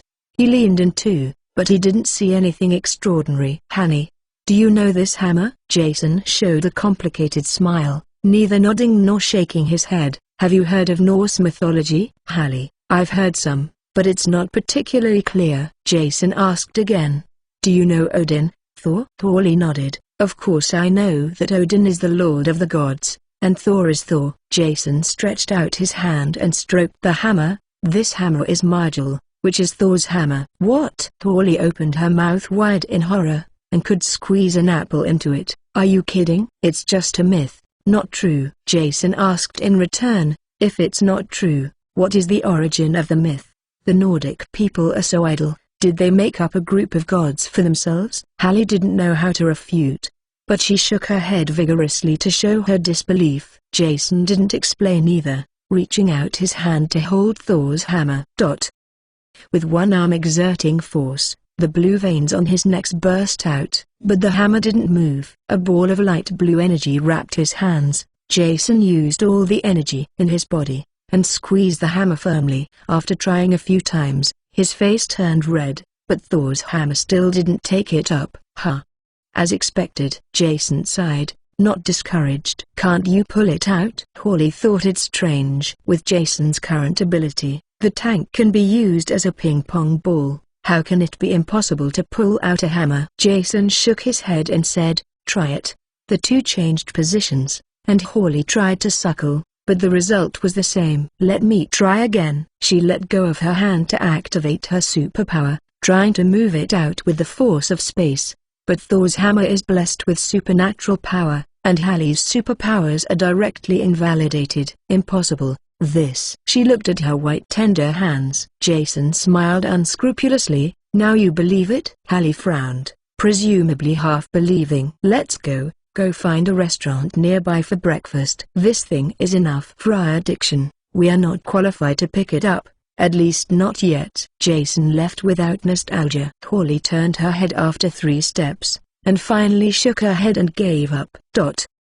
When they came to a nearby town, the two found a restaurant specializing in local specialties, and the seats were chosen outdoors. Handing the menu to the waiter, Hallie murmured, I thought they would scream to the police. Jason picked up the coffee and said with a smile, this shows that the reputation of the organization is not so strong yet, and it has to continue to work hard. Hawley didn't care, and asked, if that hammer is really Thor's hammer, how can it appear on Earth? Jason searched the remaining memory, and shook his head after no results. I don't know, maybe it was dropped by accident. Hallie was dissatisfied with the answer, and continued to ask, the quake is Thor's weapon. He will definitely come and look for it. Are we going to fight Thor in a while? That's not dead. Jason, how do you die? Norse mythology is different from Greek mythology and Chinese mythology. The gods in Norse mythology are not omnipotent. They will also be born, old,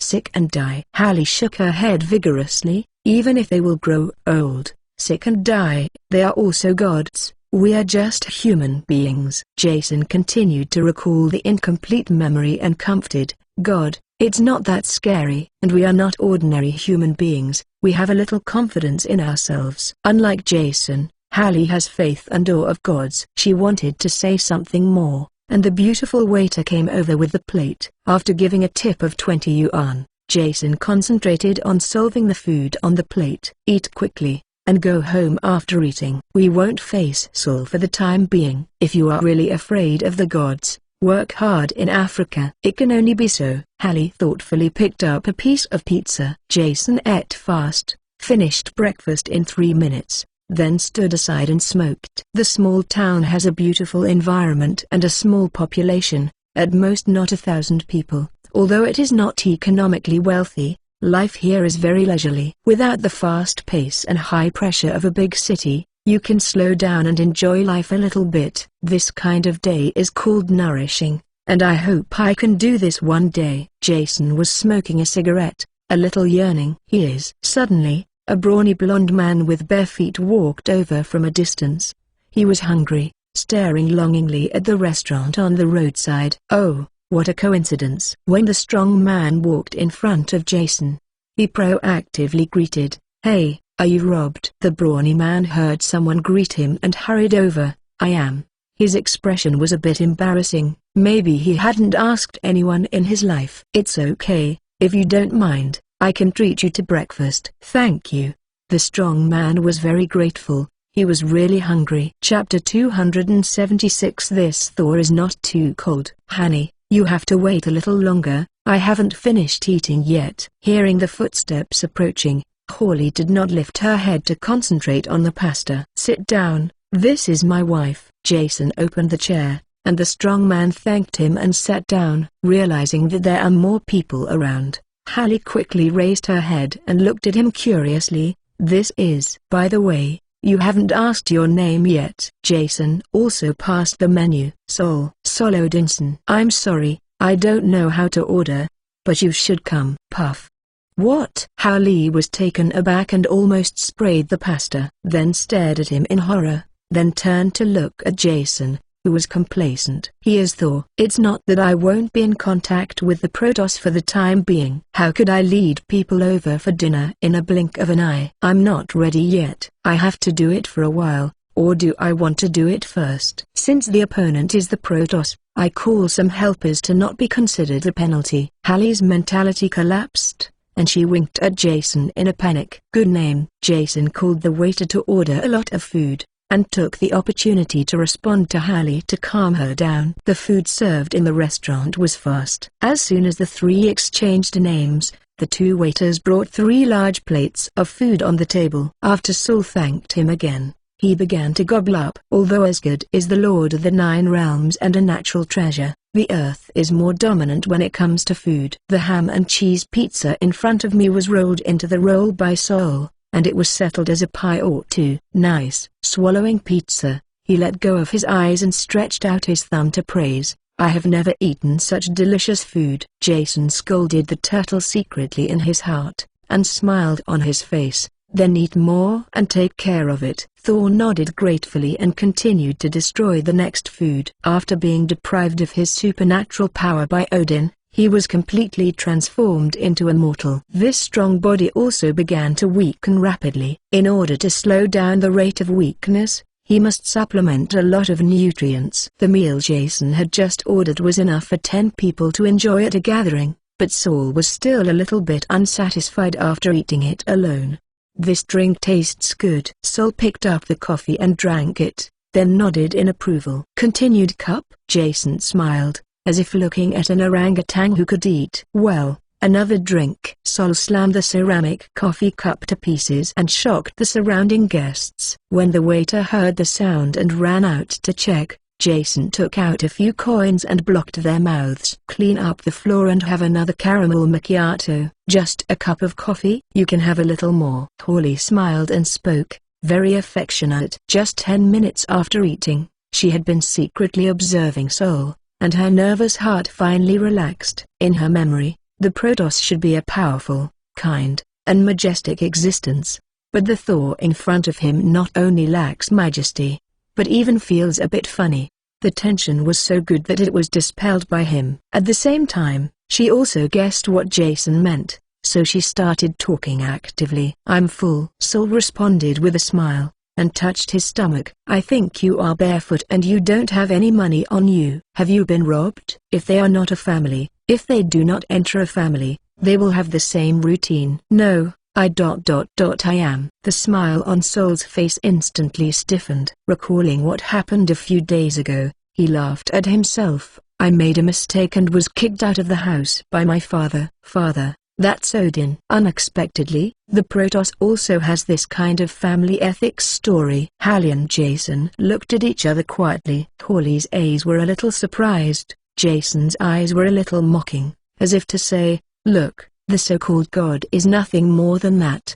The waiter cleaned up the debris and brought another cup of coffee. Holly took the initiative to stand up, then put it in front of Sol. Quarrels between father and son are common. I believe you will reconcile. Thank you. Sol held the cup with both hands. Then what should you do next? You can't sleep on the street. The law and order have not been very good recently. Holly was a little worried. I don't know. Sol was also confused about the future.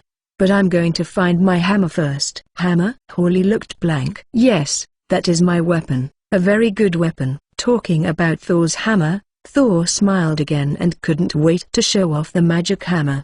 The two asked and answered, chatting very vigorously. Hallie is a master of psychology. From the moment she accepted Thor's identity, her every move perfectly explained what a confidant sister is. Saul didn't feel any pressure when chatting with her. On the contrary, he was very annoyed by being expelled by his father, and he was willing to confide in Harry. Jason, who took the initiative to invite her to dinner, turned into a bystander. Saul liked to show off, and with Hallie's deliberate guidance, he had shaken things out in less than 10 minutes, including his true identity, his Protoss parents, his plastic brother, and his past glory and faults. Oh my God! Holly supported her small head with her hands, her eyes narrowed into crescents. Your story is wonderful, but I still don't believe you will be Thor. I know if I don't believe it. Saul was embarrassed to look at Hallie, and could only cover up with the gesture of drinking coffee, but I promise,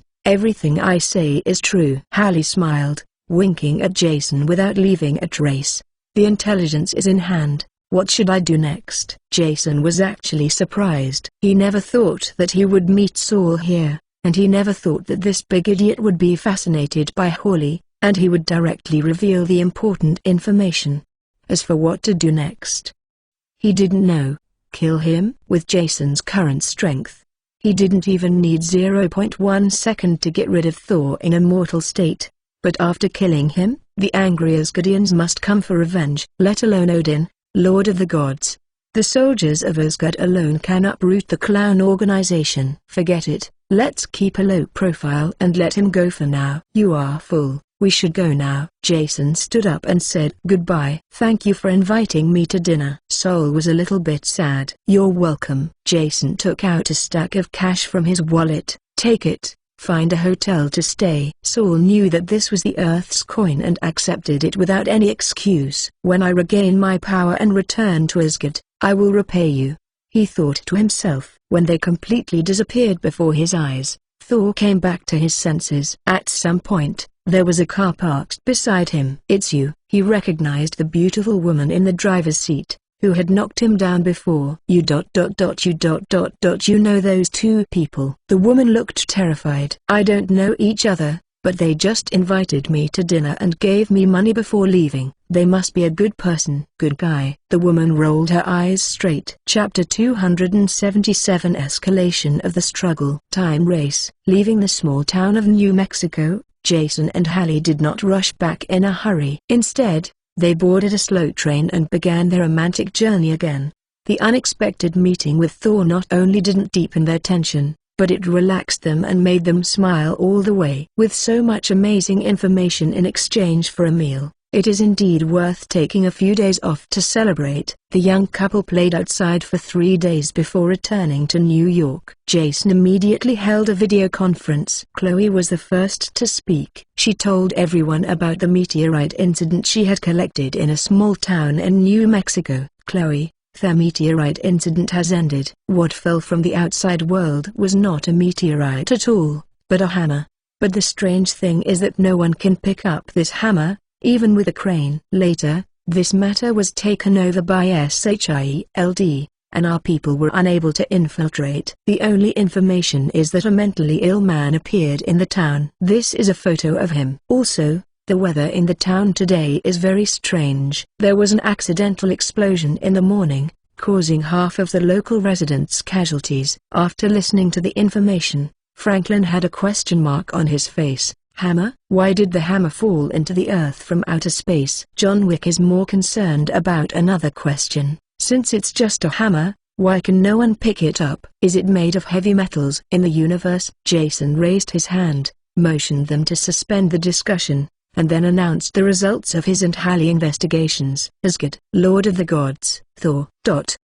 One by one, the words in the myth were uttered from Jason's mouth, and all his party members were stunned with their mouths open. To put it simply, it means that the gods fight with mortals and suffer.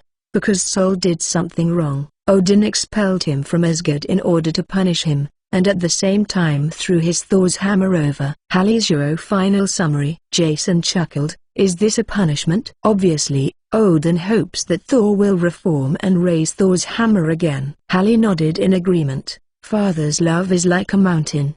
The two of them chatted on the sidelines, giving the rest of the party enough time to digest the information. 5 minutes later, they barely accepted the reality of the invasion of the Earth by Thelion. The locomotive breathed a sigh of relief. Since it's just Odin's family conflict, it shouldn't affect us. Chloe shook his head. According to my information, SHIELD has already contacted Thor. As the messenger of justice, Thor, do you think he will stand by? Franklin's face was bleak. It's over. There are still a bunch of opponents on the Earth, and now I'm going to fight with the Protoss again. It's worse. Belmode, the Protoss has a high self-esteem. Will they intervene in things on Earth? There should be many more serious threats in the universe than ours. I don't think Sol may be eyeing us. Chloe added again, generally speaking, no, but Sol has made a girlfriend on Earth. According to her Facebook content, she is a woman with a strong sense of justice. As long as she blows the pillow wind, Sol you might change his mind. The locomotive was surprised. It's only 2 or 3 days, so why do you have a girlfriend? Jason laughed mockingly. This guy is an innocent boy. He has war in his head. As long as a scheming woman uses a little trick, he will be hooked. Hawley was also cheerful. We had a meal with him that day, and he was interesting to me. Franklin frowned and said, since you are all in touch, why not just kill him? David rolled his eyes. Killing Sol, Odin and the Asgard Protoss must destroy the Earth. Hallie, yes, because we are worried about this. We dare not act rashly. Jason put away his smile and said seriously, in short, a new enemy has appeared again. He is very strong and very tricky. The most important thing is that he is not alone, and there are Odin and Asgard behind him. Everyone, there is not much time left for us. The war may be on the verge of breaking out. Everyone must be vigilant and work harder. We must hurry up on matters in Africa. I originally planned to give you half a year, but now I will give you 3 months at most. As the person in charge, Chloe nodded immediately. Jason, in addition, everything must be prepared with both hands. Although this is a bit of a morale injury, we still have to consider what to do if we lose the battle. We can't leave nothing behind. Hawley said, I suggest building secret safe houses around the world. In case of defeat, the official members can be hidden underground. Belmode, I think the most important thing is not ordinary members, but us here. As long as we don't die, we have the opportunity to stand up. After the meeting, all members of the clown organization got busy and quickly put into work. Under Chloe's precise deployment, the 30,000 official members, including large-scale machinery and equipment, were all transferred to the African continent in only 2.5 months without showing any footwork, and even SHIELD did not respond. At the same time, the crime rate in various regions of the world has also climbed to a peak, and governments and police of various countries are suffering from this. The consequence of the quick success is that many strongholds and members were exposed and destroyed and arrested by governments and military forces. But fortunately, the organization has a mature manpower system, which can be quickly replenished after every incident. Jason and his comrades know very well that their biggest enemy is not SHIELD, not Asgard, but time. Danger will come at any time, and they must race against time. If it can be secured for 5 years, no, 3 years of safe development, the clown organization will no longer fear any enemies, and will formally step forward to the stage and appear in public view. But all fools know that the enemy will not give you this time. In this panic and fear, 1 year passed quickly. The rapid development of the organization is mixed. The good news is that the number of official members has exceeded 200,000. Jason's followers are spread all over the world, and dense bases and refuges have been established around the world, enough to fight guerrilla warfare with governments around the world. In terms of business, the organization also monopolized the global underground market, including high grass, munitions, and custom shops. The daily net income of the organization is amazing, and it can be said that it is a wealthy country. In terms of technology, it is a pity that Alex's blacklight virus cannot be replicated, but gamma technology and arc reactor technology have developed rapidly, and the first giants and armored core have been incorporated into the battle sequence. As for the comrades, the superpowers of all the comrades, including Jason, have been upgraded to level 6. Their combat effectiveness has been doubled, and there is no need to fear the military's crowded tactics. Except for nuclear weapons, there is no weapon on the Earth that can threaten them. The worry is, more than 30,000 people have stayed in Africa for a year, but they still haven't found the gold veins, only a pile of fragmentary metal pieces, which makes Hawley and David go crazy. Chapter 278 New Challenge. New Enemy. Chloe.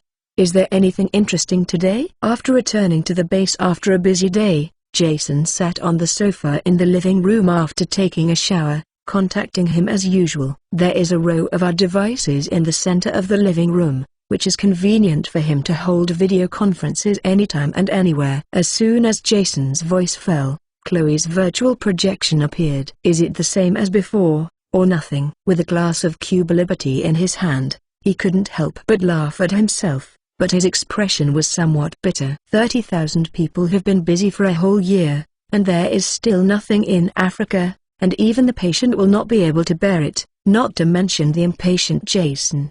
Chloe said, "If you asked that 5 minutes ago, I would answer yes." Jason's expression was stunned, and his indifferent eyes instantly became extremely excited. "Are there results in Africa, Chloe? I'm sorry to disappoint you, it's not about Africa." Jason's little heart had just climbed to the top, and immediately fell into a trough again. He took a sip and said, "Why have you learned how to sell it?" "Let's talk about it, Chloe." Abnormal energy activity in Texas. Jason's expression remained unchanged. Energy activity. To elaborate, Chloe, it happened 5 minutes ago. The detection equipment at the Texas base found abnormal energy activity, and the energy level is still rising. How powerful is the energy? Equivalent to 1,000 times the atomic bomb of Hiroshima. Little boy. Jason frowned. The expression on his face became serious, and he put the wine glass in his hand on the coffee table. This level of energy explosion can kill him 1,000 times, even if it is only affected. He must be cautious. Just now she said that the level of this energy is constantly rising, which shows that it is not nuclear weapons. Is it the government doing secret experiments? Jason pinpointed the target. "Have you ever asked Stanfield? Could it be SHI, Chloe?" "I asked. He doesn't know. He only knows that there is a secret SHIELD base near the place where the incident occurred.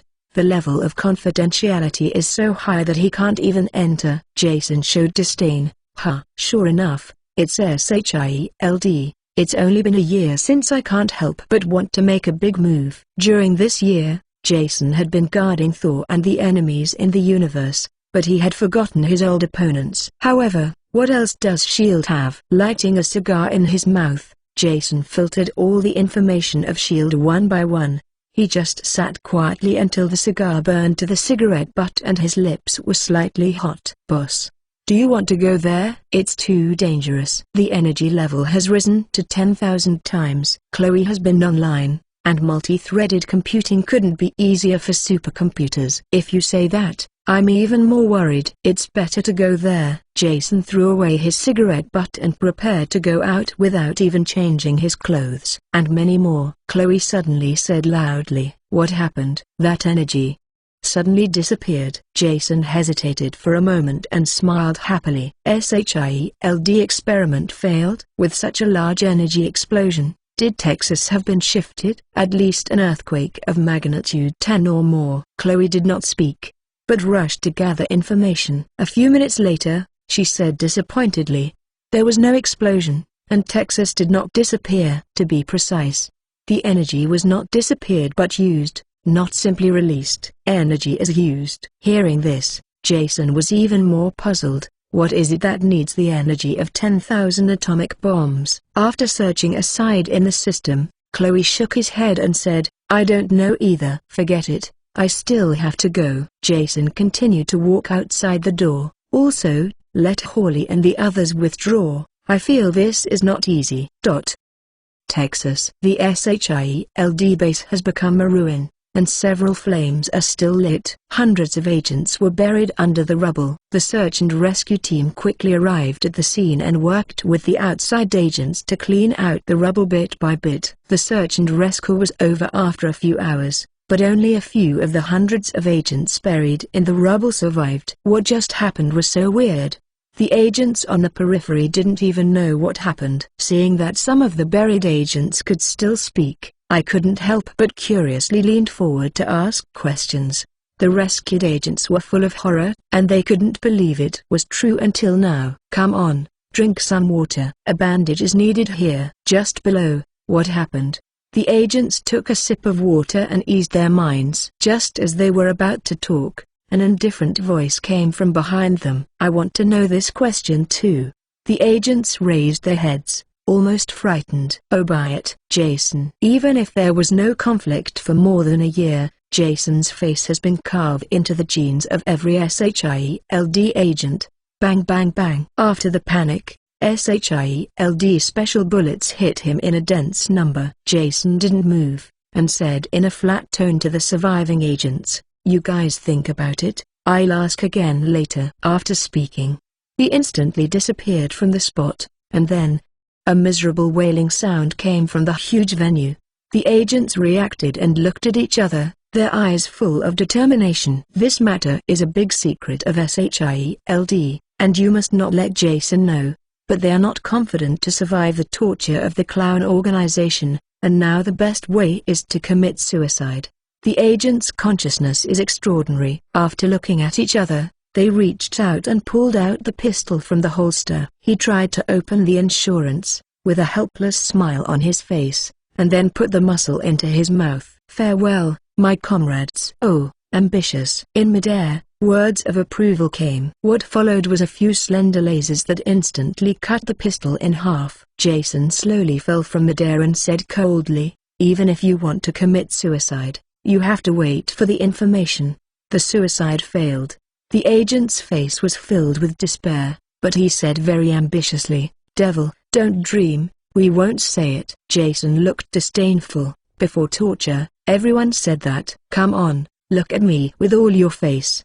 He took out the communicator, took a group photo of the agent lying on the ground, and then sent the photo to Chloe. A few seconds later, the accounts of these agents were turned over, and even the college exam scores and the subjects of several talks were clear.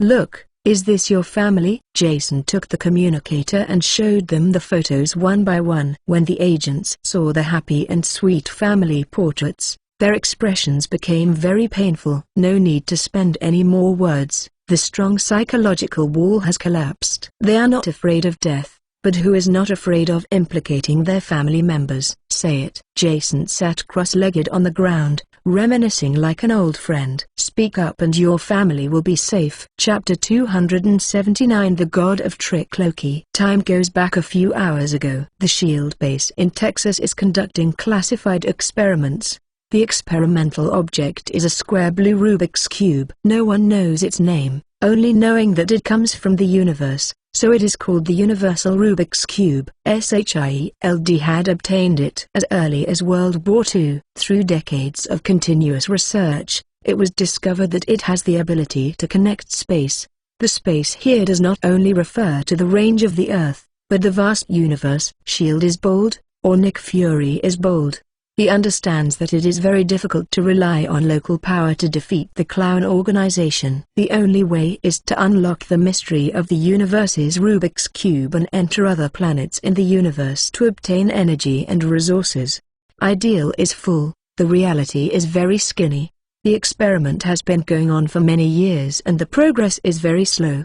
The energy in the cosmos Rubik's Cube seems to be asleep, and no matter how it is used, it cannot be made active. It's time to make a change. So a year ago, SHIELD recruited a knowledgeable astronomer named Eric Shavig. He has a clean resume, and more importantly, his student Jane Foster, who is also Thor's girlfriend. I don't know if Nick Fury did this, and if he had any thoughts about establishing a relationship with Thor. Over the past year or so, the doctoral work has been very serious, but the experiment progress is still zero. What is strange is that in the evening, the Cosmos Cube, which was in a silent state, suddenly became active. It seems that the sleeping bear child was awakened and started to make a noise. At the same time, the energy threat level of Rubik's Cube began to rise rapidly. This energy is too terrifying, and the entire base will be razed to the ground if you are not careful. The head of the base immediately sounded the alarm,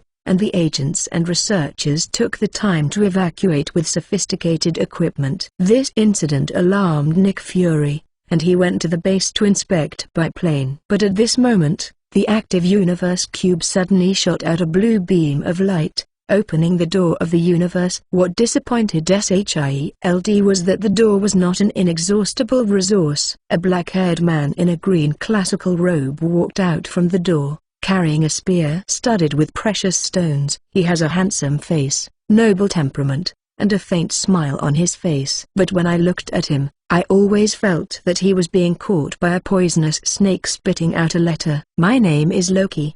The man introduced himself. He is the younger brother of Thor, who is also from Asgard. The difference is, Thor is Thor. He came to Earth to find himself, and by the way talk about a beautiful blonde girlfriend. And Loki is the god of evil, the god of tricks, and the purpose of coming to Earth is to conquer and rule. There was a disagreement, and conflict broke out between the two sides. Luo basically belonged to the Protoss. Holding a spear like a divine helper, he defeated all the agents in less than a few minutes. The most surprising thing is that that spear can also manipulate people's minds. Several senior SHIELD agents, including the Doctor, were controlled by him, and betrayed SHIELD. Although Nick Fury managed to escape, the universe Rubik's Cube was still taken away by Loki. Forgot to say that besides the Earth, the Universe Cube is also his goal. After listening to the agent's narration, Jason sighed. Unexpectedly, the plot has developed here. In the Manhattan apartment back then, what he worries most is today. The few memory fragments remaining in his mind told him that Loki would put the alien army into the Earth through the cube of the universe, but other details are not clear. He stood up and patted the dirt on his clothes. His eyes swept over the agents. "I have no problem. Please do it yourself." Upon hearing this, the agents took out their sabers and wiped their necks neatly. Jason also went back to the base without embarrassing their family as he agreed.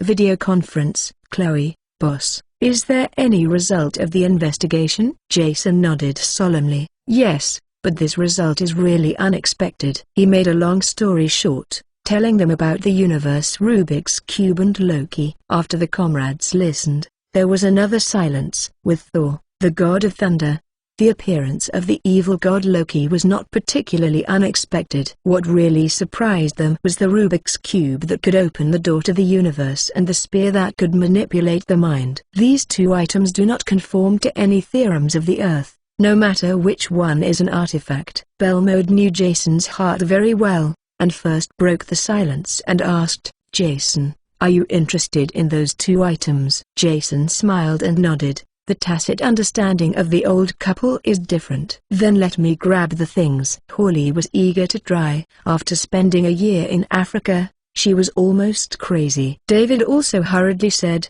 "I agree, but it is too dangerous for Hallie to shoot alone, so let's call me together." Franklin was very excited. "Let me say that the core cadres of the organization have not shot together for many years. This is an excellent opportunity. As long as you defeat Rocky and steal the artifact, you will surely shock the world." Chloe, according to current intelligence, both the spear and the Rubik's Cube are in Loki's hands. "I will turn my attention to him." "My comrades, say a word to me," wishing to start a war with Loki immediately. Only John bowed his head in thought, as if he was worrying about something. Jason, John, what do you want to say? John, boss, Loki is Thor's brother and the son of Odin, Lord of the Gods. A light and fluttering word poured cold water on everyone. Yes, once you fight against Loki and hurt him or even kill him, will Odin let them go? Although the strength of the organization has grown rapidly this year, no one dares to say that they can bear Odin's anger.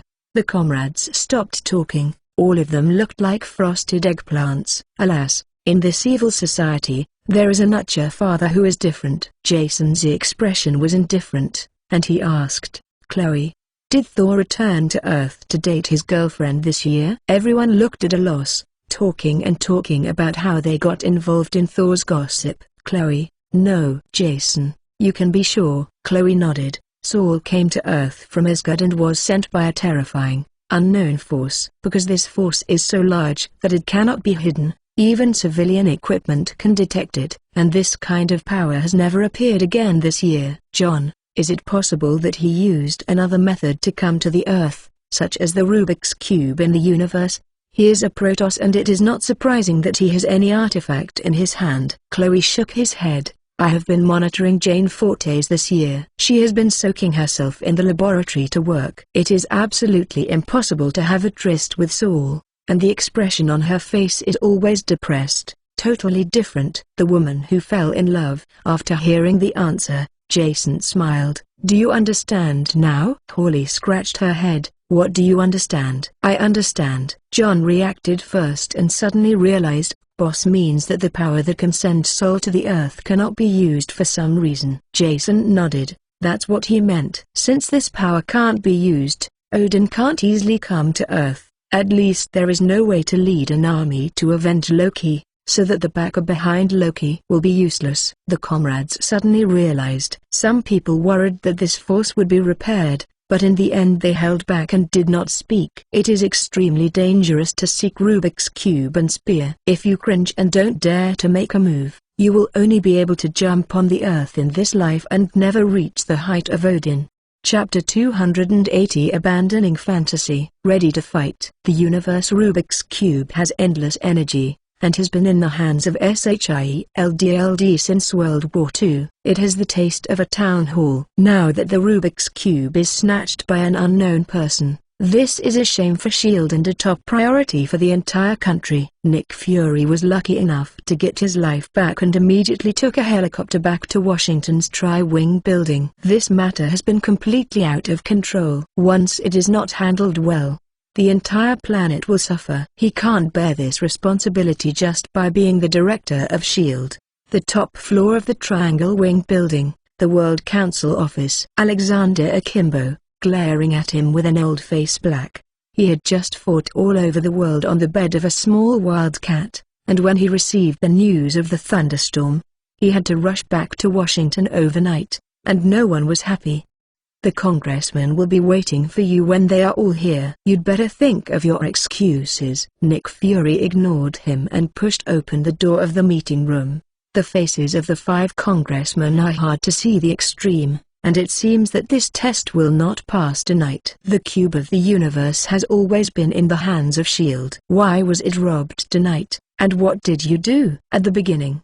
The hot-tempered congressman scolded. "These big figures at the top of the pyramid are very aware of the importance of the universe's Rubik's Cube. If not handled properly, the entire society will be reshuffled. Now he is a human being, enjoying supreme power. But if there is a major change, it is hard to say that you will not sleep under the bridge hole and beg for the rest of your life." Nick Fury had just escaped from the dead, and received the news that his subordinates were killed by Jason, and he was in a bad mood at the moment. He went over in annoyance. SHIELD security has never been a problem. "If you have any questions about this answer, I can forward all the important information to you and see if you can protect them." Hearing this, the counselor's neck was red with anger. He had planned to give Nick Fury a good start, but he didn't expect that the black marinated egg took gunpowder today. It was obviously the wrong prescription, and his temper was still so big. "Don't think how great you are. SHIELD might be better without you." In the end he admitted the importance of SHI. "Okay, don't make any noise." The universe's Rubik's Cube has been snatched away, and the world is about to go into chaos. Now is not the time to be held accountable. Alexander kindly eased the atmosphere. The congresswoman also sang a red face. SHIELD is the most rigorous intelligence organization on the planet. If things are placed there, they will be stolen, and it will not work if they are placed elsewhere. This is not the responsibility of Director Fury. The congressman snorted and did not raise the bar, and the atmosphere gradually eased. The congresswoman said, "Director Fury, Let's talk about the situation at that time in detail. Nick Fury sighed. The experiment was going on and the universe Rubik's Cube suddenly became active. I ordered the evacuation of the personnel from the base. Just when the evacuation was about to end, the universe Rubik's Cube shot a beam of light and opened the door. And then the man appeared, who Alexander was very interested. He calls himself Loki, and he is from Asgard, the domain of God, just like Thor a year ago. Another Protoss. The 5 congressmen's faces were stiff, and things became more and more difficult. Nick Fury continued. He is not afraid of bullets and agile, with a spear in his hand that can emit energy. The SHIELD agent is not an opponent at all, and the trickier thing is that he still uses that spear to control before leaving. A few people. Alexander, control? Nick Fury, yes, those people have rebelled. It should have been affected by the spear. The congressmen looked at each other. They could launch energy waves and manipulate people's minds. No wonder this Loki could easily take the cube of the universe. Female Congresswoman, Director Fury, you know the importance of the universe cube. What do you plan to do next? Nick Fury said solemnly, gather the soldiers and prepare for war. Chinese MP, do you think Asgard is declaring war on us? Nick Fury, no, it's not Asgard, it's Loki. Female Congresswoman, there is more than one person behind Loki, doesn't he have a brother? Nick Fury, intelligence shows that Sol has no malice against the Earth. He also has a girlfriend on the Earth, but he can't count on him to help him from afar. Female Congresswoman, who are you going to convene? Captain America, Hulk, Iron Man, Black Widows, and Nick Fury hesitated for a moment, shook his head, just these few for now. The hot-tempered congressman sarcastically said, Captain America was seriously injured and disabled by the clown organization and has been in bed for more than a year. The Hulk is a nightmare in New York, and his appearance will definitely cause panic and protest. Iron Man and SHI I haven't contacted for several years. As for the Black Widow ... I don't believe that Russian spy anyway. Nick Fury was a little angry, and said in a harsh tone, I will solve the problems of the first 3 people. The Earth is in danger, and they will not sit and watch. As for the Black Widows, she is a 7th-level agent of SHIELD. The congressman was disdainful. I feel that you are playing with fire. None of these people can be controlled. Nick Fury did not show any weakness. Mr. Senator, have you ever fought a war? He was born into a noble and rich family, and he has been on the battlefield in the officialdom. Nick Fury, when I'm in war, I don't like being controlled by others. These people may fight on their own, or they may not obey the command, or they may conflict with my commander, but as long as they fight, we can win. Member, are you making a military order? Nick Fury didn't care, as you understand. If they lose, the Earth will change its name. Putting down the harsh words, Nick Fury left the meeting room directly. He doesn't worry about those people stabbing a knife in the back. As long as they don't touch each other in a crisis, they must rely on themselves. Back in the director's office, the senior agents of the faction have gathered together. Natasha put on a tight-fitting combat uniform, her figure bulging forward and backwards at a glance. How is the situation? What else? Get ready for war. From now on, S.H.I.E.L.D. has entered the first-level combat readiness state, and the aerospace carrier will be driven out, and the armored core will be on standby for 24 hours. Nick Fury ordered. After speaking, the agents hurriedly left to prepare. With only 2 people left in the room, Natasha asked, has the Avengers plan passed? Nick Fury was full of disdain. Who can allow a few freaks to ride on their heads? However, they temporarily agreed to form a special forces team. Which people? Steve, Banner, Stark ... and you. Natasha was silent suddenly, obviously knowing that these few people are not good to invite. Nick Fury assigned the task. You go to Banner, I'll go to Steve. Natasha, where's Stark? We don't know his whereabouts. Nick Fury said firmly, it doesn't matter, send someone to contact him, pass the information. I believe he will appear. Chapter 281 Heroes End. After the brief meeting ended, S.H.I.E.L.D. became busy. Part of the agents who left first went to the office and gave the first-level combat readiness order from Director Fury. All vacations are cancelled, all outgoing personnel are recalled, The ban on dangerous weapons is lifted. Satellites are deployed to monitor the world.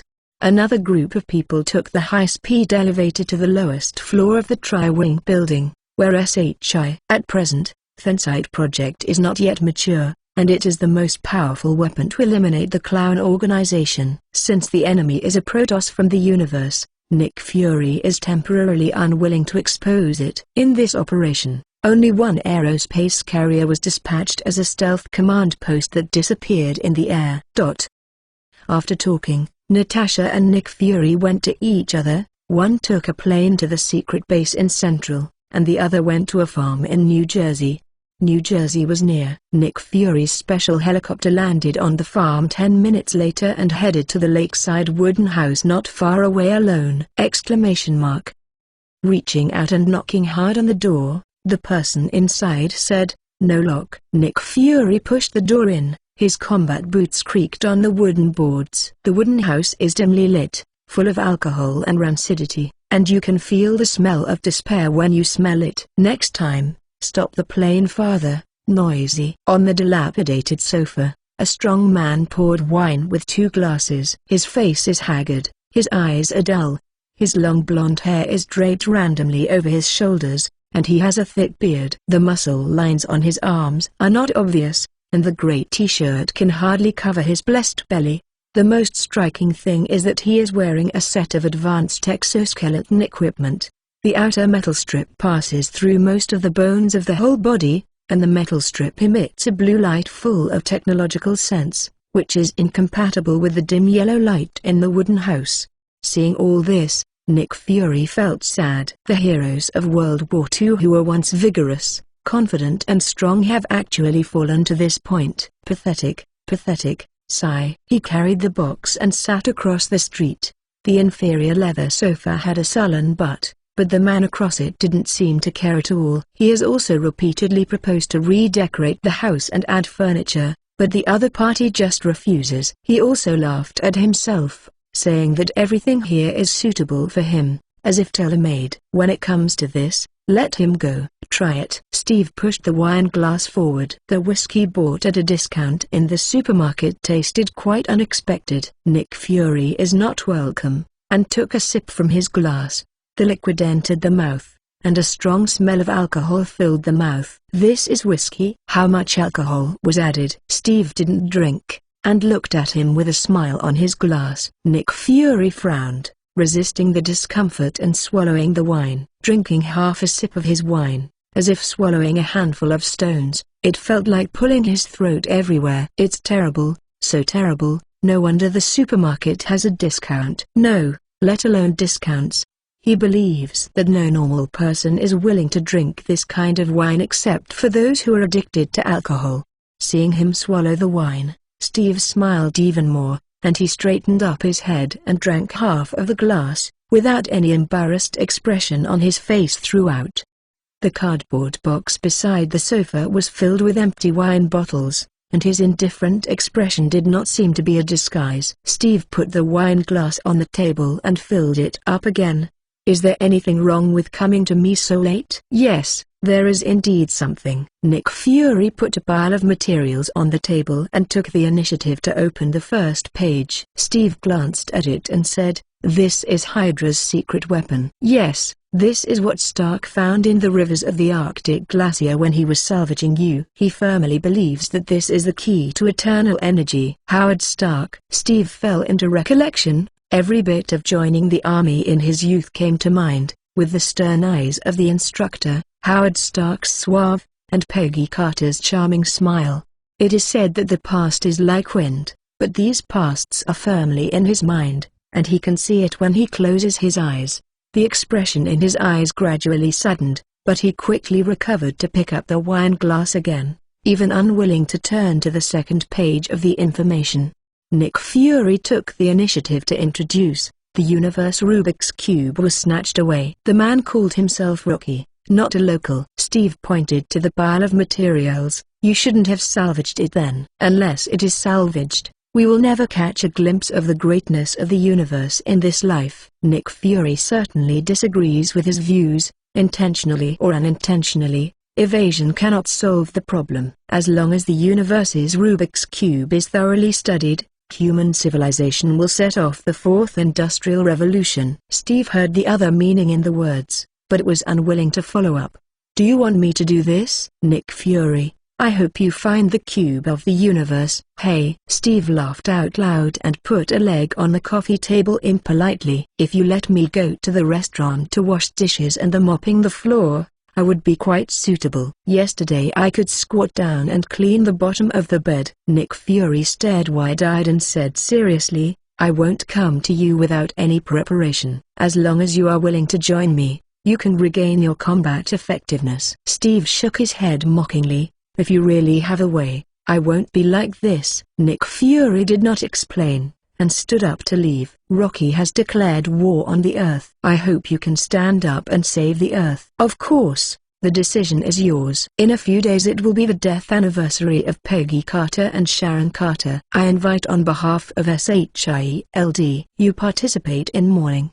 He walked slowly to the door, then tilted his head slightly. Steve was still sitting on the sofa and didn't even bother to send the guests off, seeing that his expression was not stimulated. Correct. Nick Fury opened the door and suddenly stopped and raised his right hand. Someone asked me to give you a gift, but I don't think you need it anymore. After speaking, he walked straight out of the house and flew the box in his hand into the lake. Thump! The heavy box sank to the bottom of the lake. Nick Fury patted the dust on the windbreaker and strode into the helicopter. When the roar of the propeller got farther and farther, Steve finally got up from the sofa. The doors are not closed. He put his hand on the edge of the door, but his eyes caught a glimpse of the quiet lake. Gift? Who will prepare a gift for me? Standing in a stalemate for a long time, after struggling in his heart, he finally walked to the lake shore and jumped into the water with a splash.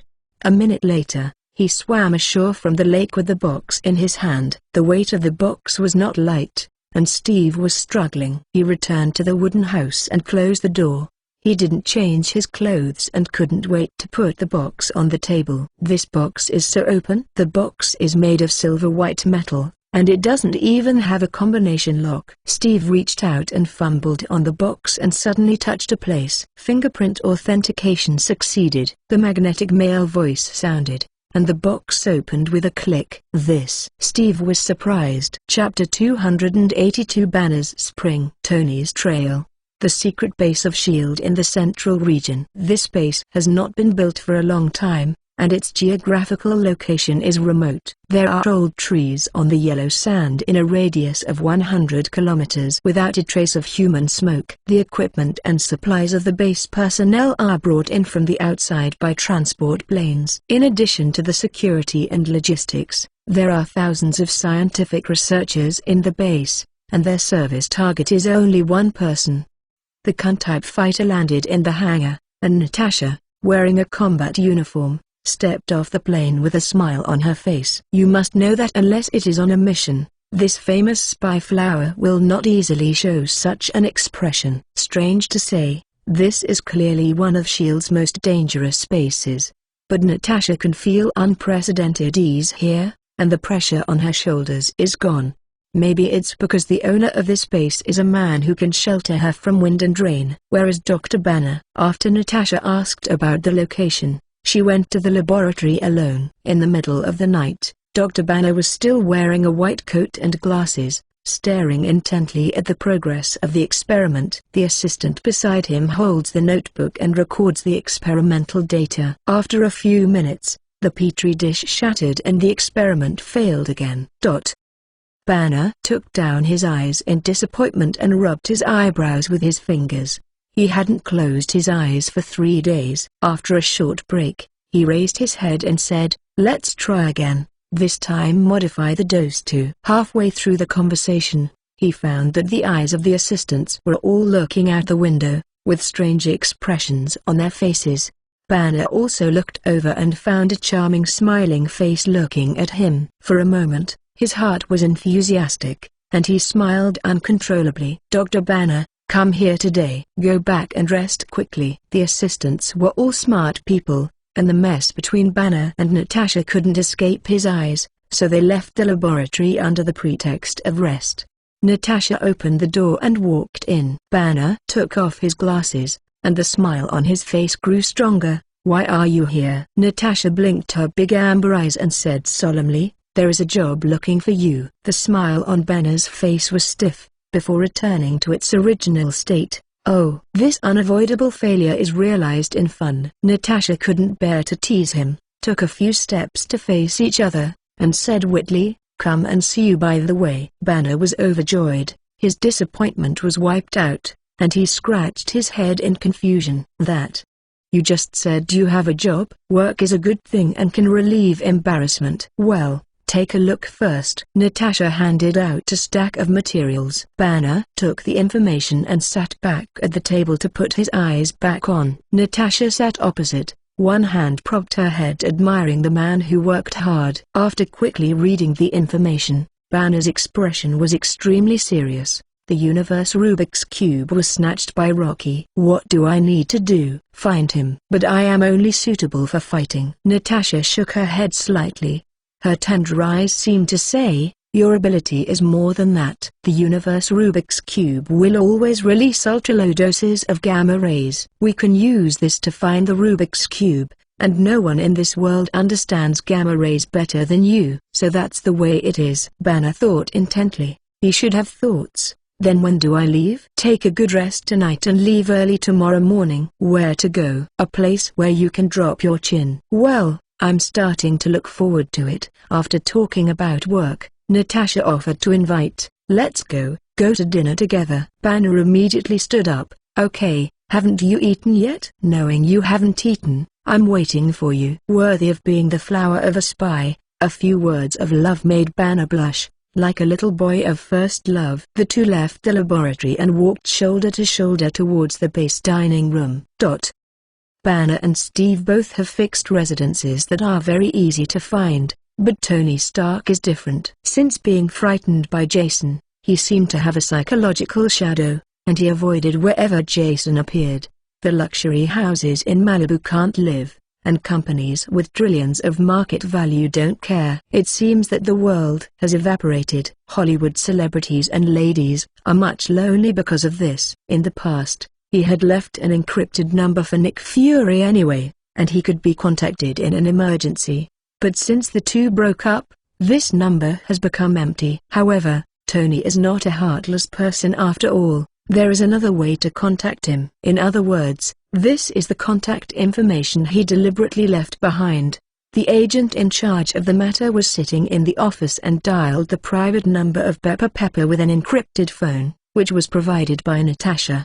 "Hello." The call was connected, and the caller's voice was crisp and nice, obviously not Pebble. The agent was not surprised at all, and then said, "I am an agent of SHIELD, number 009527, and I hope I can talk to Ms. Pepper Potts." "Sorry, you made a wrong number. I don't know the person you said." "It's okay, but please tell Miss Pepper, the Earth's situation is extremely urgent. We need Iron Man to save the world." "Do-da-do." There was no stubble over there, so I hung up. The agent continued to guard the phone, and he firmly trusted that Miss Stark would call him back. Stark is a man of love, and Nick Fury said of him. After waiting for an entire hour, the landline finally rang. "Hello." The agent immediately picked up the phone. "Who are you?" "That's right, it's his voice." The agent cleared his throat and introduced himself word by word. "What's the matter?" Tony cherished words like gold. "SHIELD has something serious and needs your help. I can't talk about it on the phone." "Let's meet and talk." "Yes, see you in Houston in an hour. It's out of date." The agent was taken aback, and quickly said, "Mr. Stark, 1 hour." The phone hung up again. "It's not even an hour." "Forget it. Take a gamble." He quickly picked up his coat and rushed to the tarmac, and a gunfighter immediately took off and flew to Houston at full speed. It turns out that the agent's calculations were correct. Even at full speed, the fighter will eventually be some distance away from Houston. But at this moment, the onboard intelligent voice assistant issued an alarm, and the aircraft's flight system was cracked. The agent hadn't understood what it meant, and the door of the cabin suddenly opened, and a red and gold battle armor flew in. "Mr. Stark." The agent held the pistol nervously, although he knew it wouldn't work. Tony opened the mask and said coldly, "Give me the information." Seeing the real person, the agent was overjoyed and quickly handed over the prepared information. The content of the electronic version is very detailed. Not only does it contain information about Loki and Cosmic Cube, but also information about Banner, Black Widows, and the American team. Nick Fury, a miser, finally gave it a generous one. After a hasty scan, Tony looked solemn, and he seemed to be staying up late tonight. He did not give reply, just collected the information and left the plane. The director is right.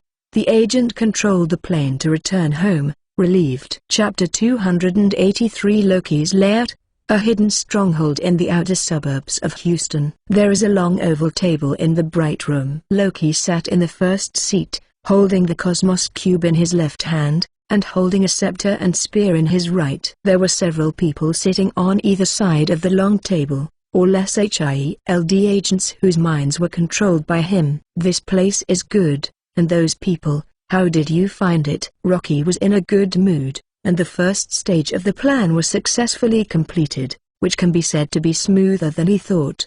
"The humans on this planet are more incompetent than he thought," the senior agent replied. "SHIELD has many resistance forces in the country, and they are just one of them. To perform the task, there must be sufficient manpower." Loki nodded, glanced at everyone present and said, "Now, I can tell you the plan." He held up the Cosmos Cube. "You will know that the Cosmos Cube has the ability to open the door of space, and somewhere in the universe, a huge army belonging to me is waiting." He looked at Dr. Eric. "Your task is to use the cube of the universe to open the door of the space with the specified coordinates, and let my army enter the Earth, and then ... This planet belongs to us, and you will all be heroes." Those whose minds were manipulated heard the last words. Their eyes suddenly worshipped and frantic. Loki was satisfied with their eyes. This was something he would never get in Asgard, because those short-sighted fools would only cast such eyes on his father and brother. No one would care about him. Dr. Eric took the universe Rubik's Cube and led a group of people away. Loki leaned on the scepter confidently, and had fallen into a wonderful fantasy. When the Earth is taken, what kind of palace should be built? Do you want to imitate the fairy palace? Forget it. I can't compliment the old man's aesthetics. "Sir, there is one more thing I must tell you," the agent suddenly interrupted. "Well, go ahead." "You can't underestimate S.H.I.E.L.D. It's deep." "Speak more in detail." Loki was interested, and listened intently. The agent worried. "Do you know that nuclear bombs are weapons of mass destruction that can destroy a city in an instant? SHIELD has many such weapons and has the right to launch them independently." Hearing this, Loki was full of disdain. "I also have weapons that can destroy a city in an instant, but my purpose is not to destroy the Earth, but to rule the Earth." Hearing these words, the agent felt confident and continued, "In addition to the nuclear bomb, SHIELD also has the Avengers Plan. This plan contains several superheroes, each of which is strong. You still have heroes on the Earth. Talk about it." Loki contemptuously said. "Hero?" Over the past 1,000 years, Loki has encountered heroes from countless planets, but those wastes are not at all his enemies. First of all, Captain America, the legendary hero of World War II. The agents told Loki about the experiences and abilities of several Avengers in turn. He thinks that the hero who threatens them the most is Hulk, so the introduction is the most detailed. Rocky gradually put away his contempt. He never expected that a low-level civilization that couldn't even break through the solar system could actually breed such a monster. If his goal is only to destroy the Earth, then of course don't be afraid of them. He has seen many weapons to destroy the planet. However, his task is to rule the Earth and find the Gem of Time. Weapons of mass destruction are absolutely not allowed. But the Zetarik army he leads is the least influential army in the universe. Can it really defeat these Avengers when facing the enemy? Loki was lost in thought. After a while, he had an idea with a sneer on his face, and the jeweled scepter was firmly gripped by him. "No matter how strong the fortress is, it will collapse from the inside. Maybe I can meet these superheroes for a while. It is best for them to kill each other, and no matter how bad they are, They must be overwhelmed and unable to stop the army. Rocky told the agent about this plan, and wanted to hear the advice of his native. After the agent listened and analyzed in detail, he affirmed the plan of the King of Tricks, but his expression allowed some doubts. In fact, apart from S.H.I.E.L.D., there is a larger and more dangerous organization on the planet. What? Better than government agencies? Rocky frowned, feeling something was wrong. Yes, the agent's expression was very complicated, and even if he was manipulated by Rocky, he was still wary of the Clown Organization. If we do not solve the problem of the Clown Organization, your dream of ruling the Earth will eventually fail. The Clown Organization, Loki murmured. The name seemed to have been mentioned by his silly brother. Are there superheroes in this organization? Superhero? The agent laughed blankly and shook his head. The supervillain is about the same. The Clown Organization is a criminal organization that radiates the world. The official members alone are close to 100,000. These people are not bastards who are paid to go to work. They are a group of lunatics and fanatics of the Clown Organization. They can willingly sacrifice their lives for their tasks. The combat power is far better than the agents of S.H.I.E.L.D. Rocky, I've seen a lot of such organizations, but no matter how hard ordinary people work hard, they can't go beyond the sky. The Clown Organization is so jealous of you, there must be other extraordinary things. The agent nodded. There are dozens of cadres in the Clown Organization, each of them guards one side. They are all superpowers. Some of them can move instantaneously, some can control all electrical appliances, some can bring the dead back to life, and some can freeze. River. What about their leader? Rocky asked. The leader of the Clown Organization is named Jason Walter. He is the biggest nightmare of S.H.I.E.L.D. His superpower is energy absorption, which can absorb all external energy into the body and then transform it into other energy to release it. I don't know how powerful your army is, but unless you can destroy the entire city in an instant, no matter how dense the artillery fire is, it will just replenish him with energy. As long as he has energy, Jason is a perpetual motion machine. He will never get tired and never lose. Loki was completely silent after hearing this. The appearance of Hulk only caused a little worry in his heart. The appearance of Clown cadres made him understand that this battle was very difficult, but the appearance of Jason directly broke his plan to rule the Earth. When introducing just now, Loki's has been looking for loopholes and breakthroughs, but until the agent finished speaking, he didn't find any loopholes, but felt that he would definitely fail. This Jason is a problem. Loki was completely convinced. If the Zetru army ran into Jason head-on, it would definitely be dead. If you want to rule the Earth, you must find another way to get rid of Jason and the Clown Organization. Chapter 284 Goal. John Wick. Tell me more about Jason. His experience, his relatives, his preferences.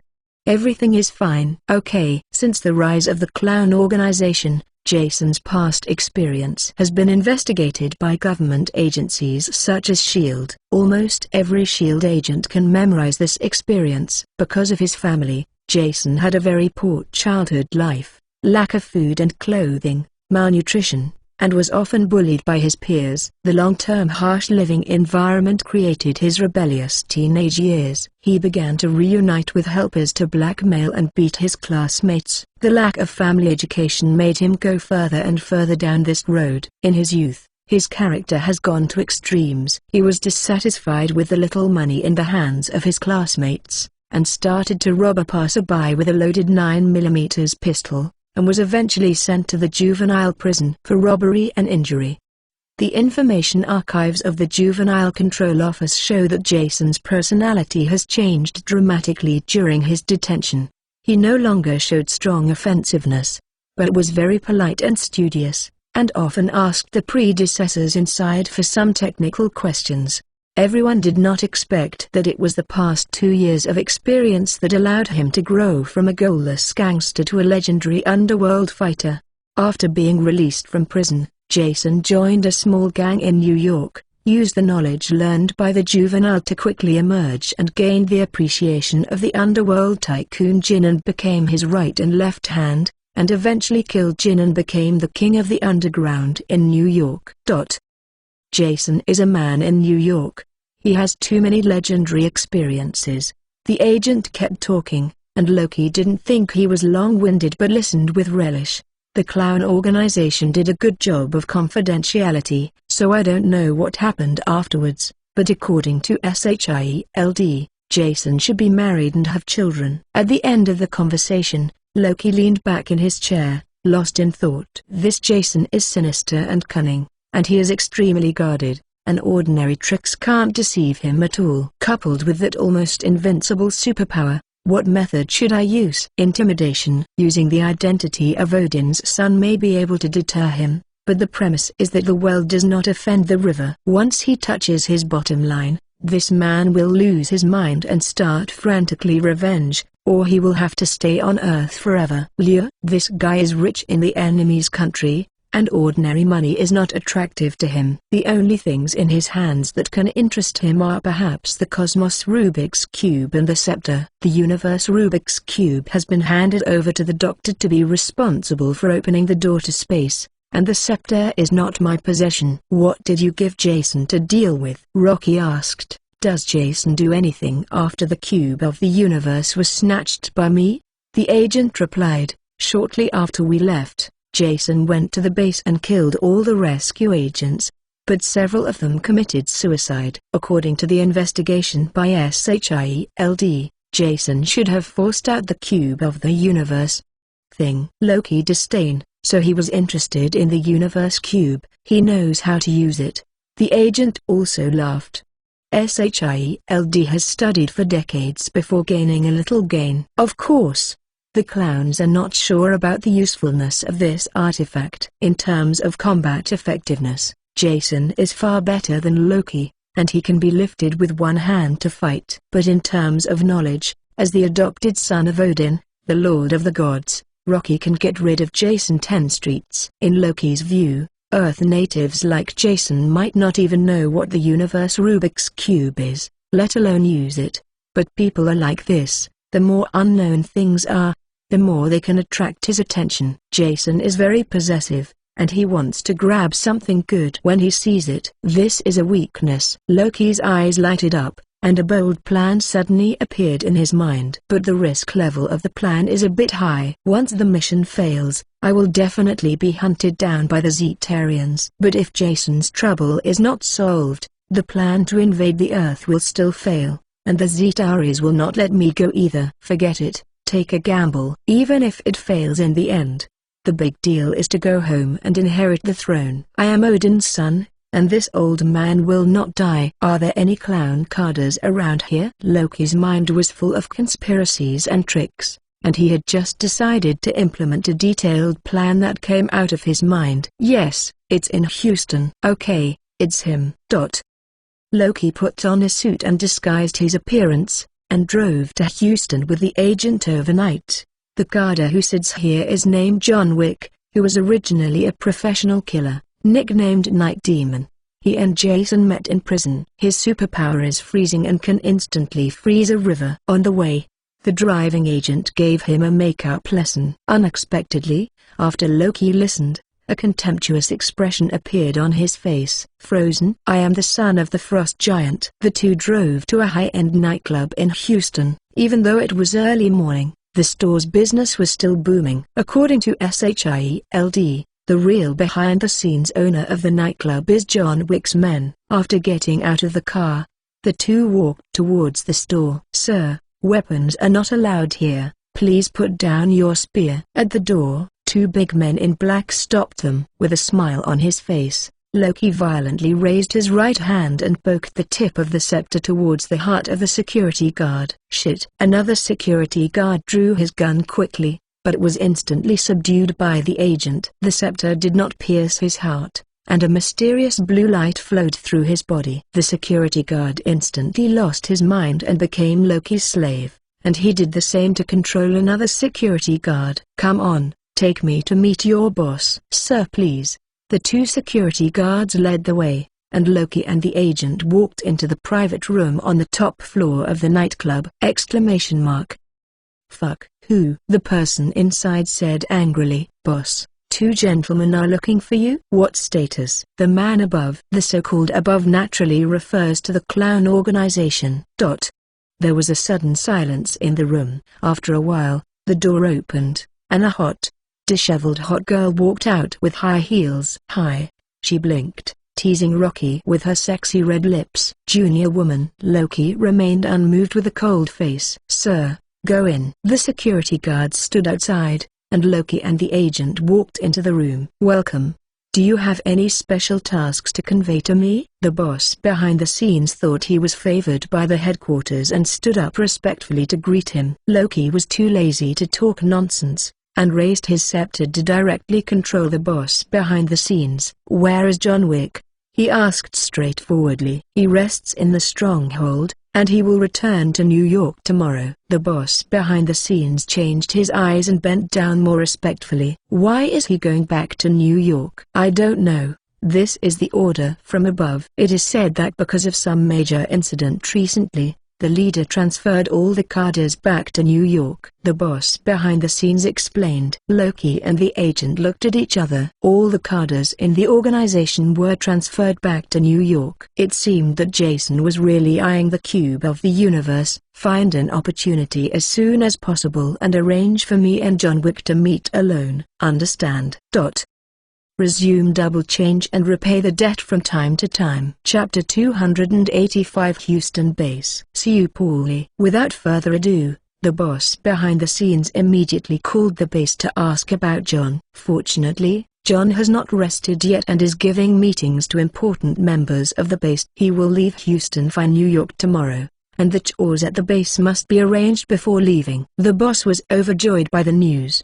He hurriedly applied to meet with John, on the grounds that there was a special guest in the nightclub, and John should like him. After applying, everyone sat in the private room and waited. John Wick has an extraordinary position in Houston, and he can't be reached with a simple phone call. It's not easy for even senior officials to see him. "Do you think he will refuse or be suspicious?" Rocky asked with some worry. For John Wick, his understanding is only the bit of information in writing. "But if you want to see a person clearly, you have to see it face to face."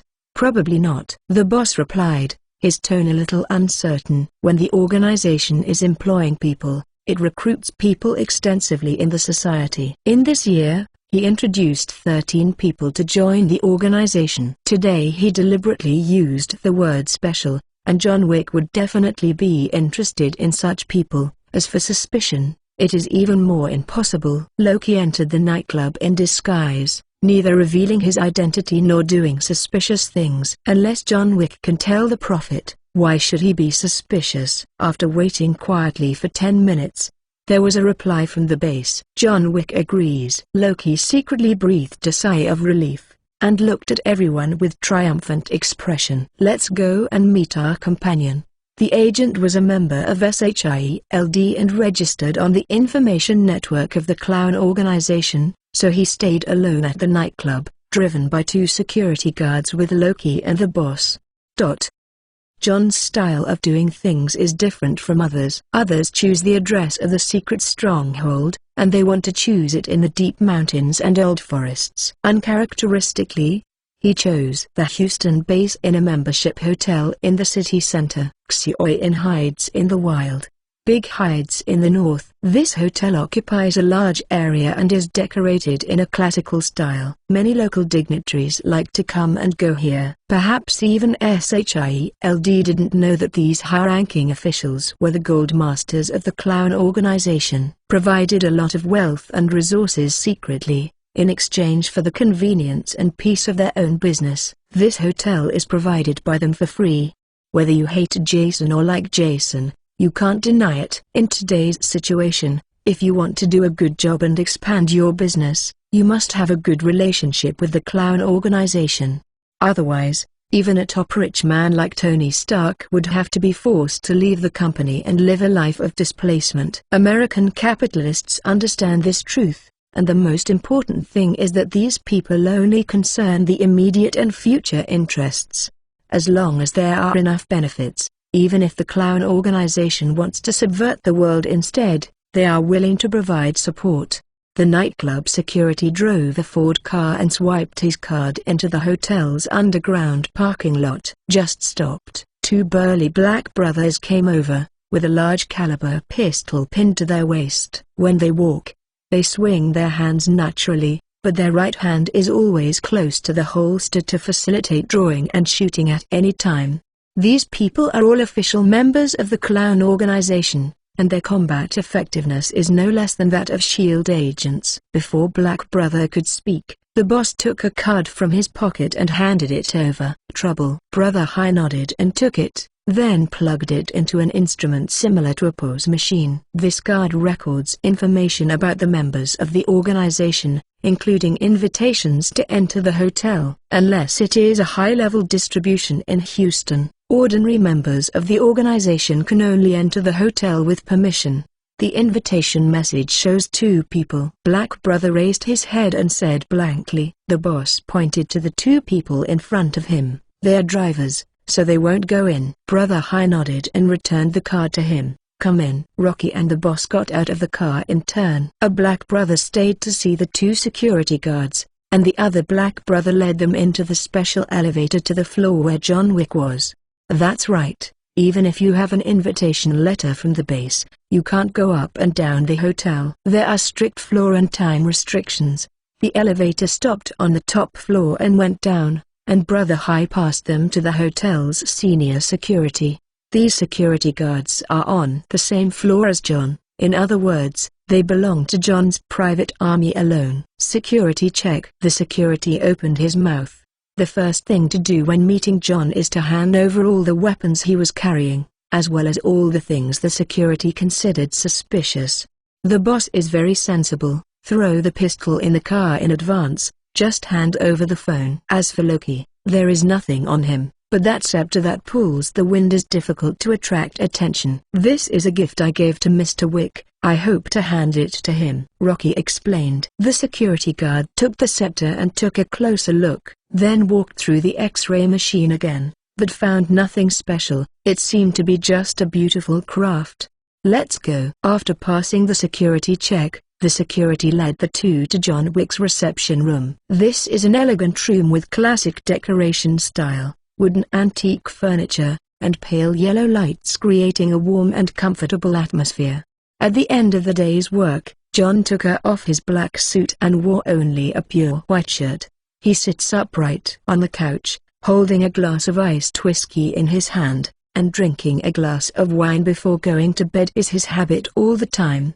Knocked on the door and walked into the meeting room. The security guard left quietly. Sit. John glanced at the scepter and motioned for the two to sit down. Rocky and the boss split up and looked at John together. In his 30s, his beard is very sensual, and his 10 long nails are neatly trimmed. John's first impression of him did not look like a killer but a gentleman. John, what to drink? Water, coffee, or whiskey? The boss blurted out without thinking. Whiskey. Big Boss Jason loves to drink whiskey, and over time this has become a hobby of the members of the organization, as if he is a pagan who does not drink whiskey. Same, Rocky said casually. For the so-called fine wine of the earth, he really didn't like it at all. Dare to be called a fine wine in Asgard, at least after more than 1,000 years of natural fermentation, the taste is far from mortal can enjoy. On the earth, wine that has been fermented for only 20 years can be called fine wine and sell for sky-high prices. There is too much difference in level between the two. For Loki, everything he drinks on Earth is the same. Deciding what to drink, John slowly got up to pour the two of them, as if the two opposite were not subordinates, but guests from afar. Sir, I'll come. The boss was flattered and quickly stood up and grabbed the whiskey in his hand. Chapter 286. Reach out to Jason's magic hand. John is kind and approachable, which has long been a consensus among the members of the organization. Many people want to transfer to Houston to work. Okay, remember to add ice cubes. John didn't fight. He sat down again and looked at Loki, looking up and down with his extraordinary eyesight. Loki was afraid of being spotted, and quickly got up and said, I have admired the Clown organization for a long time. I really hope to work under Mr. Wick. This is a small gift, please accept it. This kind of rhetoric, this kind of practice, John has seen too many times. It is not strange to see it. However, the gifts that those people gave him are thousands of choices. There are unlimited Centurion black cards. There are thousands of square meters of luxury villas. There are budding star supermodels.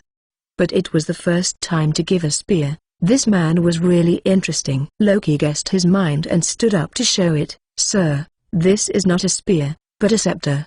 He held the scepter with one hand, and gently stroked it with his right hand. The blue gem suddenly brightened, emitting a gloomy light. It's interesting. Does it have any power besides shining light? John came with interest. This scepter looks noble and extraordinary. If Jason holds it, it would be suitable as a meeting ceremony for a long-awaited reunion. John stood up and took a closer look, and a strange smile suddenly appeared on Loki's face. Sir, this scepter has extraordinary powers. Please pay attention. He quietly brought the tip to John's heart, and gently stroked the scepter with his right hand. The gem glowed blue again, but this time the blue light overflowed from the tip and penetrated directly into John's body. John felt that there was no second in his heart, and he thought of launching an attack, but his body was already unable to move. His pupils became pitch black in an instant, and returned to normal in an instant. Both Loki and the boss stared at him warily. Succeeded? Failed? Sir. John stood up straight and said respectfully. Hearing this, Loki smiled slightly and let out a sigh of relief. The second step of the plan was successful.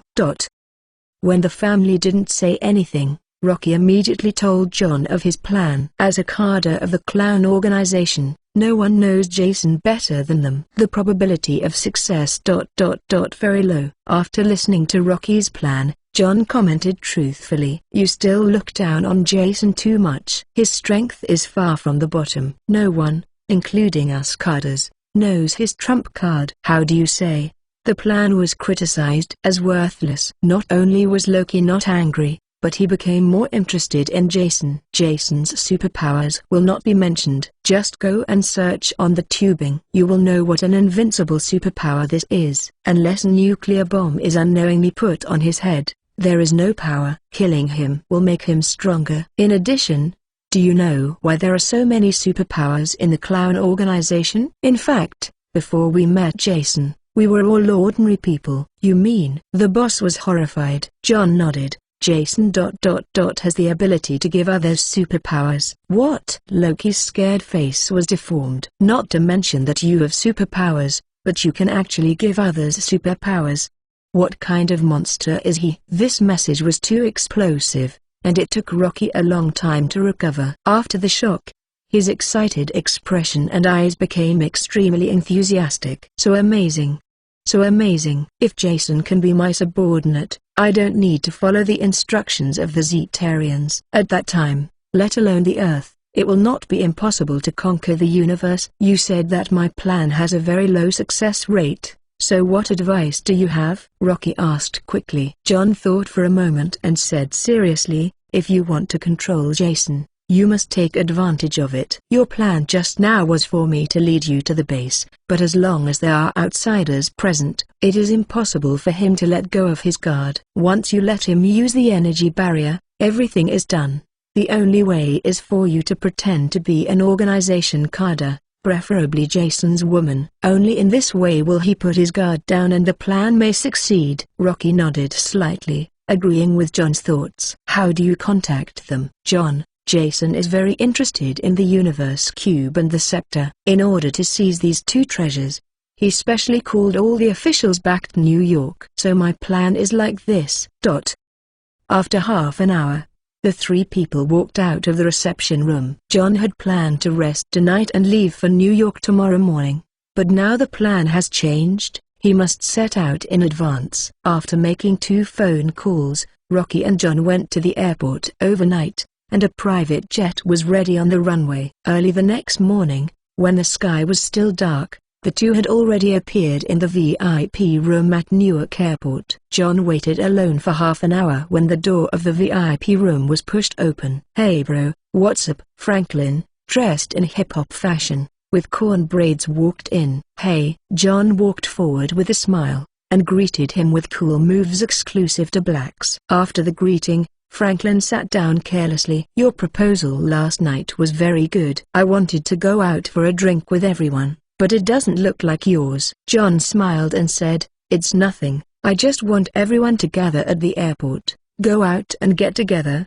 and then go back to the base together." "Yeah, we can't let go of the boss being present. We can just be happy without the boss," Franklin said excitedly. "Regardless of how Jason treats you, well, the relationship between superiors and superiors will never change. It is also natural for fellow party members to be restrained with him. By the way, have you prepared a gift for the boss?" After a few words, John picked up the scepter from the table. "What? Also prepare gifts?" Franklin's eyes widened in surprise. "I haven't seen it for more than a year." "Of course, the meeting ceremony can't be less," John answered naturally. "It's over. I didn't prepare anything." Franklin held his head regretfully. "Traitor, why didn't you tell me in advance?" "It doesn't matter, the boss won't wear shoes for you." "Come and see, the gift I prepared for the boss is a scepter." John walked over and gently stroked the scepter with his right hand, taking advantage of his imperfections to control Franklin. Loki,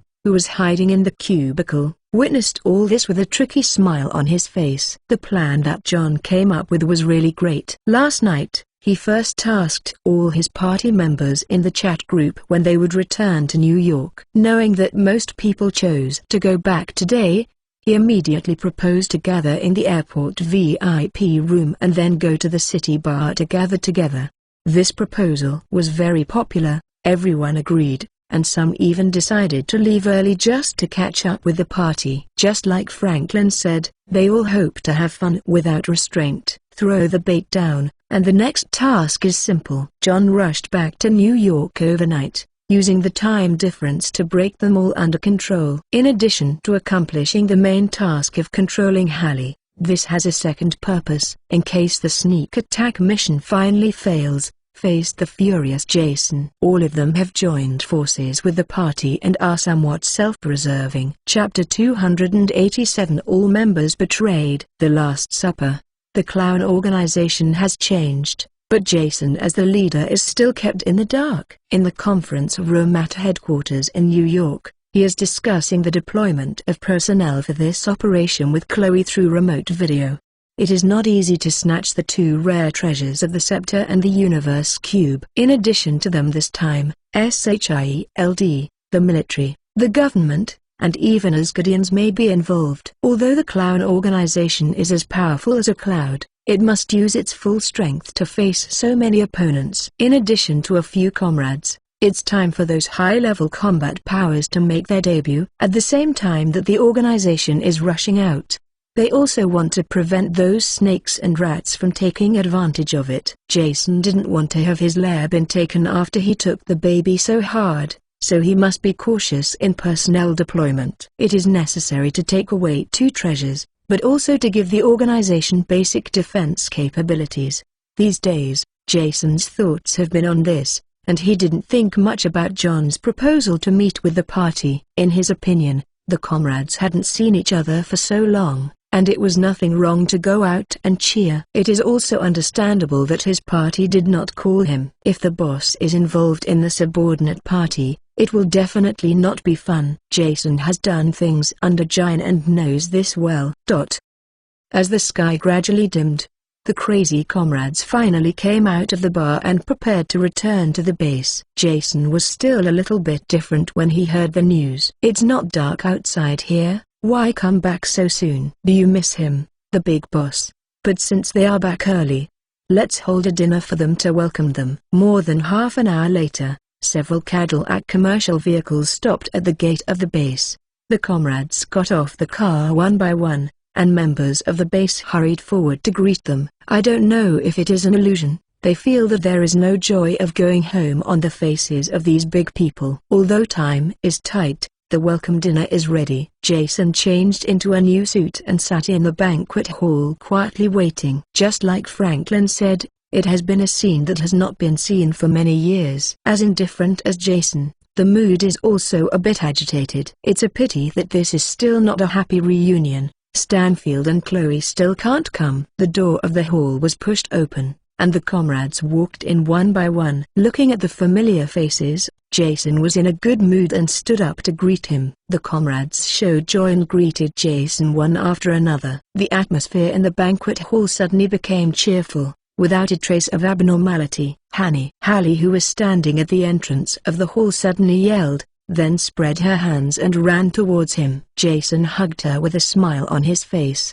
"Welcome home." After a year of seeing each other, Hallie seemed to be tanned a lot, and it seemed that she had suffered a lot during this time. Jason felt distressed. He hugged Hallie's little head hard, and then, in her horrified eyes, a kiss was deeply imprinted on her forehead.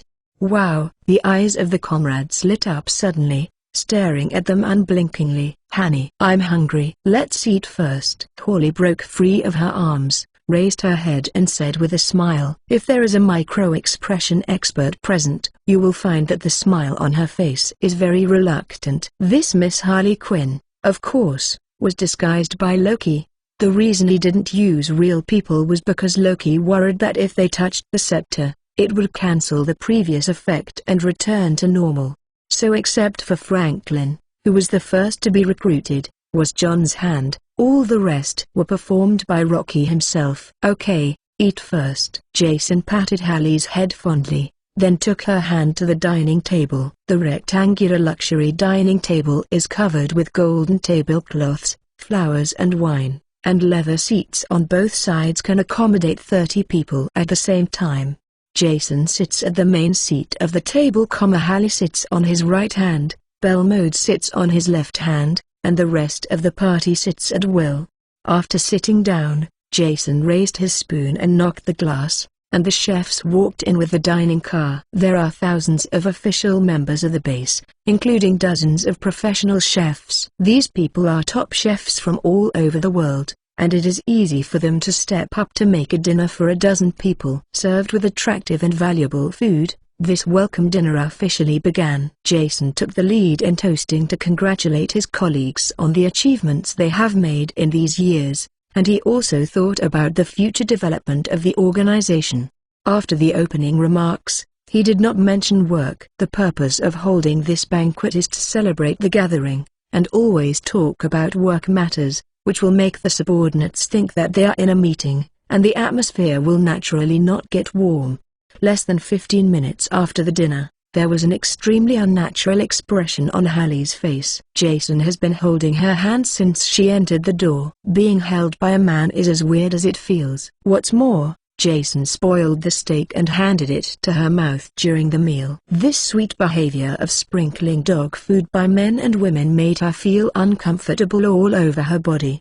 Gradually, Jason also noticed something was wrong. But he thought Hallie was blaming herself because of the African affairs, so he put down the knife and fork and held her tightly with both hands. "Harry, you have worked very hard on Africa. Don't blame yourself too much. Especially one hand is not enough, you still used 2 hands." The goosebumps all over Ari all got up. She pulled her hand out hard and smiled awkwardly. "I know, thank you. However, this trip to Africa is not without gain, but I found a good thing, just as a gift to you." In order to escape from the clutches of the clutches as soon as possible, Harry quickly stood up and took a long wooden box from John's hand. Jason stopped eating and looked expectantly at the wooden box painted on the piano. Harry opened the lid of the wooden box and said in surprise, "Look, this is a scepter." For an instant, Jason was struck by lightning. The smile on his face froze into ice, and his eyes stared straight at the scepter in the hand of Ari. "Honey, what's wrong with you?" Holly asked with a worried expression. Jason returned to normal immediately and asked faintly, "Did you find this in Africa?" "Yes." Holly nodded naturally. "It is said that it is a treasure of a certain tribe in Africa, with a history of hundreds of years. I think it fits your temperament, so I took the scepter back." Jason nodded without speaking. "By the way, honey, this scepter has a magical function. Let me show you it." With that said, Hallie couldn't wait to raise the scepter, slowly bringing the tip closer to Jason's heart. The mood of all the comrades became tense. They held a knife and fork and stared at it without blinking. The scepter successfully touched Jason's chest, and Holly gently stroked it with her hand, and the gem suddenly glowed with blue light.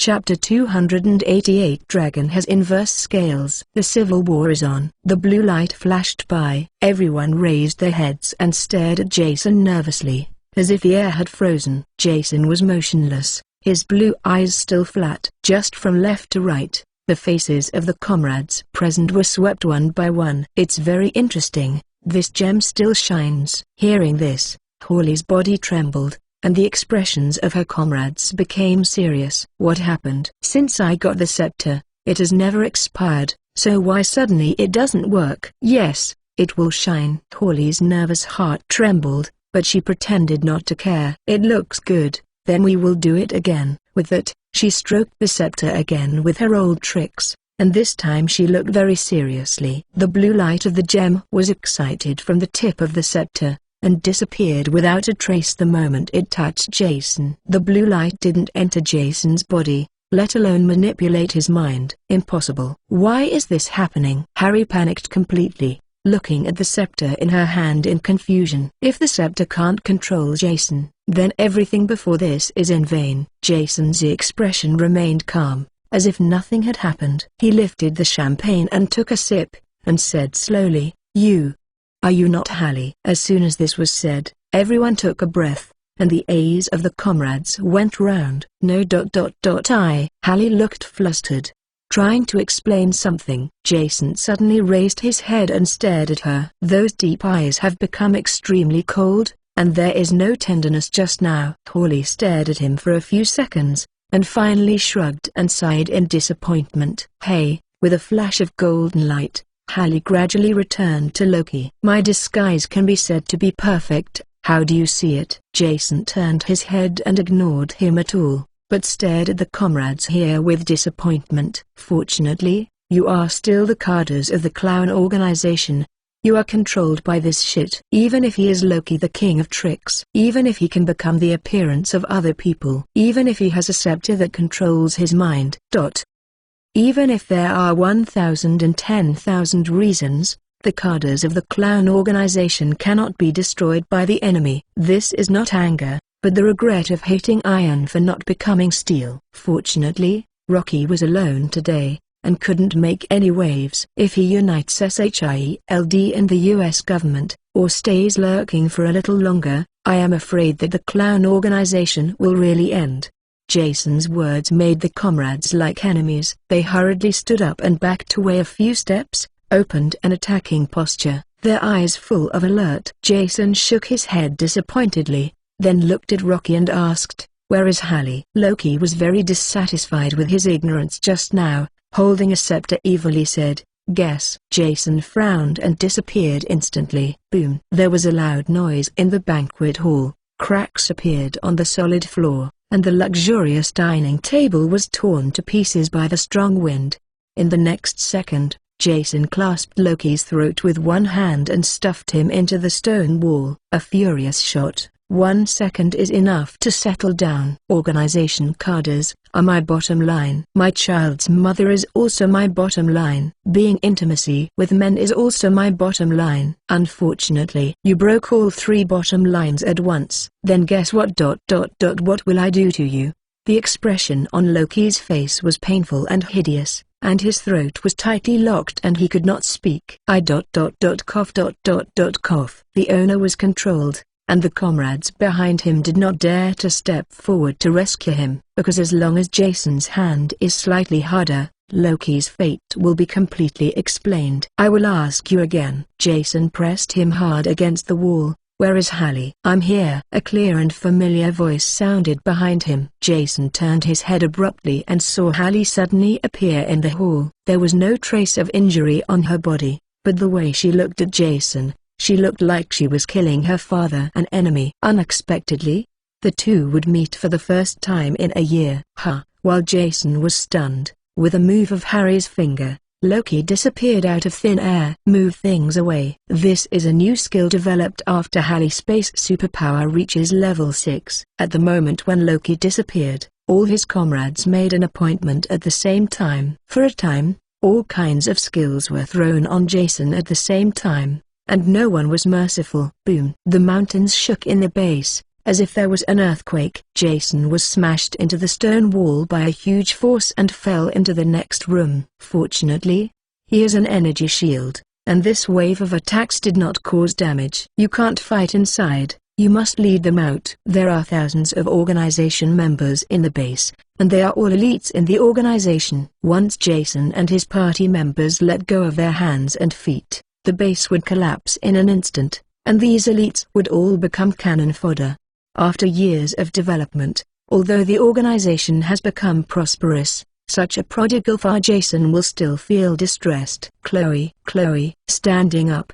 He took out the communicator and contacted Chloe, hoping that the artificial intelligence had not been controlled by Loki. Boss, is there anything wrong? Chloe's voice sounded. Thank God. Jason heaved a sigh of relief and quickly organized a language explanation. Something happened.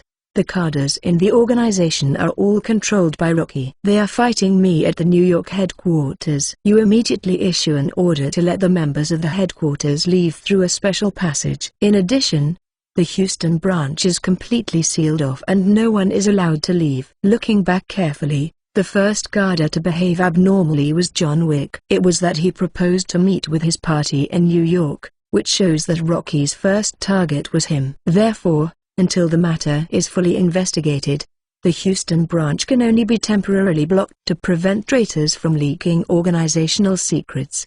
Understood? Do you need to activate the armored forces? Even with such a big event, Chloe's tone remained calm. With Franklin here, the armored forces are useless at all. And even though it's a little underestimated to say that, I don't need a helper, Jason said confidently. Drop. As soon as the voice fell, the emergency evacuation signal from the base sounded. Since the establishment of the headquarters, it is the first time that members of the organization have heard this harsh sound. However, they are all elites of the organization, and they rushed towards the special passage immediately after a few seconds. Boom! The wall collapsed suddenly. The comrades stood up and appeared in front of them. Jason patted the dust on the suit, and said lightly, "The space here is too narrow to use. Let's go outside and fight." Loki hid behind his comrades. He smiled and said, "Jason, you can't escape." Escape? Jason was full of disdain. "I'm going to wake up these idiots one by one." After speaking, he smashed the ceiling straight up and flew out. Chapter 289 Jason Domestic Violence. Victory in the first battle. The sky in New York is as black as ink. Jason continuously smashed the ceiling of the base to go outside, discerning the direction, and flew to the outskirts of New York. It's not that it's safe to leave the base. With his strength, if he let go of his hands and feet, there would be no safe zone within 10 kilometers. He doesn't love the New York government, but he loves the belongings he has finally saved. Boom! Soon after leaving the base, Jason, flying at full speed, slammed into a solid air wall head-on. There was a red mark on the forehead, and there was not even a crack in the air wall. Floating in the air and looking around, Hallie didn't know when she appeared nearby, looking at him playfully. "Yes, strength has improved." Jason touched his painful forehead and said with a slight appreciation. Jason's impact at full speed can even level a mountain. But Hallie's mysterious space ability still imprisoned him, and this alone is commendable. Without a look of joy, Hallie stretched out her little hand and waved it downward. An invisible wall of air fell from the sky and hit Jason's head fiercely. Boom! Jason was hit directly on the ground, knocking the road out of a cobweb-like crack. What? Not surprisingly, the nearby New Yorkers screamed and ran away frantically. Just as Jason stood up, Hallie fell from the sky. Swish! A few more space constraints tied him in a small space of 10 cubic meters. Jason put his hand on the air wall, raised his head and asked, "Do you think that space confinement alone can trap me?" Hallie's face was serious. Her hands opened, and she showed all her energy. "I have confidence in my strength, and there is nothing wrong with trapping you for 10 minutes. 10 minutes? Jason laughed weakly. "Harry, we are a husband and wife. You have too little confidence in your husband. Although your space confinement is powerful, it is enough if I want to break it for 10 seconds. You dream." The most proud space imprisonment was threatened to break in 10 seconds, even if the opponent was Jason Walter. Hallie felt that she was insulted. "Don't believe it, try it." Jason's eyebrows were twisted and his expression became very cold. People who knew him knew that this was accumulating energy. A few seconds later, a huge light blue energy ball appeared outside Jason, whose volume was almost the limit of a cube. "Not enough, not enough." Jason bends his knees slightly, clenches his fists, and the energy in his body flows out of his body like a flood and enters the energy ball. With the accumulation of more and more energy, the color of the energy ball became more and more blue, and in the end it even became a bit purple.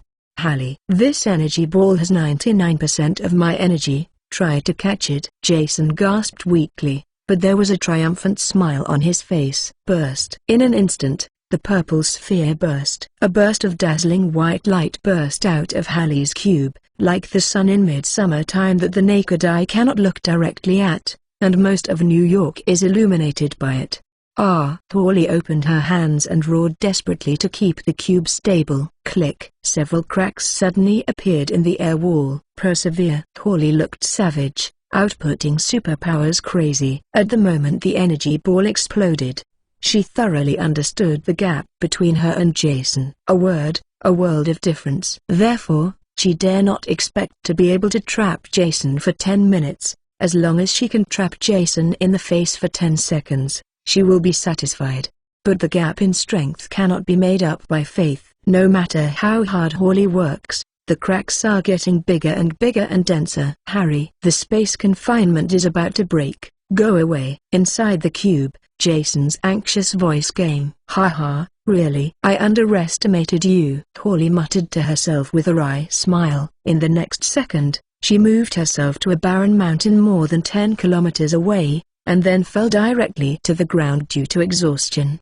Without the maintenance of Hallie's superpowers, the cube couldn't stand Jason's energy at all. With a loud bang, the space constraints were broken. The huge energy comparable to a small nuclear bomb spreads rapidly in all directions. Rumble. The earth is shaking, the mountains are shaking, and they are ruined. Wherever the shockwave went, all pedestrians, vehicles, and buildings all turned into dust in the air. The power of nuclear bombs is unstoppable. A few minutes later, the shockwave energy was exhausted, and several kilometers around the southern district of New York were all turned into rubble.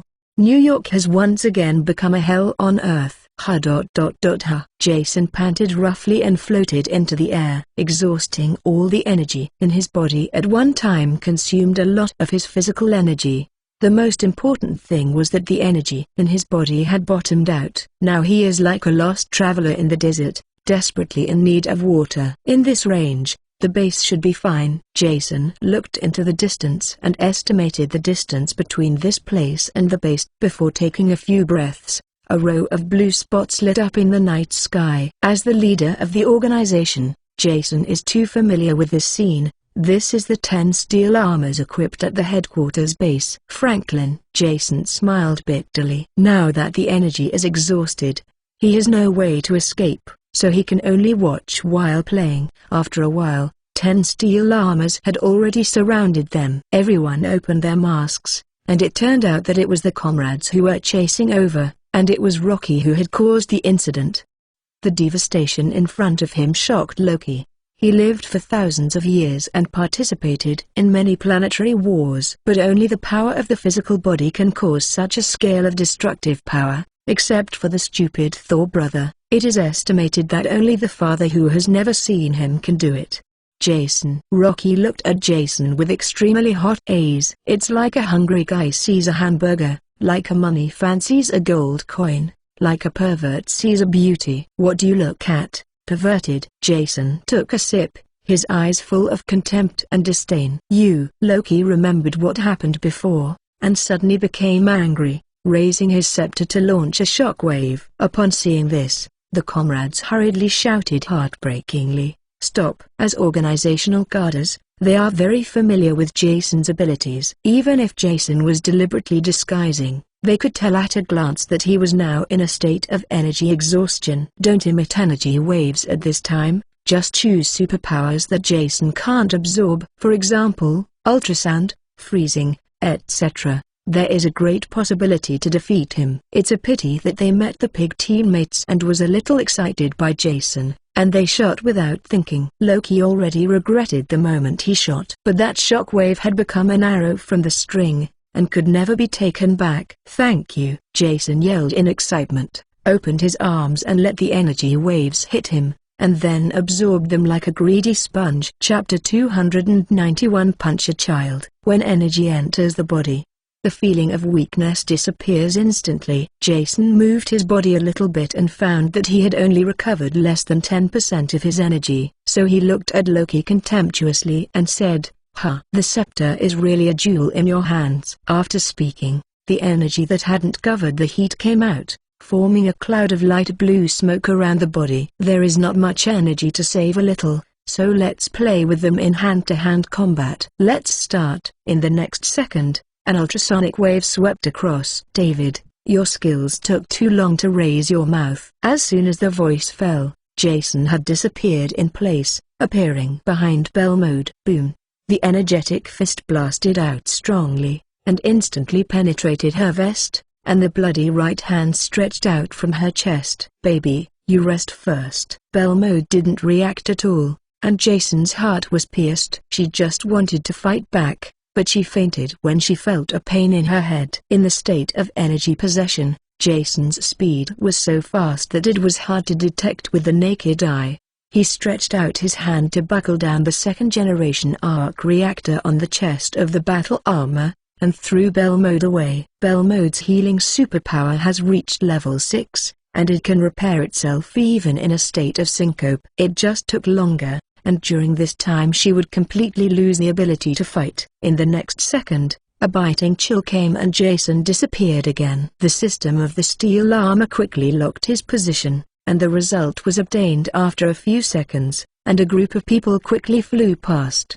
Rocky frowned, thinking that Jason was too difficult. When the energy in the body is sufficient, his terrifying power can turn the enemy into dust in the air. When the energy in his body is insufficient, his fast speed can play the enemy like a cat or dog. If such a person is a teammate, you will feel extremely at ease. Even if the sky falls, you can push him back. But if he becomes an opponent, you will grit your teeth and wait for him to be broken into pieces. But there is no way to stop him. Loki couldn't help but began to fall into self-doubt. Jason flees quickly, still holding the arc reactor in his hand. The energy was excited through the fingers, and the reactor resumed work and began to provide him with energy. The flight speed of the steel armor had reached its limit, but the distance between them and Jason did not narrow. It doesn't feel like they are chasing Jason, but Jason is walking them. After a few minutes of chasing, it was estimated that he had already left New York. Jason, who had been running away, suddenly stopped. The energy of the arc's reactor has been absorbed cleanly, and Jason has recovered 50% of its energy. Throwing the reactor away, Jason fists with both hands to face the enemy. Let's start. A huge amount of energy came out, and Jason disappeared in place again, several times faster than before. Boom! After the explosion, a steel armor fell from the air. Shoot people first. The first thing to do is to remove the mobility of comrades. Franklin was so pitiful. He didn't see anything. The steel armor was destroyed by someone, and even the system prompt sound did not appear. Jason did the same and knocked him out, then left a little energy and threw him down. Franklin fainted and the superpower of electrical control disappeared. Chloe, turn off the armor power. Okay, boss. In the next second, the steel armor lost its power and planted straight to the ground. The current flying altitude is 3,000 meters. And the remaining 4 comrades and Rocky are not capable of flying. Except for Alex, who can survive with Superman's physique, everyone else is estimated to have to fall into meat sauce. I'm a father and a mother. Jason shook his head helplessly. He quickly approached and wrapped an energy shield on the 4 comrades' armor. As for Loki, I will let him die. Boom. Boom. Boom. After several bursts, the armor fell to the ground and shattered. Jason hovered in the air and saw 5 people break free from the armor fragments, crawling out of the pit embarrassingly. Oh, it's pretty fall resistant. The comrades were safe. He had expected it.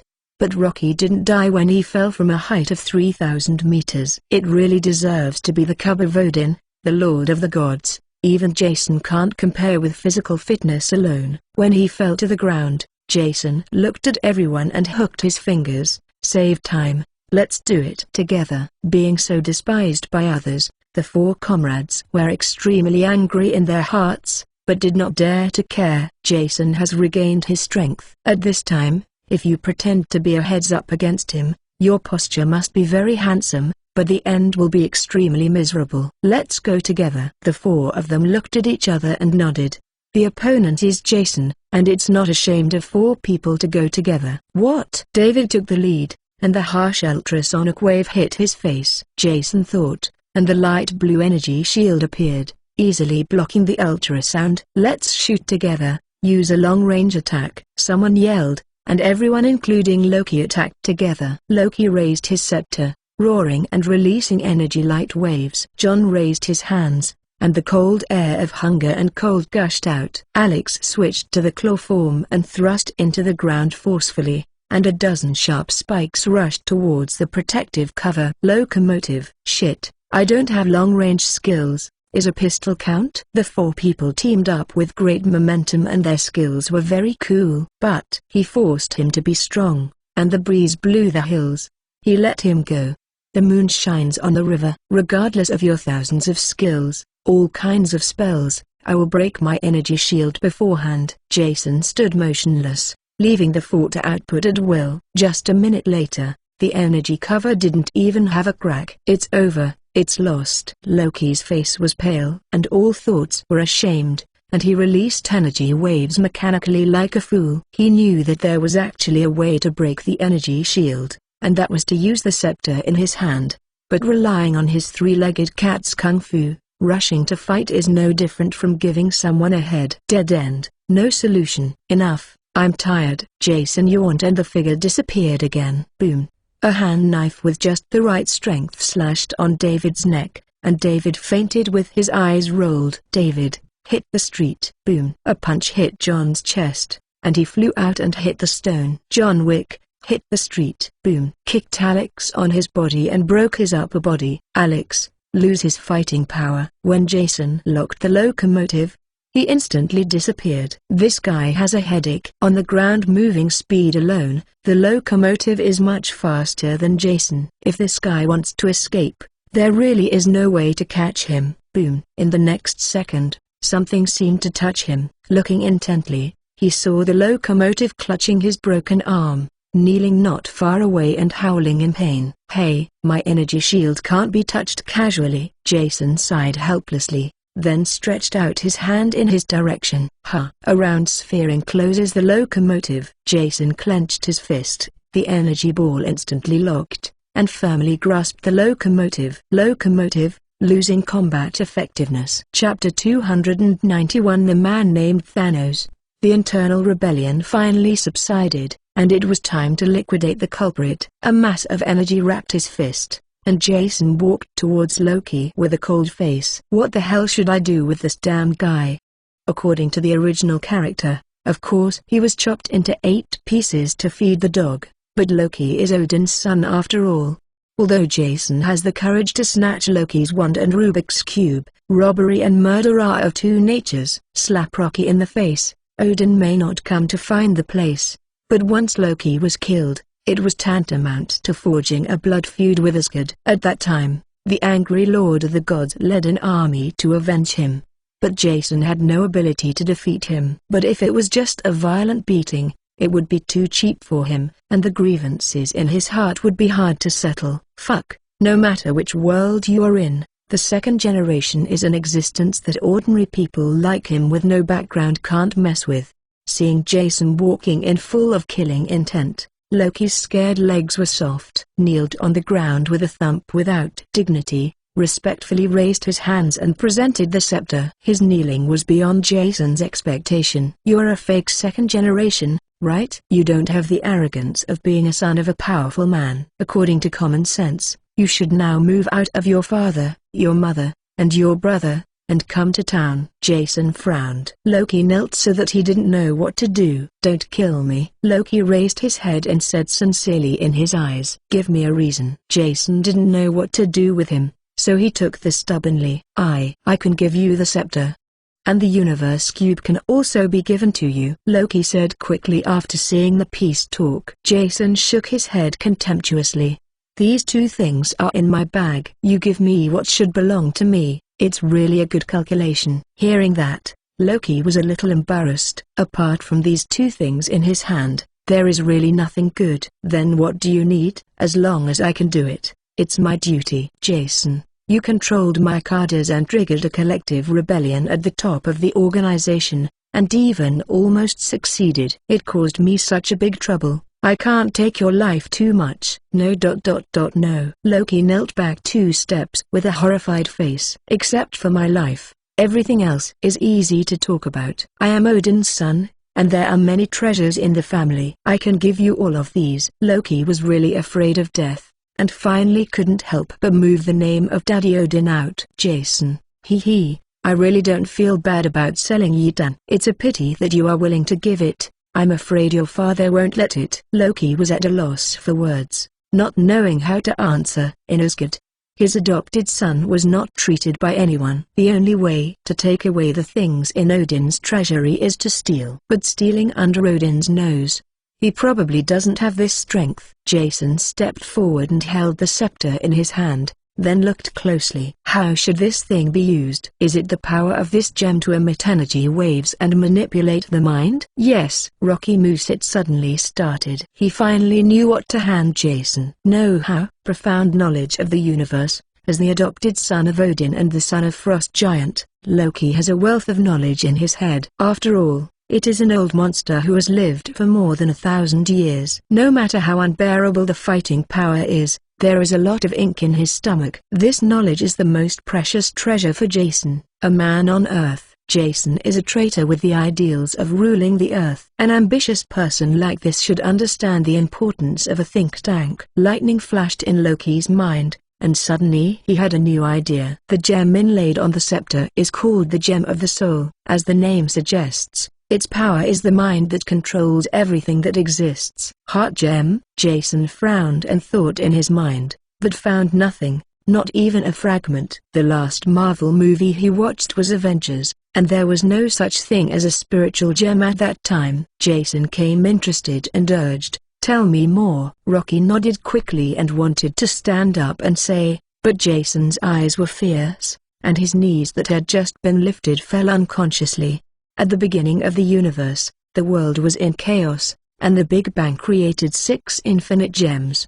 The gems float in the new universe, and each gem has a specific attribute: time, space, reality, soul, power, and soul. After tens of billions of years of development, infinite gems have long been transformed into other shapes. Ordinary people don't know the mysteries. For example, the spiritual gems were built into this scepter, and the space gems became the cube of the universe. And the purpose of my coming to the Earth, in addition to ruling the Earth, is to seize the second infinite gem on the Earth, the gem of time, the Eye of Agamotto. Rocky tells the history of the infinite gems and their power, and Jason listens with gusto as if listening to cross-talk. Space gem, soul gem, he muttered to himself, and asked, whose eye is the Agamotto eye? Rocky, extreme mage. Jason was full of question marks.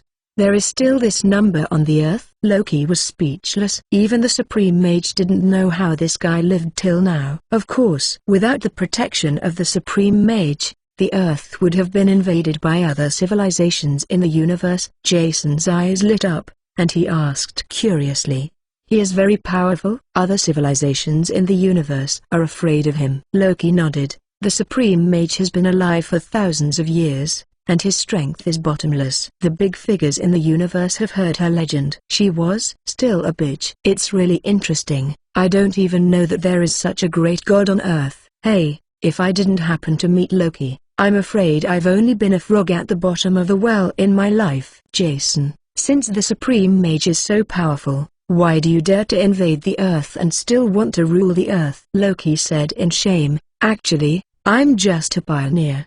The Supreme Mage has been missing for many years, and there are rumors that she is no longer on the earth. If it is true as the rumors say, I will rule the earth according to the plan to find the gem of time. The universe civilization is so jealous of him. This lady really has two brushes. Jason, what if she is there? Rocky, if she is here, I will definitely not be able to rule the earth, and the big man behind me will do it himself. Jason was a little curious. Big man? Odin, or is he true? Loki shook his head and said solemnly, no, my father is not interested in infinite gems. The cube of the universe is what he left on the earth. The Zeetarians are the weakest of the advanced civilizations in the universe, and they have no ability to covet time gems.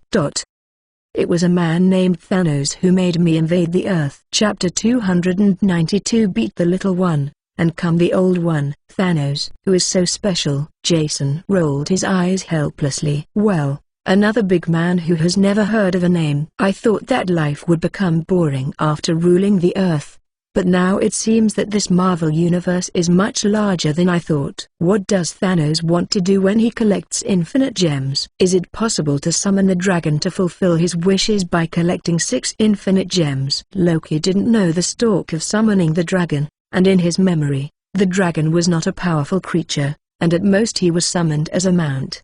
Infinite gems are the origin of the universe. Whoever can gather 6 infinite gems is the ruler of the universe. Just a snap of your fingers can destroy or save the world. Damn it, so awesome. Jason was stunned in surprise. Just snap your fingers and you can get what you want, which is much more powerful than Shenlong. At least there is no need to chant a spell, and there is no limit to once a year. Jason's heart was hot, as if he had found a new goal in life. He continued to ask, then Thanos, does he want to save or destroy the world? Loki shook his head. I don't know. I don't know Thanos. I just glanced at it from a distance, and I don't even know his plan. Hearing that, Jason was full of disdain.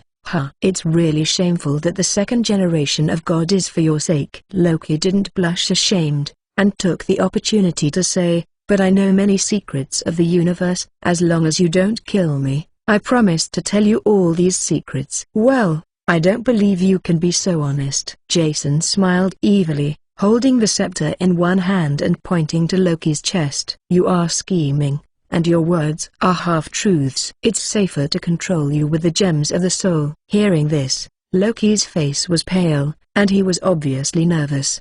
Look, you still conceal something. Jason sarcastically noticed the change in his face. Facing the scepter glowing, Loki backed away continuously, his face anxiously looking up to the sky. Jason also looked up, and found that there was nothing but the stars in the sky. Why, do you still count on your dad to save you? If I'm not wrong, the tool Asgard used to travel through the universe should be damaged. Loki's complexion looked at him incredulously. The Rainbow Bridge incident is a secret of Asgard, and he knows this is an Earth bun. I guess I was right. The expression on Jason's face became more proud, holding the scepter and slowly approaching. Don't struggle, no one will come to save you. Boom. As soon as the voice fell, a flash of lightning flashed across the dark night sky, and a few seconds later a loud thunder sounded. Thunder showers? Jason frowned. Hearing thunder, the corners of Loki's mouth cocked slightly. He got up from the ground, raised his head and said, the Rainbow Bridge is indeed damaged, but don't underestimate Odin. There is more than one ability that can send people to the universe. Just as Loki finished speaking, there was a breaking wind in the sky. Looking up, a dark shadow flew towards this side extremely fast. Jason condensed energy in an instant and threw the energy ball away. Boom! The energy ball collided with the figure, making a violent roar, but after the explosion, the black figure was safe. With the light from the explosion, Jason could see the man's face clearly. Thor, the visitor is not good, Jason whispered. Rocky, Thor shouted in a loud voice, and threw the Thor's hammer at Jason at the same time. Thor's hammer carries the power of thunder and lightning, and is blessed by Odin. Jason was just a mere mortal, and he didn't dare to fight with him without understanding. He avoided the attack with a beautiful dodge. Boom! The hammer smashed a big hole where Jason was standing. In the next second, Thor, wearing a fairy palace armor and a red cloak, landed on the ground. He stretched out his sturdy arm, opened his palm, and Thor's hammer immediately flew back to his hand. Jason's eyes lit up, thinking this trick is so cool. The two were more than 10 meters apart and looked at each other. The expression on Sol's face was a bit angry and a bit complicated. Jason ... long time no see. Jason nodded and said, "It's been a long time since I saw you. But you gave me a hammer as soon as you met, and you lost the meal that I invited you to." Sol was aggrieved, and pointed his finger at Jason's nose and said, "Don't pretend. You invited me to dinner just to get close to me. Jane has told me everything about you. You are a tumor on the earth, covered with blood, murderer." "Simple." "It's his girlfriend," Jason said with disdain. "It turns out that the legendary Thor is a person who judges things by listening to the pillow wind. I really have a long experience." "Who is your inheritance? Is your father Odin?" Sol was choked and speechless. He really only heard Jane Fortes talk about Jason, but he would never lie when he wanted to come to someone as beautiful and kind as Jane. "Sol is not here to judge right or wrong." He pointed to Rocky and said, "This is not discussed in advance. I ask you why you want to shoot Rocky. He is my brother." Jason pointed to the comrades in the organization lying around, and sarcastically said, "Since your brother came to the earth, hundreds of thousands of deaths have been directly or indirectly caused in just a few days, including my woman and mine." "Subordinate, you said why I shot him." Upon hearing this, Sol's expression froze. He only knew that Rocky was in trouble, but he didn't expect him to kill so many people. "Actually, he was adopted." "Jason, I don't care if he is adopted by Odin or Odin's illegitimate child. Those who dare to move me must be punished." Thor shook his head and said solemnly, "Although Loki has sinned a lot, he can only be punished by Odin, Lord of the Gods." Jason looked angry and said coldly, "Then all my people are dead in vain? Isn't the life of the people on Earth not life?" Sol. With a thought, Jason possessed energy. "Since we can't agree, let's fight a game. If you win Loki, you and him will be mine." "Huh." As soon as the voice fell, Jason teleported behind Sol. He held a huge energy ball in his hand, and as long as Thor turned his head back, the energy ball would hit his face. But Sol deserves to be a descendant of Odin, and his fighting consciousness has flung Rocky dozens of streets. He didn't turn his head at all, and directly smashed the hammer behind him. Jason was taken aback and quickly bent back. The hammer containing the power of thunder and lightning swept across his face. If the reaction was a bit slow just now, it might be a concussion. Thor is still a bit capable. With just a defensive counterattack, Jason judged Thor's reality and kicked the ground hard to get away. "What?" Before Jason could stand firm, Thor raised his hammer high and roared. In an instant, a flash of lightning fell in the sky, slamming Jason, who had nowhere to escape. Sol was ecstatic in his heart and was very confident of this move. Because countless enemies have been destroyed under this thunder, many of them are more evil and powerful than Jason. Both brothers are the same character. The smile on Sol's face hadn't bloomed, and Jason's voice came from the dust. The plot needs, Thor's strength has been strengthened. The movie version of Thor is purely funny, and a Protoss is 50-50 to a human. Chapter 293. The dead pig is not afraid of Loki. Hot and boiling water. The smoke dissipated and Jason walked out unharmed.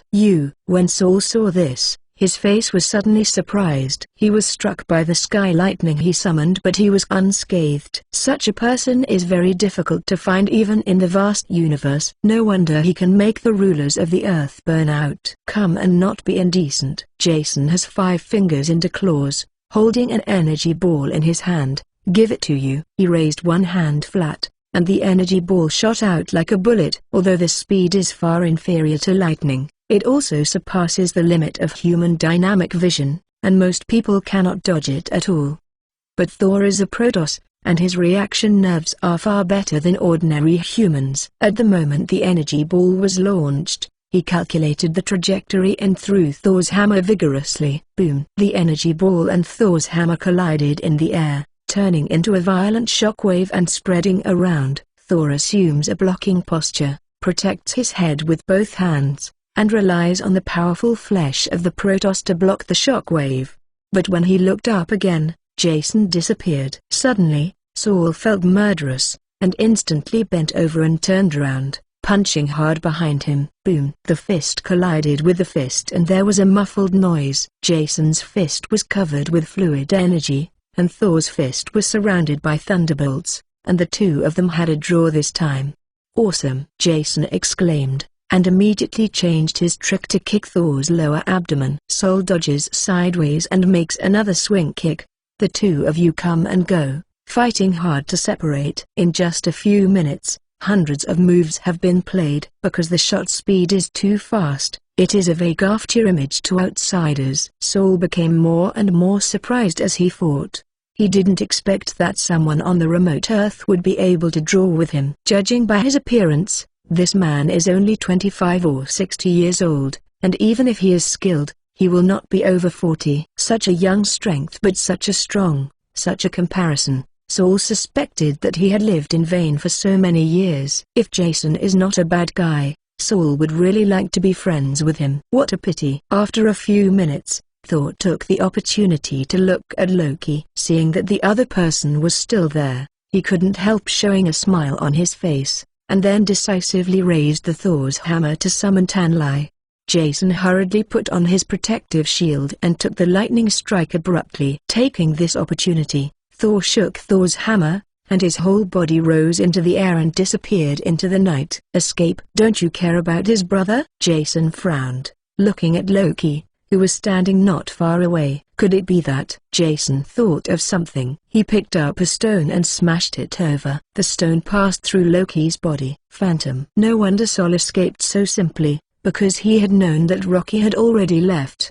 But let's run away. Sol's strength should not be underestimated, and Jason is not sure to defeat him. Moreover, even if he had fought Thor, he didn't dare to really do anything. After all, Odin, the Lord of the Gods, was supporting the brothers. When the battle was over, Jason began to clean up the mess left by Loki. Chloe, dispatch the armed forces and take away the injured cadres. Okay, boss.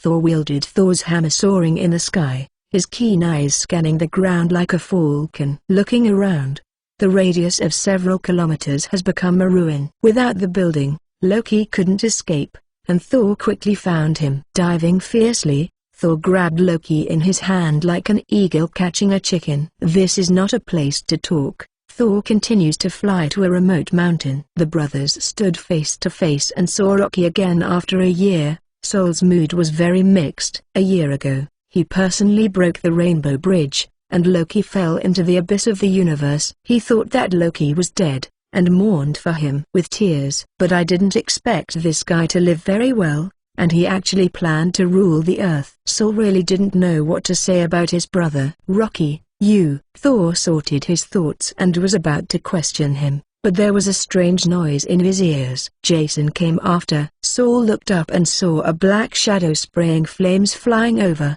Take a closer look. It is a set of human-sized steel armor. The person in the armor is of course Tony Stark. He was just thinking about whether to join the Avengers project at home. Then the mountains shook, and a huge explosion occurred in New York, killing hundreds of thousands of people. After learning the cause of the matter through SHIELD, Tony rushed over immediately, unexpectedly meeting Loki and Sol by chance. Tony hovered in midair and looked at the brothers. The one wearing a green robe and a helmet like antlers should be Loki, who stole the cube of the universe. The other is as strong as a cow, with long golden hair and a red cape. He should have appeared in New Mexico a year ago and claimed to be Thor. After understanding their identities, Tony's weapon system immediately locked Loki. When you go out and walk around, you can meet the boss, and this luck has not slept. When Sol saw this, he immediately stood in front of Loki,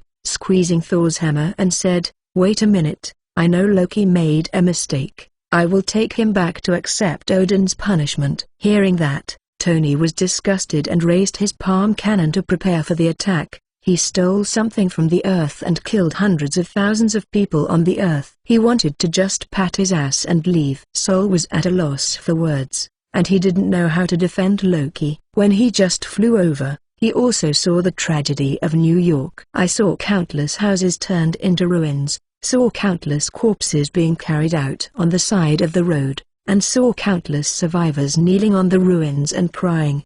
And everything in front of him was caused by Loki. To be honest, if it weren't for this kind of brotherhood, Saul would want to walk for the sky. Unfortunately, who made Loki his brother? Even if he is criticized and scolded by the people on Earth, he must save Loki's life. The things Loki snatched, I will let him return it to you. As for those who died ... I will find a way to compensate. Saul was reluctant to let Loki pay for his life, and the only way was to take out some treasures from Asgard to compensate the people on Earth. Hundreds of thousands of people on the Earth died, only to get some compensation. For some reason, Tony was so angry that he wanted to execute the two brothers on the spot. But he knew he couldn't do this, and he had to restrain no matter how angry he was, for the same reason as Jason, of course. After a moment of silence, Tony said angrily, "In that case, you two will come with me first." Where to go? Saul was very cautious, obviously not believing the Tin Man in front of him. Before returning the item, "Can you not see the owner?" Tony said. "Also, are you sure your brother is willing to return the item?" "Of course." As he said, Thor looked back. There was a faint smile on Loki's face, no expression of regret at all. Saul became angry and grabbed his shoulders. "Loki, where is the cube of the universe?" "Calvin is here. I will update it today, and I will add it tomorrow." Chapter 294. That man is the devil. "Loki, where is the Cosmos Cube?" Thor grabbed Loki's shoulder and asked about the whereabouts of the Cosmos Cube. Rocky made waves on the Earth, causing hundreds of thousands of deaths, and already committed an unforgivable crime. With his elder brother backing, the people of the Earth still dare not do anything to him. But if they return to Asgard, they don't know how his father Odin will punish him. So Saul hopes that he can honestly explain the whereabouts of the universe's Rubik's Cube and try his best to make up for the mistakes he has committed. Perhaps returning to Asgard can save him from death. Loki stretched out his hands, with a mocking smile on his face. "I am here. I lost it." Saul was speechless. "Hey." Tony sighed softly, thinking that today's task is not easy. Thor's face was so hot and painful that he felt very shameless. He just boasted about going down to the sea in front of the Tin Man, but Rocky slapped him with a backhand. "Loki, hand over the universe cube and give up your unrealistic ambitions." Saul raised the hammer, as if he really wanted to beat Loki to the fat. "Don't forget, you need the universe Rubik's Cube to take me back. Kill me and you will never go back." Loki's expression was calm, confident and not panicked at all. Faced with Jason's kind of unreasonable lunatic, he might be a little bit jealous. But the man in front of him was a stupid brother he couldn't be more familiar with, and he knew exactly what he was thinking. Sure enough, after Thor sent a ruthless pass, nothing went wrong. He couldn't fight and couldn't ask the result. He really couldn't help it. At this time, Tony opened his mouth and said, "Take Loki on board." "Even if he doesn't say, we have other ways to find the cube of the universe." Thor thought for a moment, then nodded as he had no other choice. Tony led the way, and Sol took Loki and flew onto the ship. "Said it is a ship. It is actually an aerospace aircraft carrier secretly developed by S.H.I.E.L.D. This aircraft carrier is larger than all aircraft carriers currently in service, and is equipped with 4 giant turbine engines, which can send this 10,000-ton beast to an altitude of 10,000 meters. In addition, the aircraft carrier is also equipped with the most advanced technology and weapons on the Earth, and can even completely disappear from the field of vision through the reflective panel. In order to welcome Loki's visit, S.H.I.E.L.D. prepared a special room for him. All sides of the room are covered with high-strength transparent glass, which is convenient for monitoring Loki's every move. Once Loki did something strange, the room would fall from a height of 10,000 meters by just pressing the button. In order to deal with the unknown enemy, S.H.I.E.L.D. can be said to be fully prepared. In the aircraft carrier laboratory, Natasha and Banner are tracking the cube of the universe through a gamma instrument. Tony took off his armor and took Thor into the laboratory. After looking around, he asked, "The captain hasn't come yet?" Natasha shook her head, feeling a little lost. 2 beloved women died because of him. This is a big blow to him. "If it were me, I would rather find a deserted island to die alone. Don't worry, This kind of thing will never happen to you. Tony leaned over, putting his right hand on Banner's shoulder. Where did Banner get this? His face instantly turned red. He quietly glanced at Natasha, and saw that the other person had no disgusting expression, and then he changed the subject. Right, did Loki speak? Nonsense. If Loki spoke, how could they sit here and chat? Tony, no, this guy's mouth is too hard to convince even the brother who grew up together. Several people turned and looked at Saul, only to see him standing in the corner with a look of loss. Loki, the younger brother, really broke his heart. Click. The door of the laboratory opened, and Nick Fury walked in and asked, Saul, do you know the purpose of Rocky stealing the cube of the universe? Saul nodded and said, his purpose is to rule the Earth. He has an army called Kitarui. Although the army is very poor in combat effectiveness, it is not their opponent at all based on the current military strength and technological level of your Earth. Tony curled his lips, disdainful of Thor's ability to see the Earth's armaments. The Prince of the Lord of the Gods actually woke up a hammer to fight, and the level of science and technology in your country is even more worrying. Banner asked, an army from outer space? That Loki must be trying to open the door of time and space with the cube of the universe. Natasha nodded. It should be correct, otherwise why would he kidnap Dr. Eric? Saul, Dr. Eric. Banner, an astrophysicist. Saul, I know. He is also my friend. Tony, I have to say that Loki's plan is really good. Blame it on his arrival on Earth, and he got in trouble with the people who shouldn't be the least, otherwise the chances of success in the plan are high. Saul, Jason Walter. Tony was slightly surprised. Do you know him? Isn't it your friend? Saul shook his head and recalled, the first time I came to Earth, he invited me to eat a meal. The second time I came to Earth, I had a fight with him. Very strong. Tony sarcastically said, oh, so you two are very fate. Saul looked serious. Later I heard Jane tell him about him. This guy is a bad guy on your planet, right? The people in the room looked at each other. Every one of them had contact with Jason, and Jason left them with unforgettable memories for life. Bad guys. What Jason did was far beyond the category of bad guys. The term devil may be more appropriate. Tony, who will come first? Natasha glanced at him. You go first. Okay. Tony didn't shy away.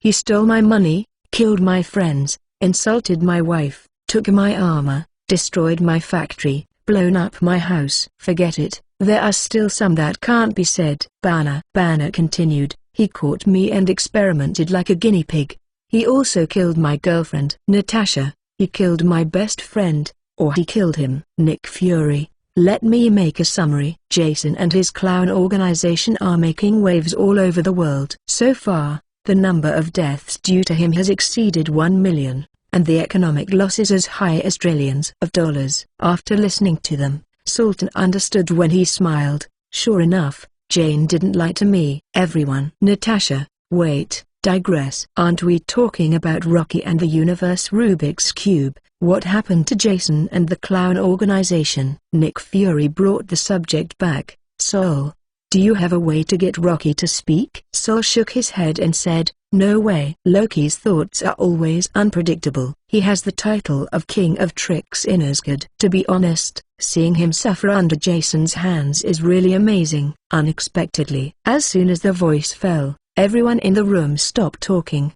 and their eyes lit up as if they had discovered some new world. Chapter 295. The genius is on the left, the lunatic is on the right. What happened? No matter how sluggish, Thor found the atmosphere in the room a bit weird. Natasha is a veteran agent of S.H.I.E.L.D. She suppressed the excitement and calmly asked, you just said that you were surprised because Rocky and Jason were at a disadvantage. Why is this? What kind of person was Rocky before? Thinking of his childhood, Saul smiled helplessly. My brother is a resourceful, scheming, and sinister man. I don't know why. He hated me very much since he was a child. Since I was little, I almost lost his life countless times. No, if it wasn't for my father to stop it, I don't know how many times I have died. We train together, play together, fight together.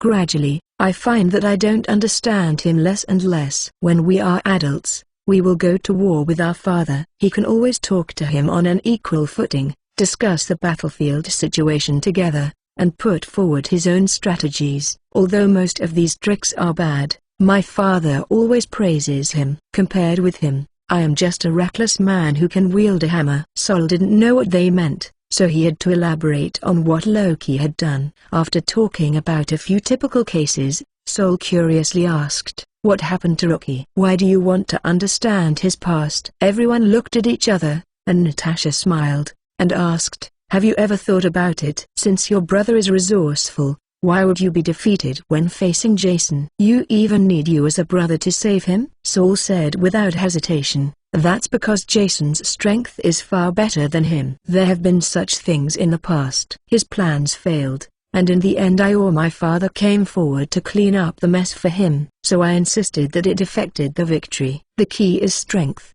But Thor, the god of thunder, did not live up to his status as a devil muscle man." Tony couldn't help but interject, "You are only talking about one of the possibilities. Through your narrative just now, I found that Loki is not the kind of desperate person. Controlling the clown organization may be only part of the plan. He must have considered what to do if the plan fails, and it may even be your presence. He is calculating." Upon hearing this, Saul showed a puzzled expression. He had seen Loki's convoluted tricks a long time ago, and he certainly couldn't think of it with his stiff brain. But is Rocky really that smart? Even his father will send him to Earth. Saul raised his own question. The truth is that Loki really failed. Even the scepter in his hand was taken away by Jason. Nick Fury, perhaps, this is part of his plan. Saul couldn't understand it even more, and asked, "What kind of plan is the scepter being taken away?" Nick Fury, "Yeah, I don't understand." "Maybe it's time to talk to him." His sharp one-eyed eyes swept across everyone's faces, and finally stopped on Natasha. As a super spy of SHIELD, Natasha is the most suitable to perform this task. "I will try." Natasha nodded and agreed. Leaving the laboratory, she walked alone towards the prison where Loki was held. When he came to the prison, I saw Rocky standing there honestly, looking at her with a smile. Natasha took the initiative to speak. "You don't seem to be surprised that I will come," Rocky said calmly. "If you don't come, how should my plan proceed?" Natasha and the others who heard these words through the communicator were all taken aback. "So, our guess is true." Rocky smiled confidently. "How can I honestly hand over the scepter? Although I can't beat Jason, if I just hide the scepter, it is still easy to do, and I guarantee that he will find it." It is as expected.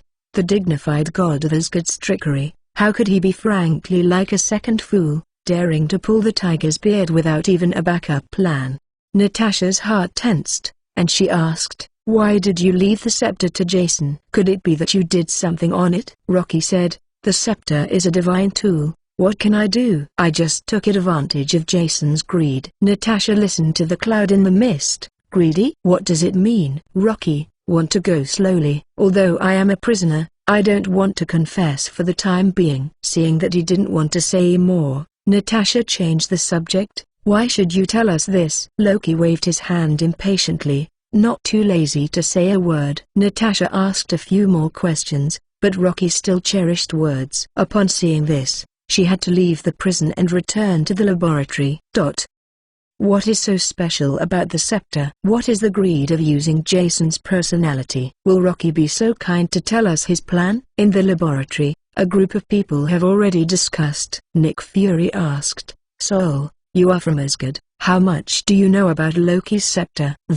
Sol hesitated. "Should I tell them the secret of infinite gems? After they know the secret of the gem, will they have any evil thoughts?" This Mr. Black Lagoon is thoughtful, but unlike what he said, he just wants to use gems to provide the Earth with unlimited energy. Sol. Everyone looked at him, waiting for his answer. After a moment of silence, Thor finally told them about the infinite gems, as if he was paying off the debts Loki had made. After listening to Sol's narration, everyone present, like Jason, had a sudden sense of relief.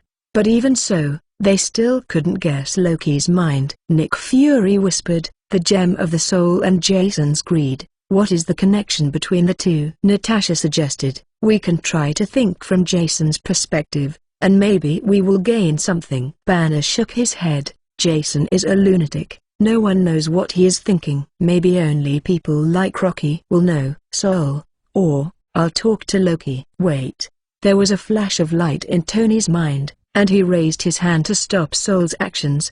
His entire face became serious. Natasha glanced at him and chuckled softly. "Well, I almost forgot, we also have a lunatic here." Banner liked Tony very much, and helped to defend himself.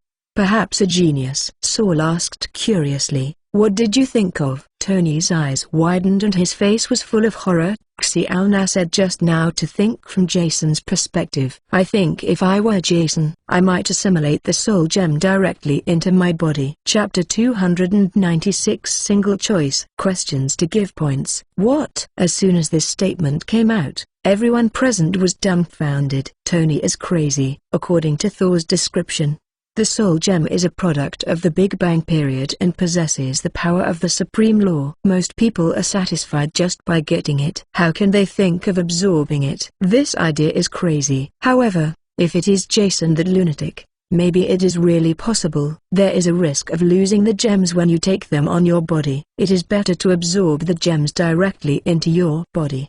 The most important thing is that Jason's superpower happens to be energy absorption, which is just right. After Natasha was surprised, she said helplessly, "You are really crazy, madman." "I am a genius." Tony shook his head and waved his hand quickly, explaining, No, I'm still different from him. I'm not that crazy, at least I dare not experiment on myself." Banner suddenly asked curiously, "Then if it were you, would you do it?" Tony thought about it seriously. "If I had an infinite gem in my hand, I would make an absolutely loyal artificial intelligence entity, and then set the soul gem into him." Banner's eyes lit up. "This is a good idea." Tony couldn't help but shook hands with him, as if finally found a confidant. Nick Fury asked, "Sol, if Jason really absorbed the psychic gems, what would it be like?" Sol shook his head and said, "I don't know, but the probability of death is terrible. Mind gems have infinite energy, and they also possess the power of the laws of the universe. Not to mention swallowing them, ordinary people will be completely lost even if they use it. That's why gems are set on the scepter." Natasha said with joy, "So, Jason is dead." Tony put a smile away and said, "It's hard to say, after all. He is not an ordinary person. However, this is indeed a good opportunity to kill Jason. If the opportunity is missed, I am afraid he will become stronger." So, Loki revealed the news to us, hoping that we will encircle and suppress the clown organization and turn our attention away from the alien army so that he can implement his plan. Banner suddenly realized, the snipe and the clam fight, and the fisherman benefits. This is Loki's real goal. This guy deserves to be the king of tricks. He actually counted everyone in. Nick Fury's face was awkward, and his heart was extremely tangled. How to choose? If they follow Loki's plan to encircle and suppress the clown organization, then there will be no time to take care of the coming alien army. When the time comes, the army will be fired, and the whole world will be overwhelmed and wars will continue. And SHIELD, headed by Nick Fury, will become a sinner of the country and be nailed to the pillar of shame forever. But if you continue to implement the original plan to stop the alien army, then you may miss the only chance to kill Jason. The strength of Jason and the clown organization should not be underestimated. If they are allowed to develop, the world will have no future. The two paths correspond to two completely different results, and the right to decide the future lies in the hands of Nick Fury. "Hey!" Nick Fury gasped dully. "The buttons that affect the future of mankind are in the hands." This amount is extremely heavy, and it feels like the heart is about to explode. Loki, this bastard really has a trick. Saul just said that he is good at conspiracy and tricks, but he didn't expect that he was not weak at all when he used it. No matter how you choose between these two paths, it will be a sea of blood, and one step wrong will be an abyss. Stark. Nick Fury turned to look at Tony, wanting to ask his opinion. "I can't let me carry such a heavy responsibility alone." Tony smiled bitterly, and the answer in his heart was self-evident. Not to mention that Jason and him have blood and blood feuds. Just compare it with the danger. The clown organization is obviously more dangerous than the alien army.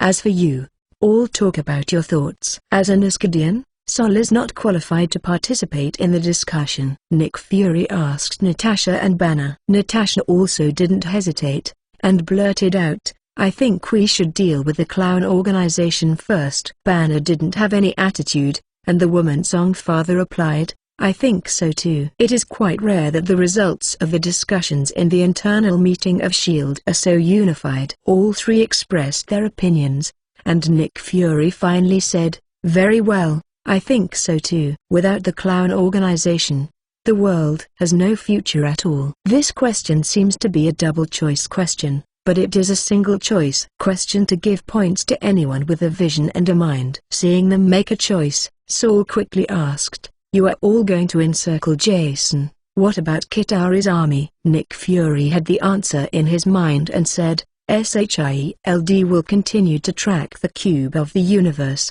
and the perfect result is to recapture the cube before they open the door of time and space." Saul, "Then if the mission fails, what about the Zetarek army entering the Earth?" Nick Fury, "I will report this matter to the World Security Council and declare that the country has officially entered the state of wartime. Once the alien army does come, the Army, Navy, Air Force, and Marines will be fully deployed and will not let aliens easily succeed." Seeing him full of confidence, Saul couldn't help but understand. "I have just said that your military strength is not the opponent of the Zetarians at all." "Excuse me, have you seen our true military strength? Earthlings won't hold the strongest weapon in their hands," Thor repeatedly provoked, and Tony finally couldn't help but interrupt. "What's a joke?" In front of him, an arms tycoon, "that the Earth's armament is weak, isn't this?" slapped his face. Nick Fury was also on Tony's side this time, defending. "Because of the clown organization, the military budgets of all countries in the world are increasing year by year, and many advanced weapons have been developed. We are not lambs to be slaughtered." Furthermore, the Kitarians did not master the wormhole technology, and they still need the Cosmos Rubik's Cube for teleportation. This shows that their military technological strength is not as far away as imagined. "The Earth is our main battlefield. If the two sides fight desperately, the outcome is particularly unknown." The boss opposite has spoken, so what else can Sol say? "You are great. You have the final say, but don't regret it when the time comes." Since the goal is determined, the next one is to lock Jason's hiding place, and to confirm whether he really has an accident. Natasha analyzed. Nick Fury, "That's right. Since the universe cube and the scepter are inlaid with infinite gems, they should have the same attributes." Banner, "You can start with gamma rays." "Okay," Banner replied and walked to the workbench. Chapter 297. I have a bold idea. 300 kilometers away from New York, the clown organization set up an alternate headquarters base on a ranch, 5 floors underground, the base torture room. All the comrades controlled by Rocky were tied to the torture chair and received brainwashing treatment. As the highest cadres of the organization, they hold important positions and must be absolutely loyal. For this to reassure himself, Jason specially recruited experts in this area in the organization. On the one hand, this group of experts is responsible for their treatment. On the other hand, they have to conduct a loyalty test after the treatment. As long as the test results fail for 1 day, the comrades cannot leave this room. What? In the torture room, screams of frightening people continued to be heard. Jason walked around anxiously outside the door. These sounds made him feel like a knife, but he couldn't do anything. He could only wait patiently.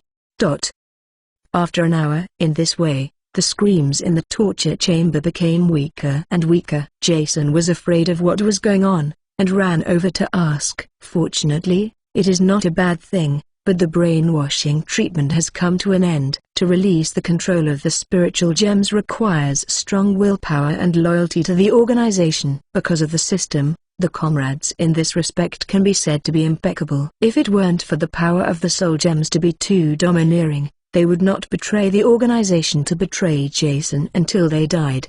2 hours later, All the party members lived up to expectations and passed the loyalty test perfectly. Jason was overjoyed and quickly opened the door and walked in. In the dim and sour room, the comrades languished weakly on the torture chair. He was sweating profusely, as if he had just swam ashore from the water. Seeing Jason walking in, everyone immediately bowed their heads and dared not look at him. As the highest cadre of the organization, they betrayed the organization. They really have no face to see Jason again. Don't think too much, you can't be blamed for this. Jason sat next to Holly and patted her on the shoulder. Hearing this, Holly felt even more embarrassed. The memory after being manipulated by the mind still exists in my mind. The harder I try to forget, the clearer I remember. Thinking of what she had said to Jason and what she had done, Holly really wanted to find a place to sew in. Go take a shower, you're all sweaty. Seeing their self-blaming and painful expressions,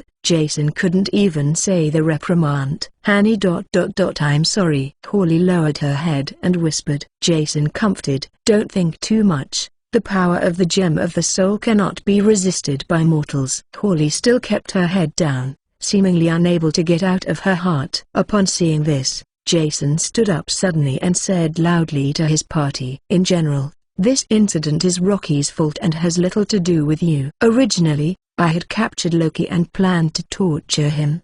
But Thor suddenly came to the Earth to save him. The enemy is at present, but there is no time for you to continue to depress. If you really feel guilty, then hurry up and take a bath and change your clothes. Cheer yourself up, and prepare to fight the new enemy. After saying these words, the eyes of the comrades finally ignited a flame. Yes, the culprit is still at ease outside, and now is not the time to give up. Since Jason is going to make amends, Rocky's head must be taken off. Seeing their ferocious expressions, Jason finally nodded in satisfaction. Compared with those hypocritical words, revenge and missions can arouse their fighting spirit more. After solving the problems with the party, Jason returned to the conference room.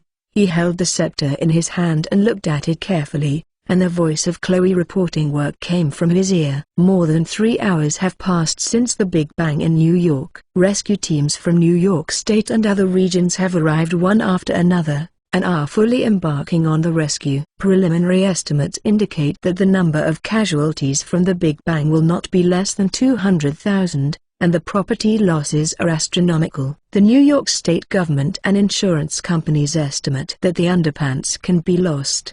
The explosion has spread all over the internet, and various videos are emerging endlessly. It is early in the morning in the United States, and most people are asleep, so they are not yet well known. But after a few more hours of fermentation, it is estimated that the entire United States and the world will be fried. Thinking of the leaps and bounds of reputation on the system panel and the psychic scepter in his hand, Jason smiled with satisfaction. No loss for this wave. After listening to the work report, the comrades also washed up and came to the conference room. Seeing Jason holding the scepter intently, Holly, who had let go of her heart, approached and asked, Honey, besides controlling people's hearts, what is special about this scepter? Jason raised his head and asked in confusion, What? Rocky didn't tell you. The comrades shook their heads. Loki's mouth was severe, and he said nothing about the scepter. Seeing that his comrades did not know,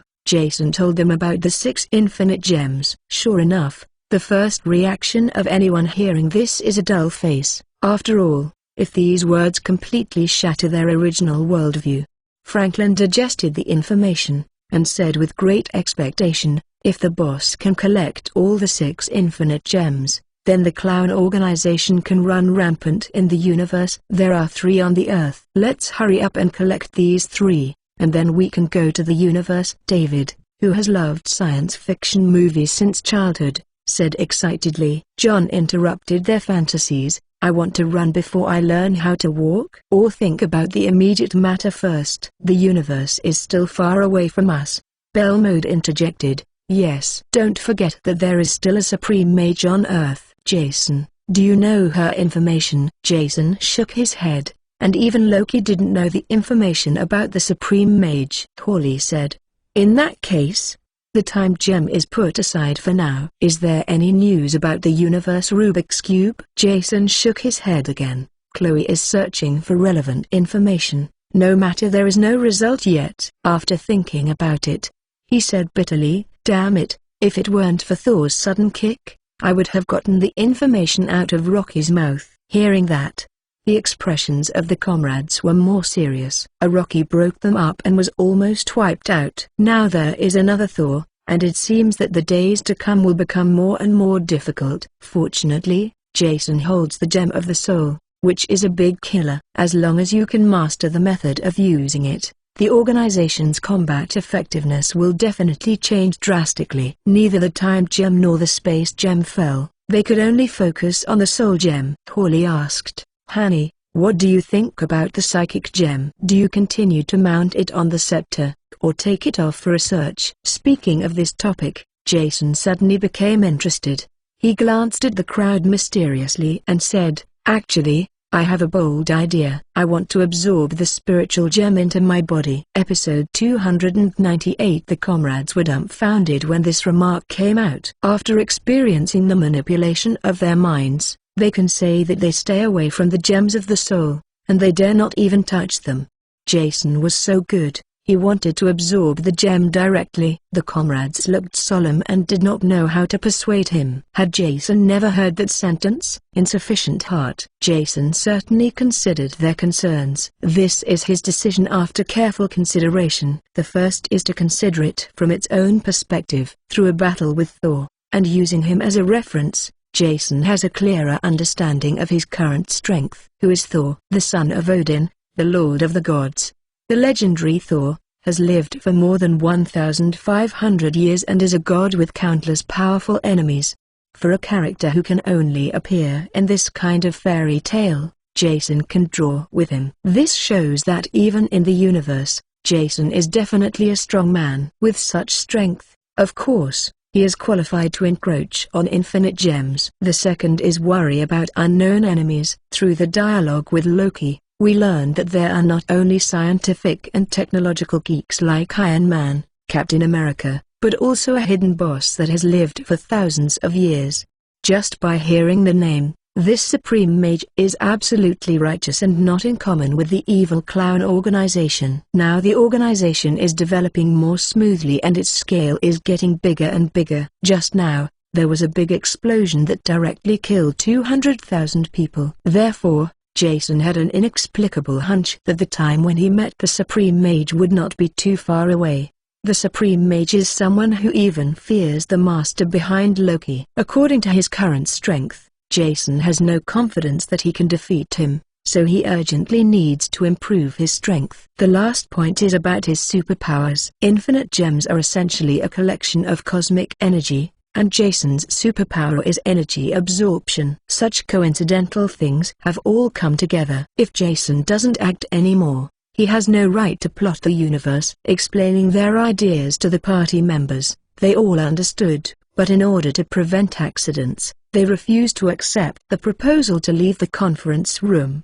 Jason picked up the scepter, condensed the energy in his right hand and pressed hard, and the gem fell into his hand. The sapphire wrapped outside was crushed forcefully, and a yellow gem of about 20 carats appeared in everyone's eyes. Unexpectedly, this small gem contains such a large amount of energy, and the law of the universe contains it. Jason held the gem in his finger and placed it under the light to examine it carefully. After looking at it for a while, Jason held the gem in his hand. When the mind moves, its own energy comes out, slowly enveloping the soul gem. Felt it. This huge energy is almost endless. It's great. It's not the same order of magnitude as the energy I met before. Jason closed his eyes tightly, enjoying this wonderful moment earnestly, with an excited expression on his face. The energy contained in the gems of the mind is really shocking. The first feeling of contact with it was like a person who had never seen a lake since he was a child,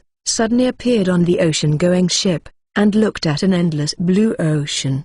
This kind of visual and spiritual shock brings people to an unprecedented peak. Jason slowed down and began to draw energy from the soul gem.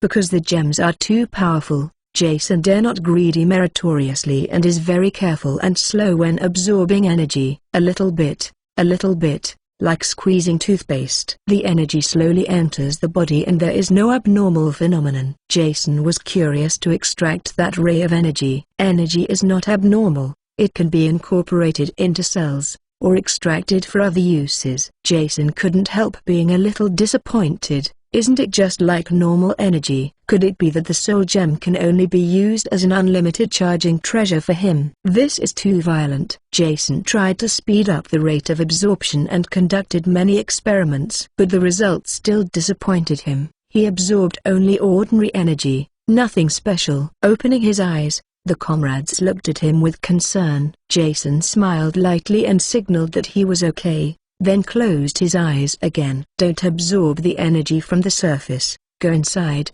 go deep. He thought of a possibility, and then dived his consciousness into the gemstone and drilled into it desperately. To give a suitable example, Jason is like a treasure hunter who wants to explore treasures in a cave. But as soon as he entered, he was stunned by the gold and silver all over the floor. But he didn't know that the real treasure was hidden in the deepest and deepest part of the cave.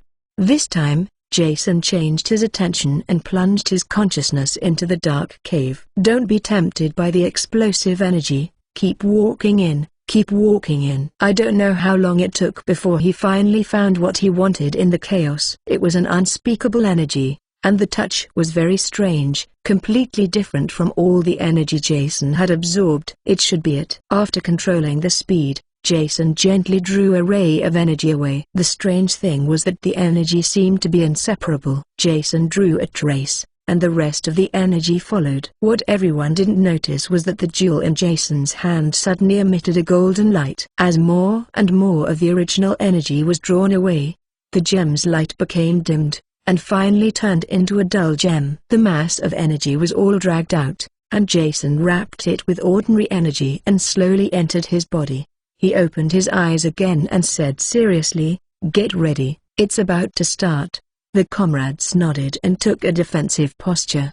The energy wrapped around the periphery was lifted, and the original energy quickly merged into the body. In an instant, a tingling pain came from his arm. "Ah!" Jason frowned and cried out in pain. "Boss!"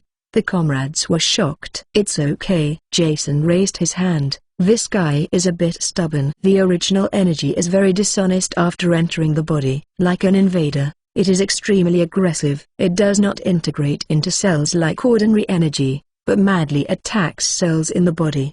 But Jason's cells are not easy to provoke, they themselves contain terrifying energy, and they step forward without fear. Although compared with the original energy, the combat power of ordinary energy is weak, but it can't stand many other people's helpers. Jason has tens of billions of cells in his body. After a batch of cells were killed, a companion was immediately added to continue fighting. They are not afraid of death, brave and courageous, and have the momentum to fight until the last one.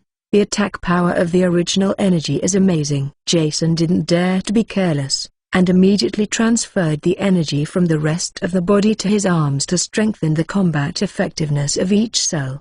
Chapter 299. You're a scumbag and calculate me. Time passed by 1 minute after another, and the power of the source energy was beyond imagination. Only less than 3 minutes later, the terrifying energy comparable to nuclear weapons in Jason's body had already reached the bottom.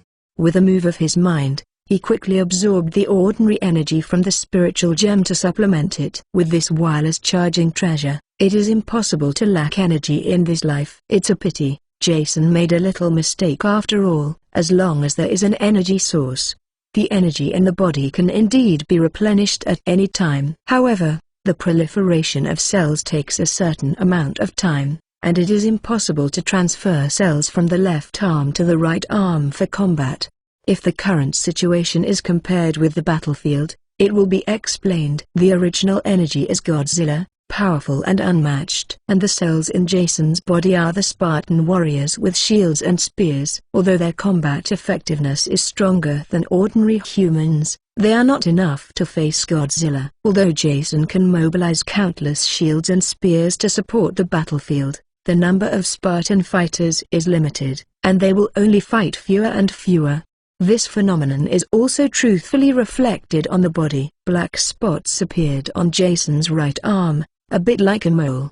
The spots expanded rapidly, and finally the entire arm turned black. The skin and muscles on his arms gradually annihilated into powder, rustling to the ground. In a very short time, the bones of the originally thick and powerful arm had been exposed, and it looked very crippled. Arms. Hawley was the closest, and immediately realized that something was wrong. "Oh my God! How is this going?" "Hey, boss, wake up."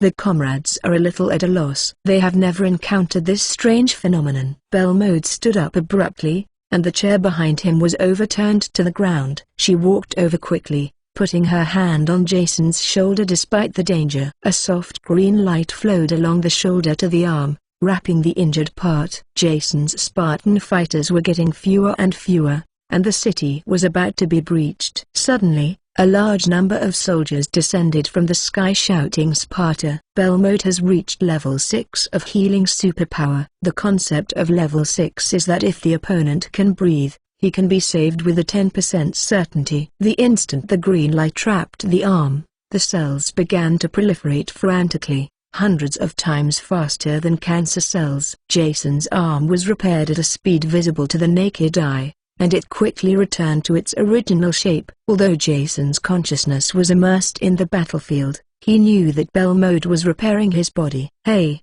it's too dangerous." Jason breathed a sigh of relief, thinking with lingering fears, if it wasn't for the cells in his body, he had energy that ordinary people couldn't match. If he hadn't held the soul gem in his hand, he could replenish energy at any time. If it weren't for him to have Belmode, the 6th level healer, by his side. "I'm afraid today I'm really explaining here. The power of the infinite gem is really terrifying. Even the powerhouse of Third level can't easily get involved. But now that you have embarked on this path, you must go on. No matter how difficult it is, you must reach the end." And what makes Jason happy is that the original energy is not invincible. Although it consumes the energy of a nuclear bomb, the original energy also has a very small loss. After disarming and surrendering, this part of the energy wasted into the body's cells. In other words, as long as Jason and Belmode can persist, this group of original energy will eventually be swallowed. Thinking of the body's transformation after swallowing the original energy, Jason cheered up and threw himself into the battle. Everyone thought that this battle would end quickly, but the facts are just the opposite. 2 hours have passed. Jason and Belmode still remain motionless. Obviously, this is a protracted battle. As for when it will end, no one knows. The other party members in the conference room were not idle. They repeated what had happened in the past 2 days.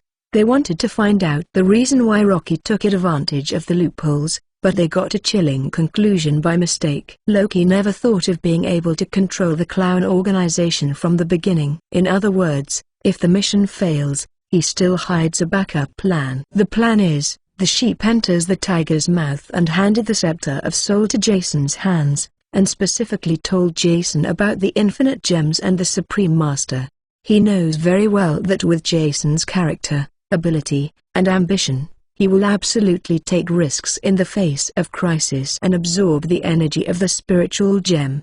Because this was his only hope for a comeback, but he didn't say anything about the risk of absorbing spiritual gems. Why did Rocky do this? The obvious answer is to create the current situation. Jason was trapped by the Gem of the Soul, unable to fight, and the combat power of the clown organization fell to the freezing point. Once this speculation is true, then Loki's true purpose is exposed. He wanted to take this opportunity to guide S.H.I.E.L.D. to besiege the clown organization. When the two families beat you to death and we were both injured, he used the cube of the universe to open the door of time and space, put Kitter's army in, and then easily ended the battle to take the Earth. This bastard really deserves the title of King of Trick. John said in a low tone, if the conjecture is true, all of Loki's abnormal behavior can be explained, and the organization will face the biggest crisis in history. Hallie asked anxiously, what should I do? Franklin, the boss can't fight right now. Once S.H.I.E.L.D. fights with all its strength, we alone will not be able to resist it. Locomotive, or, let Hawley take us to evacuate. David shook his head. Let's think about it in another way. You are the director of S.H.I.E.L.D., Bureau. Will you let it go? John, I think so too. This time is different from the past. Even if we escape to the end of the world, SHIELD will find us with all the power of the country. This battle is definitely unavoidable. Alex, in my opinion, instead of running away, it's better to assemble the troops and fight head-on. Hallie, I agree with this proposal. The current strength of the organization has long been extraordinary. Even if it is head-to-head with SHIELD,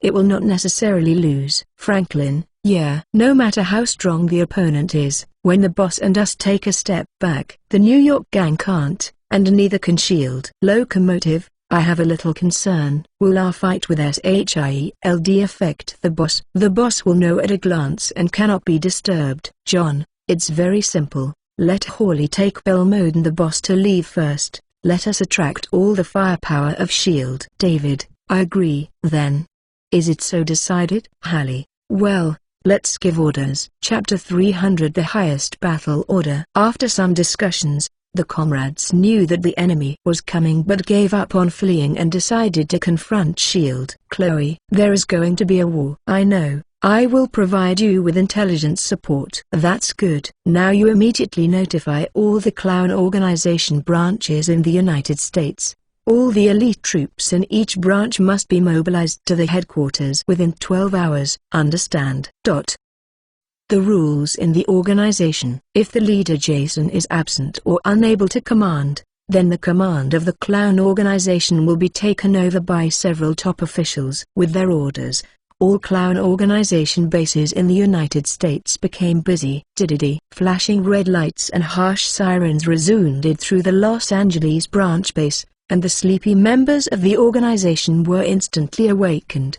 No, something happened. After stunned for a second, they quickly dressed up and went to the base square to gather like a conditioned reflex. 3 minutes later, the originally empty square was now neatly full of people. The deputy commander of the Los Angeles branch base stood on the steps of the square and roared, "The highest combat order. All the corps members of the base and the armored corps carry all the equipment, and take a special plane to the headquarters to gather within 12 hours. There are 2 types of fighters called up this time. The first category is the Battle Armor Corps, which refers to the members of the organization that have passed pilot tests and are eligible to wear steel armor. The second category is the Corps members, which refer to the elite fighters trained for many years of organization, whose rank and treatment are slightly lower than those of the armed forces. However, compared with regular members, the Corps members' physical fitness and tactical skills are far superior to them, and the weapons and equipment used are also the most advanced in the organization. After receiving the order, the relevant members immediately ran and left the square. The Corps members go to the arsenal to receive exclusive weapons and equipment, including special-grade body armor, large-caliber rifles, and various types of individual artillery.